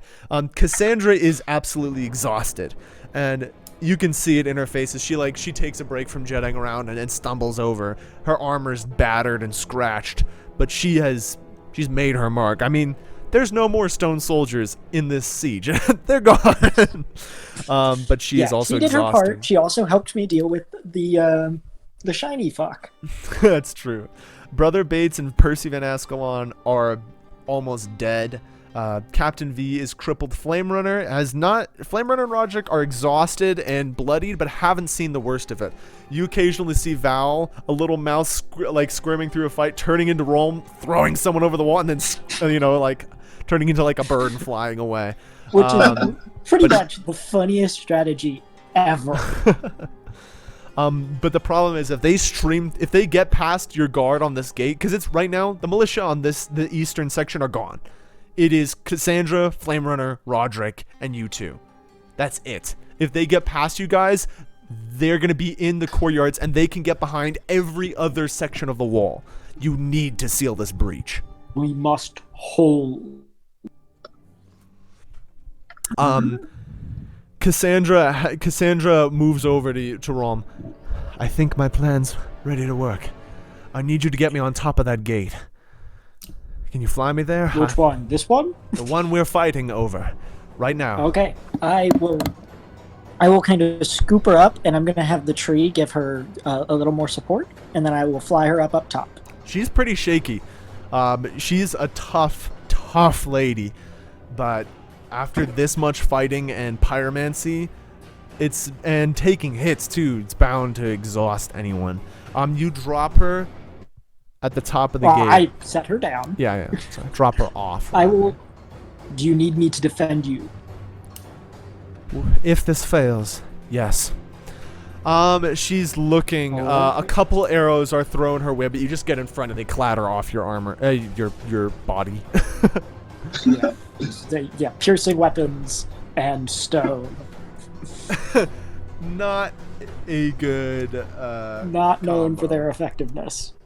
Not at all. One moment, if you won't mind.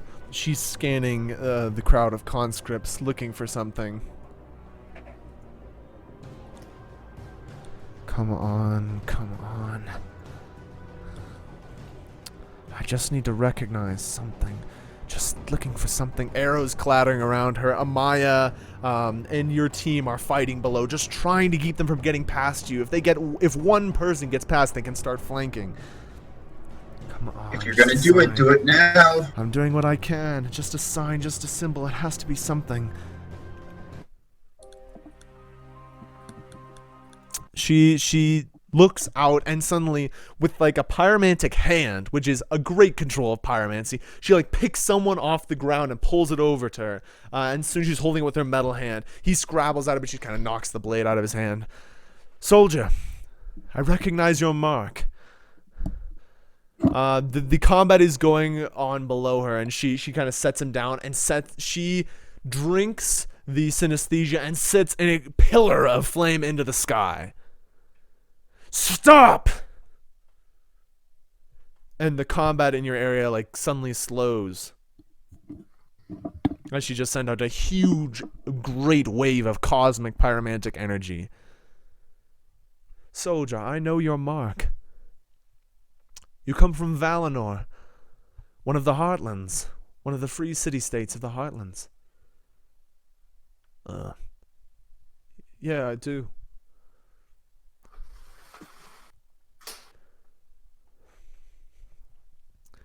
And who are you fighting for, soldier? Because your land is burning right now, all of your land. And she speaks to the conscripts, because you guys have been fighting mostly conscripts for these past 20 minutes.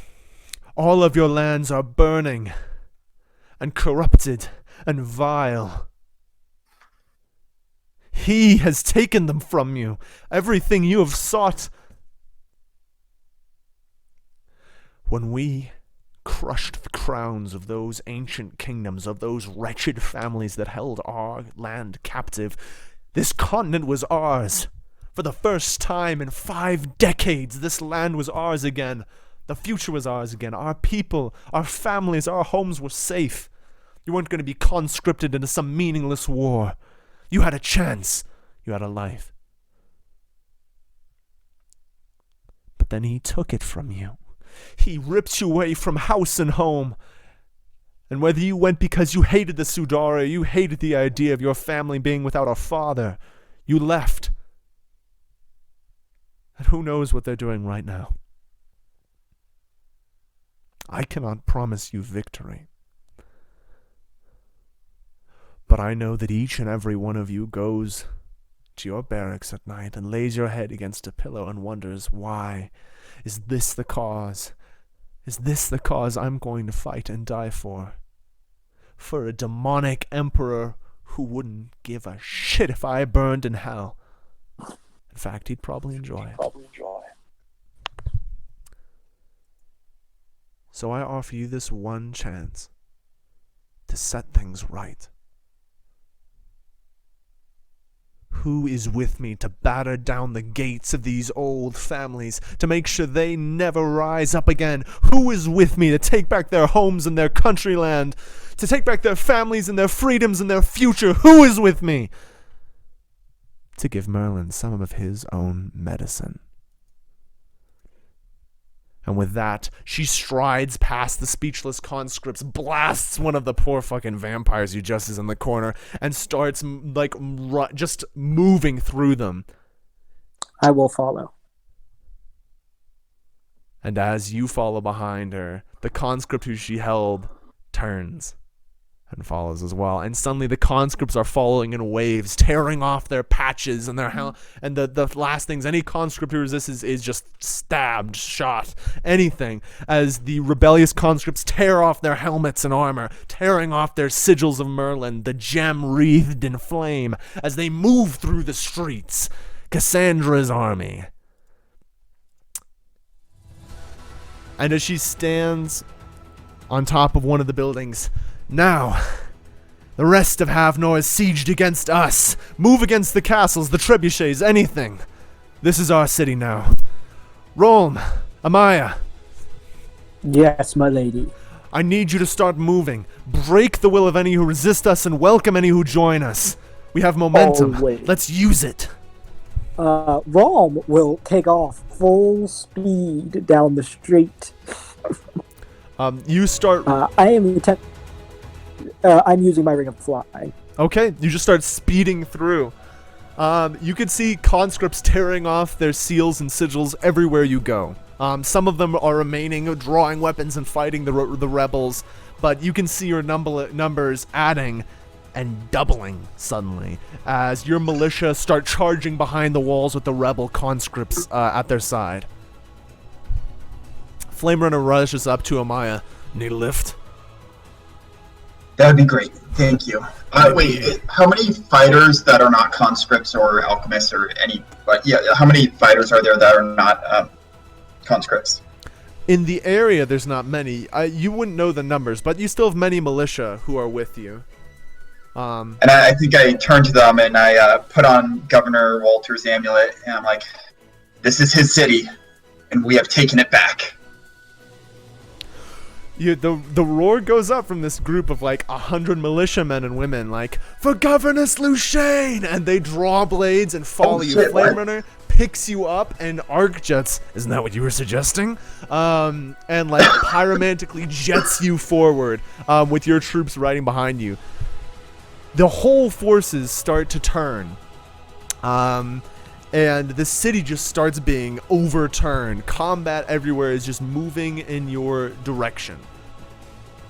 It is hours of pushing through the streets, rushing through alleyways, across cobblestones, and you are cutting down the enemy, moving through all of them,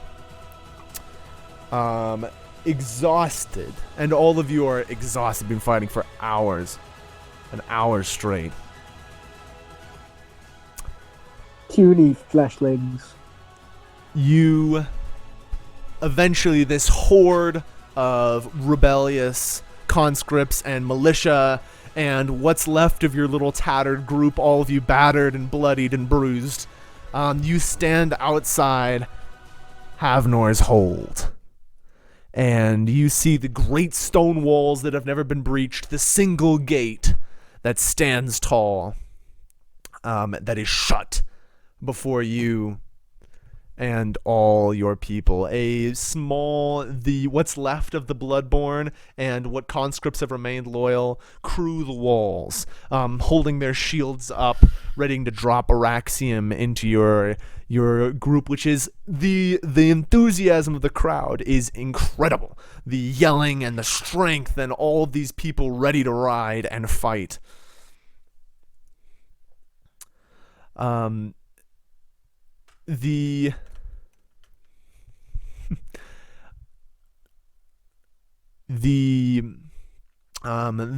clamor is just absolutely overwhelming. All of you will be remembered for this incredible day, as you have held Havnor. Now they and their keep are besieged from you, but the problems are not over. Mistress High Marshal Raiden's voice rings from over the walls. Very well done. I'm very impressed. You turned an army of 4-1 against itself. And the traitorous conscript, one of the conscripts is like, up yours! From the distance. Of poor soldiers and traitors against itself. How impressive. A couple of the conscripts like that are behind her, like look at each other. Like, how rude. I draw my crossbow. I wouldn't recommend that. As you see a sopping wet man made of steel. Kidding me? You guys just fought for like 4 hours. He had time.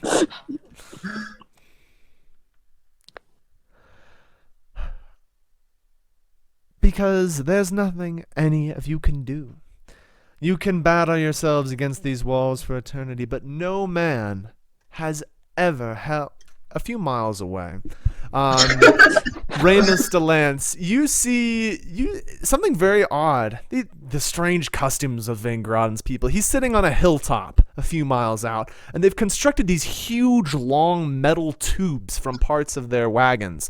You can see people doing like trigonomic math as they're like sitting there measuring out angles. We have a mortar. Yo, you don't have mortars. That's beginning shit. These are artillery. You see Van Grun like, how long until we get the strike? Oh, just mere moments, my lord. Very good. I'm sure this isn't as glamorous as you thought it would be, the lands, but he holds out like a huge shell. A huge shell.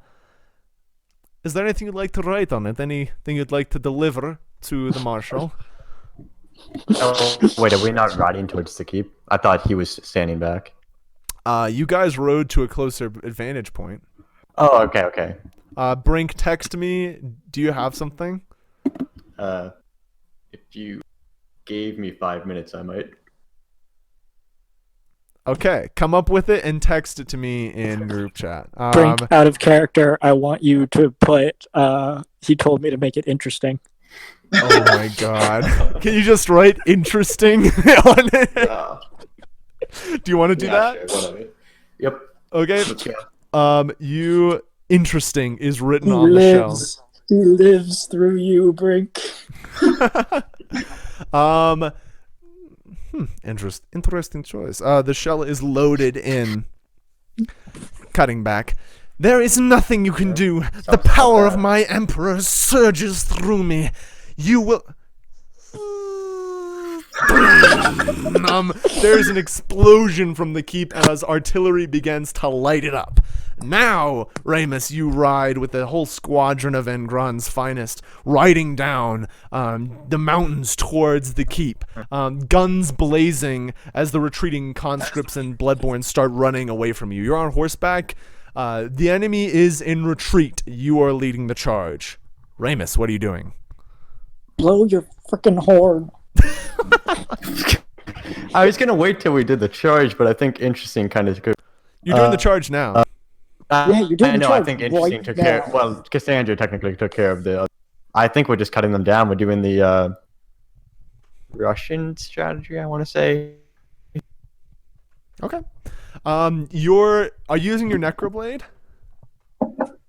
Nah, probably not. What are you using? Do you have I one of still have those? the other one. I Okay. got the pseudo. You draw your Sudar blade and are cutting down men as they retreat from you. Guns are blazing from the Van Graan soldiers. The pop and crack of rifle and pistol as they are gunning down the troops as they're running beside you. Probably only like 100 soldiers are riding with you, but they're Van Graan's troops. They're quite formidable. You can't see Van Graden grinning maniacally from his perch, but he's doing so. Artillery continues to rain down on the keep, just turning it to rubble. The only one way in is turning into only one way out, as a few conscripts rush through the open gate and are cut down by your rebels. It is as the dust settles from the last blast of artillery, you see the ruins of Havnor Hold. One of the ancient strongholds is gone.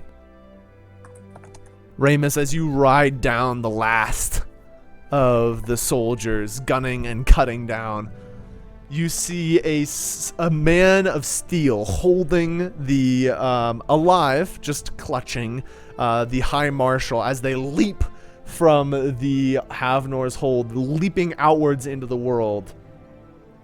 I would like to load a crossbow bolt. You'd have to get a critical success to get this one. I'm okay with that. All right, give me a shot. You're trying to math out a moving object. It's pretty difficult. Well, yeah. He is intelligent, It's though, one of right? those things where it's like, I don't expect to hit, but if I do... If you did. Okay, give me the shot. No. Nope. All right. Your quarrel flies wide and misses the enemy. I flip him off. Uh, Specifically the golem. The golem flips you off back, and they land, the golem taking the blow, and start running, you can presume, toward the Heart Island.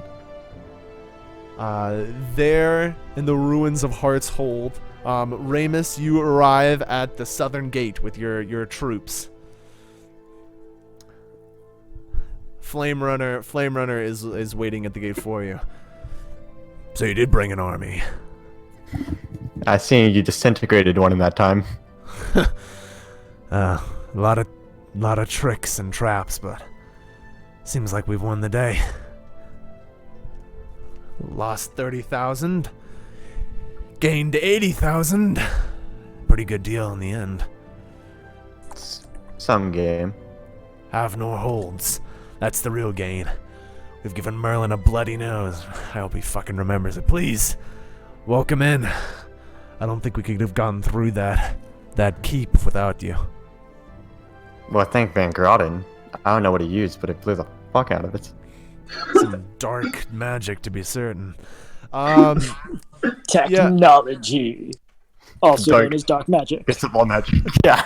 At the southern gate, you all meet up. Athena, Ramus, Cassandra, Flame Runner, Roderick, Val, of course, Brother Bates, Van Ascalon, and finally Van Groden in his black and gray on his horse, riding in.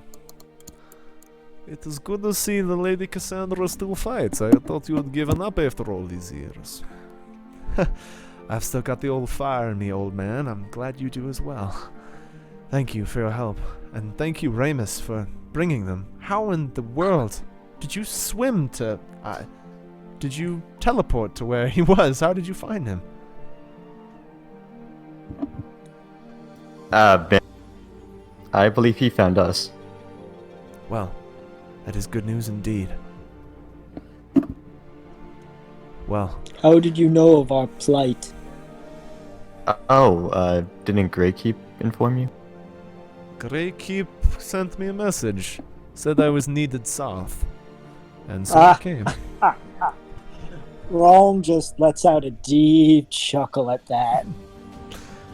That little shit. Cassandra kind of stands on top of one of the pyromantically jets, barely stable, the flame coming out in short bursts, but lands unstably on the top. Everyone, we have won this day. Go back to your homes in Havnor. Find rest and requiem. Heal your wounds. Get to know each other. For wherever you come from, whoever you fought for, you are not that anymore. You are not my servants. You are not the servants of any emperor. You are people again. Here to fight for the continent. Go home and know that today, even a demon with great magics and powers could not defeat you. Thank you. And she bows to the soldiers there, and they give her a cheering round of applause as she starts to fall from her perch, actually, as she I will fly up and gently pick her up. Yeah, you gently grab her. Thank you. Would have been terrible if after a grand speech I would have tumbled from my place and cracked my head open. Not a problem. Need to rest. How about we get you some rest as well? Ladies and I will gentlemen, carry her to wherever she wishes to rest. you have survived the Siege of Havnor. You learned what the box is. You've reconnected with Van Groden, and you have won yourself two armies, the Army of Havnor and the new Army of Havnor, the recent Army of Havnor, as it were.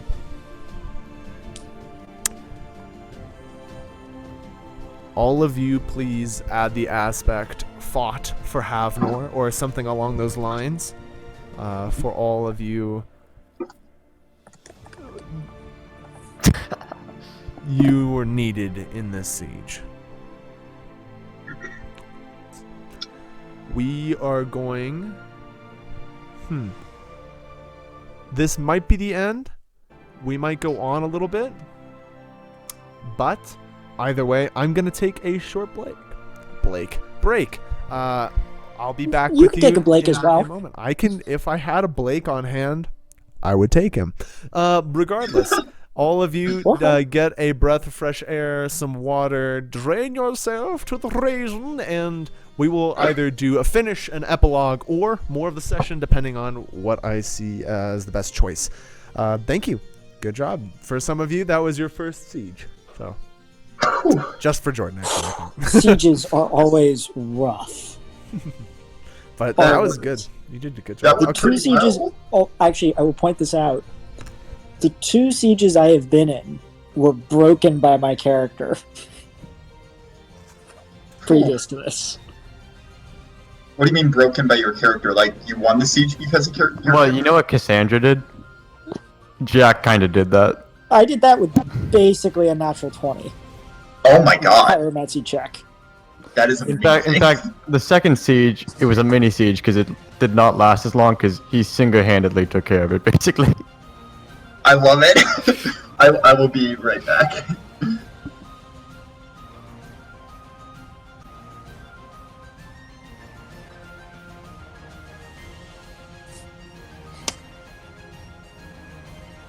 I think Locke would be Realm in a fight. I think Locke would destroy. Well, Realm's not fireproof, not pyromantic, He's certainly not white fireproof. and that's his flaw at the moment against Locke. Yeah. Because, that's like the 2 things Locke could do. Well, he could only do 2 things, but damn, did he do those things well.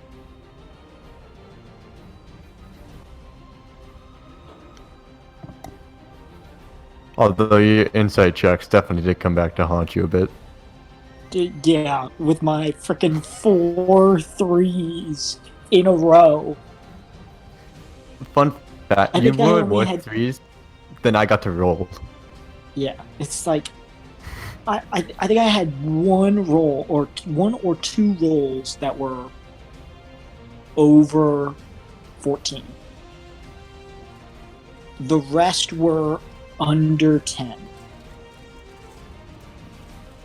And most were under 5. Dude, that was like the math on those 3s just mind-boggling.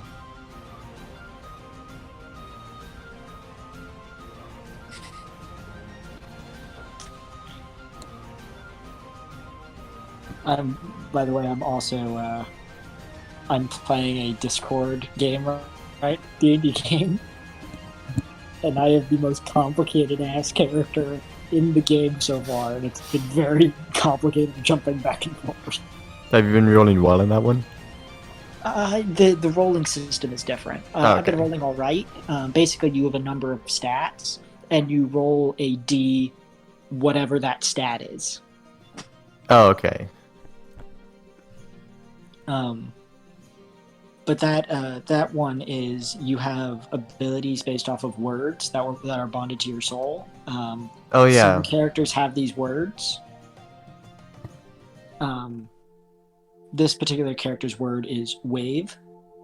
Oh, isn't that like the electromagnetic wave? Electromagnetic, sonic, shock, seismic. Those are the ones I can control at the moment. Later on, I will be able to control things like gravitational, tidal,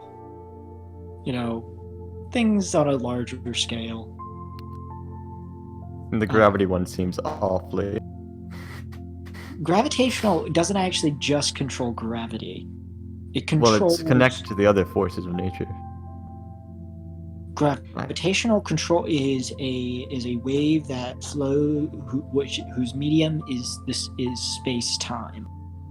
So you can control space and time with that, to a degree. You can Theoretically, this character could control space, time, energy, and matter. The only thing that this character could not theoretically control is mass. Well, mass is a different particle, isn't it? There's a what's it called? Higgs boson. Yeah, that gives an atom its mass. Yes. Well, it gives a proton its mass, right? A neutron. Okay. Is everyone back? Jordan. Jordan's not back. Okay, we'll wait for him to come back. Oh. Do you think that's been my most intense siege ever? Has it matched other ones? At one point, there was 5 boss battles in a row. After they Yeah, had been I battered by the don't mad guy. think it even matches the siege at the big siege that we had last season. I will say though, I was quite relaxed during the entire siege, or at least Remus was. I was probably on the edge, bit with anxiety for you guys. Yeah, but it was. I mean, that siege. There were only two parts that were really tense, and that was when there was just so many guys. When the Oskill showed up, and then when that Merlin illusion showed up. The Merlin illusion was handled by Richter, and we killed the Oskill. And then after that, I rolled a natural 20 while drinking, the synesthesia. And then another guy. And then the siege ended. You felt like this was more tense? Oh, definitely. Good. The freaking iron or the freaking steel golem is I've got two plans for dealing with it, and I'm not confident either of them will work anymore. It's a nasty monster. I've had it for a while, No. but you keep You guys avoiding solved it, it so perfectly. You remove it from the battlefield. that's true. That's what you do. That's one You of make the it things. somebody else's problem. My other primary idea, and I'm not confident it will work, is freezing it. Ooh, I do like that. I don't know how you do that. That's also why I probably asked for the magic, too. water alchemist that could turn things to ice. Well, Dahan is Because- still out there. The water alchemist. Yes. Maybe we need to find him. Yes. So, and why I asked that is because metal becomes brittle when frozen, A good plan. and I was hoping that perhaps I could shatter it. It'd be fun to also launch him in space. I mean, that That's would a be great the plan. ideal solution. I like that plan. That's my plan. My favorite plan so far. So Step 1, build a rocket. do you Step guys 2, feel like you can handle a little more session? I absolutely Definitely. I mean, I'd be down. Okay. I don't know if it'll be a full. We'll see. Let's see how much more there is. In the coming weeks, you guys have a couple weeks. Take 2 tokens back, all of you. Sorry, all the organics. Take 2 tokens back. Damned organic. I mean, I'm still have a net 1 positive token. Oh wow! So your only damage was flame That's running. right. Oh, To be man. honest, if we have like a week, I'd probably head back to the Bright Rock. You can do that. We could, if you wanted. Do you want to do that with Cassandra? I mean, yeah, I was gonna ride with like a party to get the box back.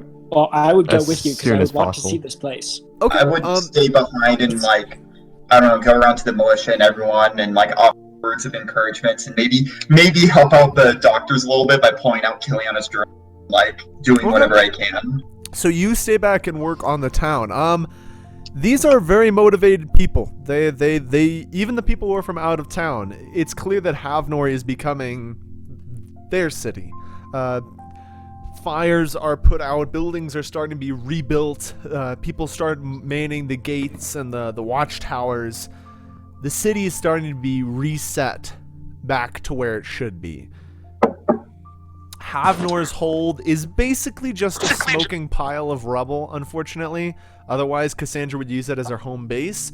But it seems like the courthouse is working fine enough. So she sets up there. She needs some time to recover.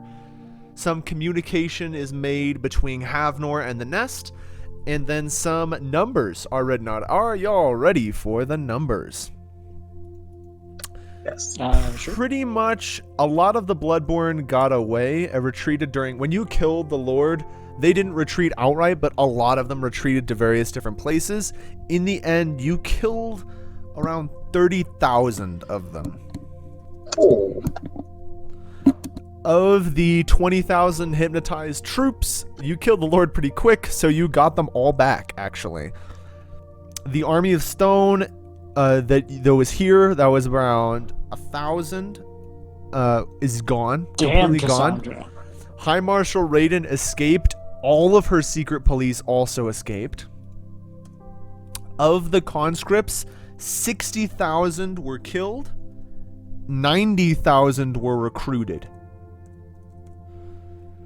And finally, of your That's not militia, bad. of the fighting shape, you had 55,000, 35 were slain.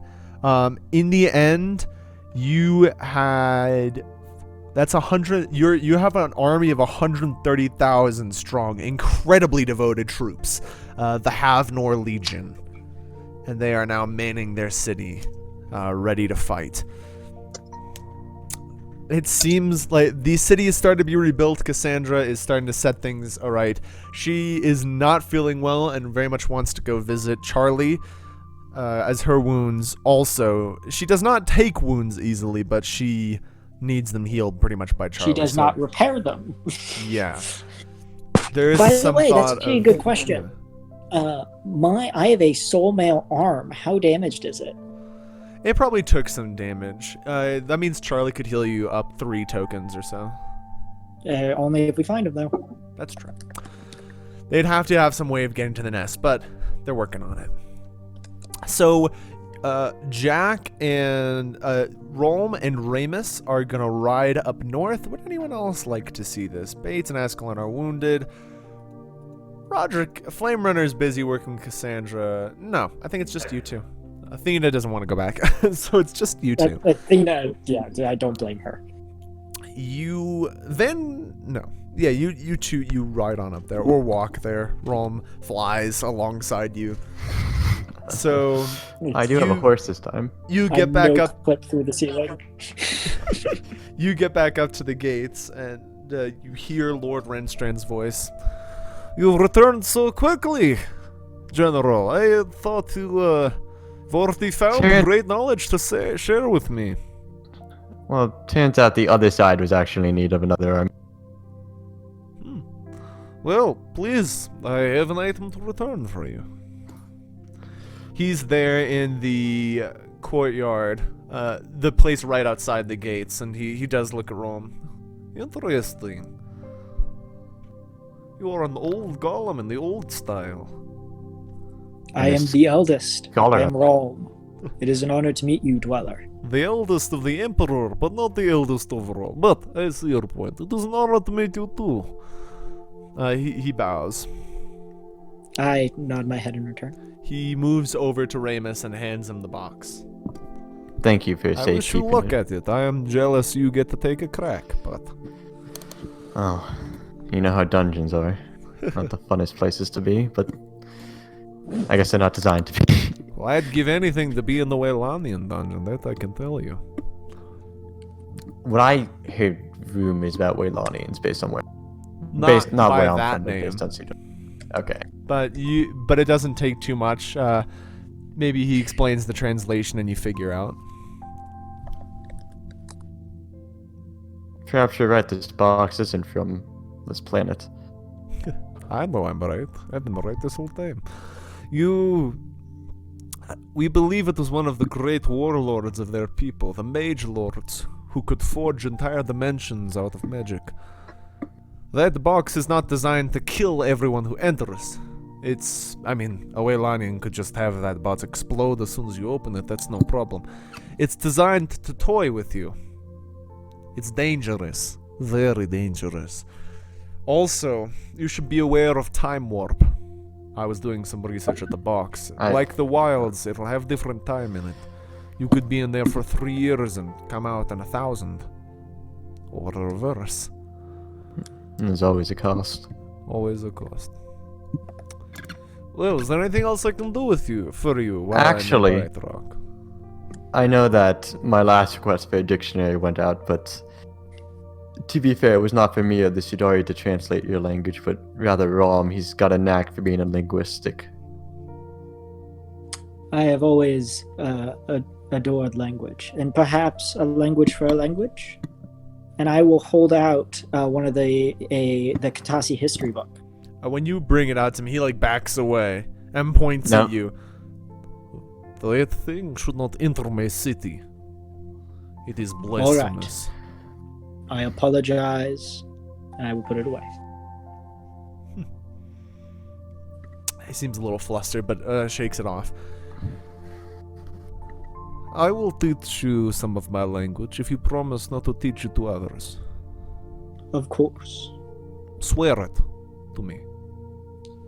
I swear I will not teach your language to others. Does it come out in the old tongue? No. Damn it. He nods. I believe you, Golem, and I swear as well to teach you what I can. He pulls out a volume and slides it to you. I will open it. It is in Sigillian. It's not a dictionary. You can imagine his eyes twinkling at you. For a true linguist, this will be no challenge. I wish you luck. Thank you. And I will put that in my bag. He did bring our language back from the dead, so It should have okay, I'm stayed going to point there. this out. I can only read and write Katasi. that's fair. If you find any more knowledge, let me know. Of course. I wish Thank you you. well in I would your love to. journey, and I hope you send that demon back to the pits of hell if it makes you feel better. That's the plan. And if there's any knowledge in this Waylonian box that happens to find its way here, I'm sure it'd be in good hands. Thank you. He pulls something out of his pocket and flips it over to you. It's a coin. A coin from an old kingdom. I believe it was called Alwen. It's always brought me good luck. Maybe it will for you too. Huh. I'll keep that in mind. Small wood, though, named after a province. I will look kind of wistfully at their door, the door to their city, and ask, "May I return someday to perhaps share stories? I've always loved knowledge." When you're done with this war, Golem, and your sword has seen its use, come find us. You can study with us as long as you might. Thank you. He will look kind of sad at his blade. I never wanted to pick one up. None of us But- do. None of us do. When I have put it down, at least for a time, I will return. You will be welcomed as a dweller, albeit a tall one. Like 3 times the size normally. But, He waves, and the doors, the gears and levers twist and turn, and the opening closes behind you. we've got to get this back as soon as possible. Back in Havnor, you've just finished a long shift of helping at the clinic. Add a basic medicine to your aspects list, or some, if you have that already, that's fine, or something along those lines. Maybe like learn from the sister or something like that. Not enough to your do sister would be proud of surgery. you. Not to do enough to do surgery, but you can do some battlefield medicine. Maybe you can call It was that. mainly You can just bandage a wound. offer encouragement to people who got injured and make sure everything's okay and everyone's all right. Have a presence. She, you at one point you get like tackled from behind by a little form. It's the little girl you saved from the wall. She kind of hugs you fiercely. You're alive. And you as well. You fought hard out there. I saw. I saw. And she What? just kind of holds on to you, just not letting go. I just pick her up at that point and put her on my shoulders. I'm like, I didn't ever catch your name. I'm Kylie. What's your name? Kylie, I'm Amaya. Thank you for saving me, Amaya. She kind of course. holds you close. Just doesn't really want to let go. Where are your Ron parents? would be crying at this scene Oh. because she's about Rose's age when he went to sleep. She looks up at Amaya and just kind of hugs you even closer and doesn't say anything. Kylie. Where are your parents? I don't think they survived. Oh, Kylie. I'm so sorry. And I think I bring her down and like kind of kneel down on her level, and I'm like I've lost someone too recently. It can be scary and it's gonna hurt for a while, Kaylee. But Who- we're gonna get through it together, right? Who did you lose? Actually, I lost my sister. She was a fighter, apparently. She Well, was a fighter. Well, I can be your sister, and you can be my mom, okay? Oh, I just like tears start streaming down my face. Kylie, I'm like, of course, Kylie. For the rest of your days, she doesn't leave your side. And Well, I don't let her leave my side. battle-scarred Amaya, covered in blood, right hand on her sword hilt, left hand holding Kylie's little hand. As you wish well to people, you're moving through the streets, and you see Cassandra actually doing the exact same thing. You practically bump into each other. She turns a corner, wishing someone well. Oh, Amaya, sorry. You fought well. Thank you for helping me for those stone golems at the beginning, and for holding the east gate, and for everything. Cassandra.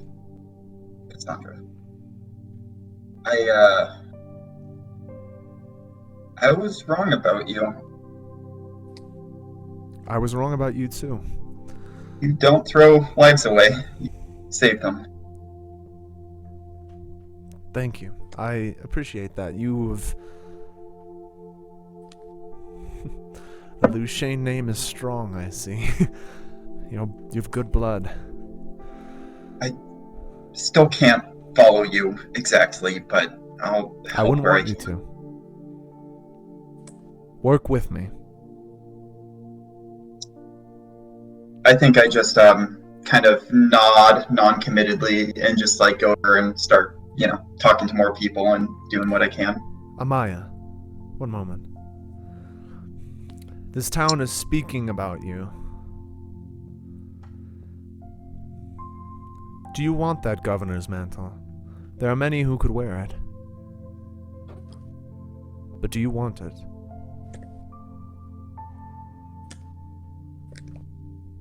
I don't know what I want, I suppose. I've never, not since everything, I've never known what I want.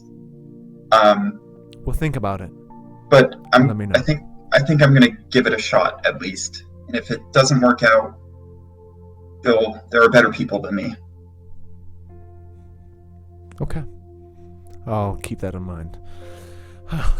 I have some announcements, but we'll wait for Rolm and Ramus to return from their trip. I also got my right-hand man right here, and I told Kylie. She smiles at that, and she kind of goes over and picks up little Kylie and twirls her around. Kylie kind of like squeaks in excitement. Well, I don't know how Merlin will stand against you with such a savage bodyguard. Take care, man. And she walks off to go help some of the Guys, The I end, found listen. Merlin's weakness. Kittens. powerful. Powerful. Ramus, you and Rolm ride up to the front gate, and you see Flame Runner, a little bandaged, but nod to you at the northern gate. Welcome back. Do you have it? We do. Open the gates, boys. Ramus, can you just remind me how I was, freed again? And he's got a big shit-eating grin on his face. I don't know. I wasn't there. Come on in. I picked you up and well, after standing still for 3 days, I just kind of You got a picked you up. detailed description of that happening. That was the only thing going on for you for a while. And then I watched the spider move from wall 2 to wall 3. It took 7 minutes and 20 seconds. Exactly 75 degrees. Going 1.3 miles per It was and it had 32% humidity. At the courthouse that night, not everywhere, because they keep some guards on watch. Of course, they're not stupid, but a lot of the city has quite the party that night. Drinking. They wait until Rolm and Ramus come back, but once things are rebuilt and set right and everyone's returned to Havnor, There is quite the party. Drink is shared, and the streets are clean and beautiful, and men and women and children and elderly are moving through the streets dancing and talking, musicians at every corner. It's a pretty beautiful place. Havnor is a lovely city, and now that it's back at peace, it's a pretty beautiful place. You sense there's an Havnor for a long time has been in the Hierarch Wars, and of course been under Merlin and all these different things, but it's an ancient city. It hasn't always been this merchant city obsessed with money and gangs and all these problems.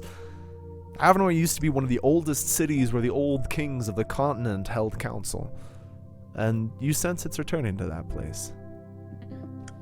In the courthouse, Cassandra raises a toast to all of the people who made this possible, and she can't really drink, but just trying to encourage. Rom claps her on the shoulder and is like, I know the feeling. I frankly miss it, but probably good for me. If you ever go to the wilds and get on the train, they actually have something that both of us can drink. Really? I'll have to check It's that very out. good. Oh, and Ramus, I have a little something for you. He probably gets up and goes over. Ah, well, I received a shipment last night, and she arrived in the mail.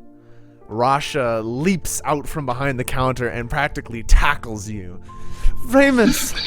Oh, so good to see you.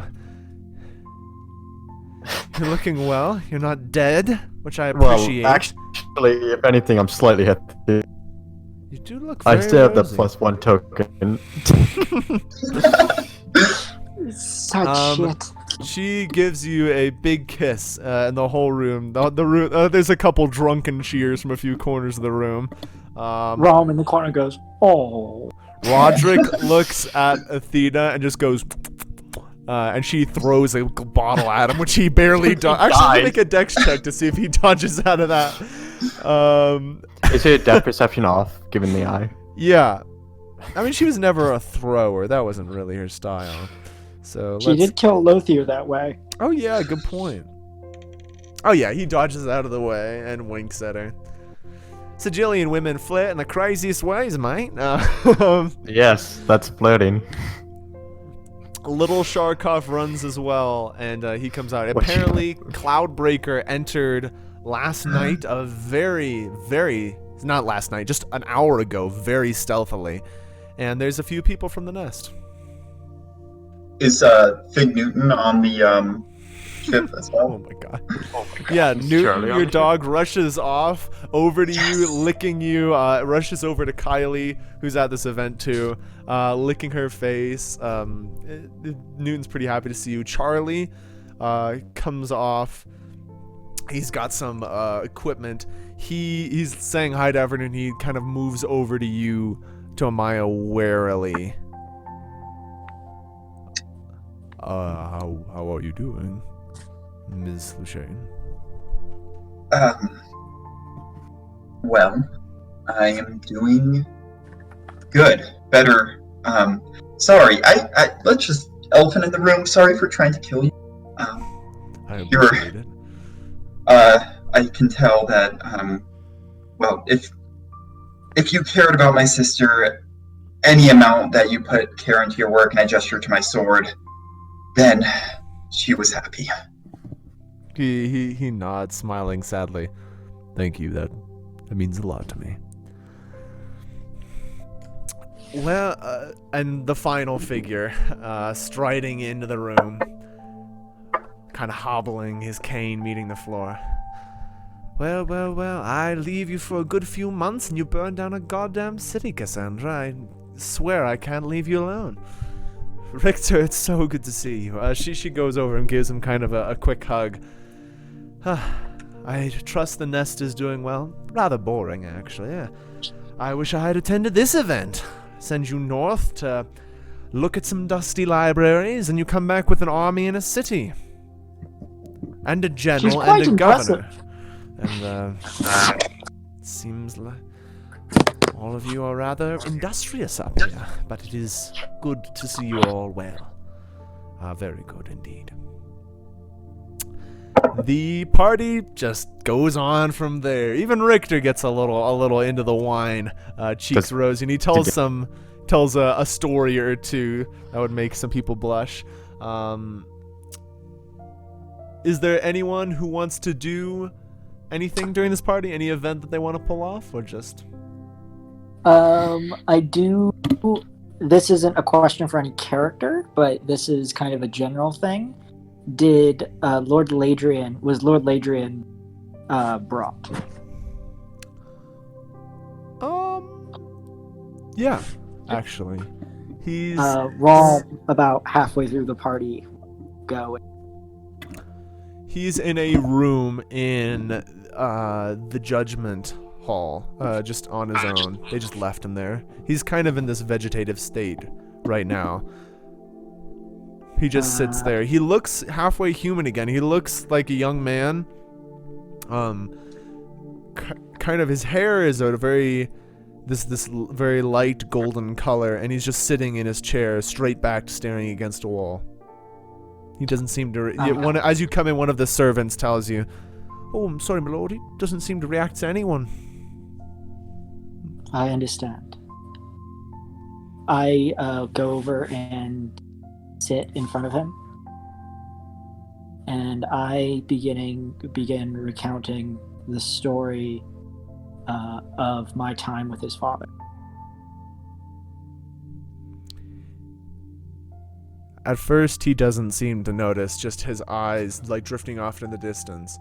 But slowly throughout the long story that you tell him, his head kind of tilts over. And I'm assuming you just sit there with him for a while, right? I sit with him for as long until someone comes and gets me. Well, if they're I all run out of partying, stories, so yes. If I run out of story, I then sing the song that I sung to the Emperor's daughters when they could not sleep. You talk with him, and he just kind of looks at you for a while.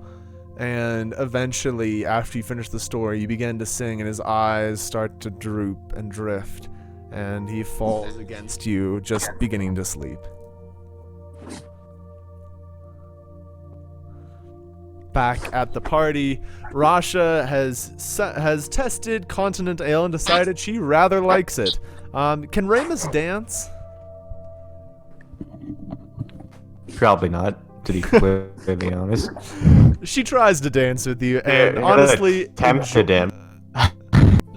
she enjoys you not dancing honestly more, and you have a blast. Sharkov is so excited. You even do a little dance with Sharkov. Does Sharkov get his own little cup of wine? Is that the household you're running? He's 16. No, he's 14. He's 14? Oh, I just forgot. He's probably like 14 and a half or something. Oh, okay. He was 12 for the what are they called? The Wireds. Oh, yeah. And then there's 2 years. You see Athena, Flame Runner, and Roderick in a corner, swapping stories. Lord Richter Roderick has 2 black eyes for whatever reason. yeah, you don't know why. It seems like Lord Richter is maybe talking with you, Amaya, and you've never seen him. He doesn't seem the type to seem very tipsy, but he's actually quite jolly. He's telling a funny story, which doesn't seem like him at all. He has Kylie giggling in her seat as Newton just kind of cuddles around her. And you guys see, like, Cassandra talking with Val in the corner. Which you didn't really expect. Val is in the form of, like, a young woman that she's seen before. And Cassandra's talking with her, and they're getting along really well, actually. It is totally that woman that we caught Cassandra in the brothel. Wait, what? Remember when we found Lancaster? Yeah. And we did. Yeah, it's totally that woman that we caught Cassandra. But wait, how would Val know who she is? Val seems to just pull things out of people's memory. Oh, good point. She can do memory pulls. Yeah, it's 100% that girl. This absolutely beautiful young woman who, you found her at a you found her at a brothel. I mean, but anyways, yeah, she's sitting there talking with Cassandra, who seems just very focused on talking with Val all of a sudden. But they're getting along really well. Val seems to be laughing a lot at Cassandra's jokes, and they're getting along very nicely. I would love to dance with someone, but I am having a hard time deciding who. Who's not preoccupied like entirely. If you wanna dance with old man Richter. Richter. Oh, like no, he's telling a funny story to Kylie and stuff. Okay. I mean, everyone's okay. You can wait till anyone's done with something. Who do you pick? Who's your pick? Either. I mean, if you really want to go get Rob will try to dance. Oh, I'd make you do a dex check. Yeah, it would be hilarious. I would love to dance with Val, I guess. Okay. Yeah, you pull her away from Cassandra. She doesn't seem like she wants to go, but as soon as she sees you, Val has a short attention span. She's already in. Apparently, Roderick can play. He has like a little lute on him, and he's pretty quick on it. He plays like a good jig, not a jog. Dumb. He plays a good jig, and you and Val are off to it. She's a great dancer, actually, and so are you. As you're dancing with her, you look over in the corner, and you can see your teacher sitting there. He downs a glass of wine and nods to you respectfully, just sitting in his corner.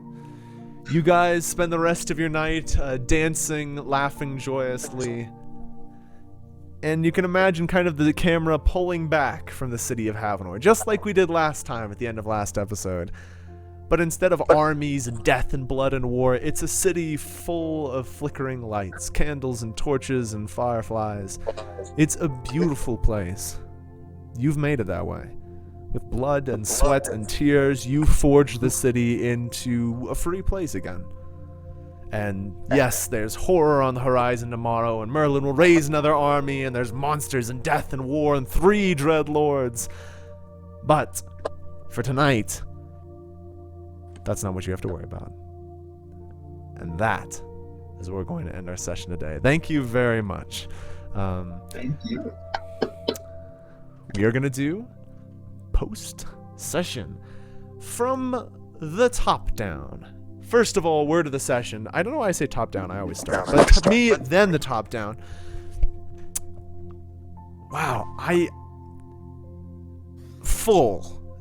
It was full. The session had all of it. It had the great climax, this incredible fight, the twists and turns, all these saving days where various powers and heroes kind of turned the tide of the battle, the twist of the box being a dungeon. It's not a twist, but just the reveal, rather. The kind of foreshadowing of that, and finally ending with this kind of beautiful party of everyone convening and showing you can win. It's not hopeless. Maybe hope is what I always go. My word's hope. Sorry, that took a while. Hope, Brink. Enthralling. Jack. Ooh.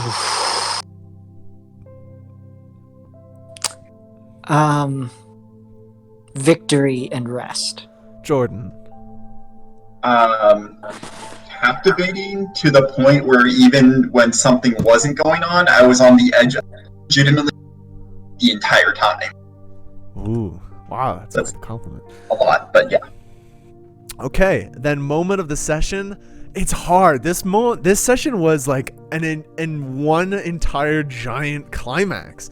It's hard for me to pick a session. Raiden's awful. I love her as a villain. The steel golem being revealed. This is probably almost as rough as the climax from last season. It was intense. You guys took a beating, but I don't know. There's so many moments. I don't have a moment. I can't think of one. I don't know if I've ever done that. Give me a chance. I'll go last. Brink. You give some moments. I need to go. The non-stop fighting when you guys went from like the steel guy to the vampire lord, and then to them like breaking down the wall was pretty good. I think that's probably my moment. That intense center of the siege. Jack, moment. Definitely the reveal of the steel golem and just me getting socked is one of them. Um, I liked the dwellers, and I liked the ending party. I loved. Here's one of my moments. I loved you saying I wanted to go back, because that's where I want this season to end for Realm. This is my like selfish want for that, but I want this great finale battle. You know, you guys win, and then at the end, when it's all over and done, you are walking up to the gates and knocking on the great clockwork door, and you get to just kind of bask in this great bastion of knowledge. Like, I love that idea, so I like that you did. Yeah. That. Jordan. I loved just like everyone ganging up on the vampire, because I could not stop thinking of just kind of end game where everyone was just fucking Thanos up, which was just great. I love the ending party. I love Kylie. She's already broken my heart, but she's gonna break my heart more and more. Someone definitely needs to take Kylie as their next character. Ooh. God. I also liked, I'm sorry, Jack, I also loved you fighting the steel golem in just the 4th reason in a row, just because that's so ridiculous. And, yeah. Okay. Not that I want you to die. I don't want you to die at all. But I just thought that was funny. Totally cool. Literally, during that entire primary combat, I had 3 rolls that were above 14. The rest were below 10. Yeah, you were. That was not the best roll. You got that out of your system. Most of those were below 5. Although I heard what Brink said, I feel like he's right. I feel like you're paying back your lock debt. Like, you had so many stupid rolls as him. Yeah, it's like this. I think I played back probably most of them. I think I'm still in debt a little bit because Locke had some crazy ones. Yeah. But you've paid back most of it. You're like 50% through your student loans here. Pretty much. Well, I think that is the end of the session. Wait, Brink, what was your moment? He did the moment. That's when you guys fighting like the vampire lord and sorry. It was like 3 fights back to back. It's getting late for me. No problem. We called that the Siege of Havnor, right? That has to be called the Siege of Havnor. Okay. Yeah. Chapter 6, the Siege of Havnor. Nathan, you're totally right. This was the most intense siege that at least I've been a part of, and I've been a part of 3. This episode might be my favorite so far. Maybe. It's up there. I really like this one. Okay. It's either this one or the second one for Into me. the Wilds. It makes me so curious you guys like that one that much. It was a great session, but it was a totally different style than most of what I've done. Regardless, that might be why. I think so. I should try more weird styles. I have some fun ideas. Ooh, that's a good point. There's something I wanted to experiment with for a while. Maybe I'll do that. Well, we'll end the recording here. Hello, everyone on the recording. Thank you for watching. Bye. It's over.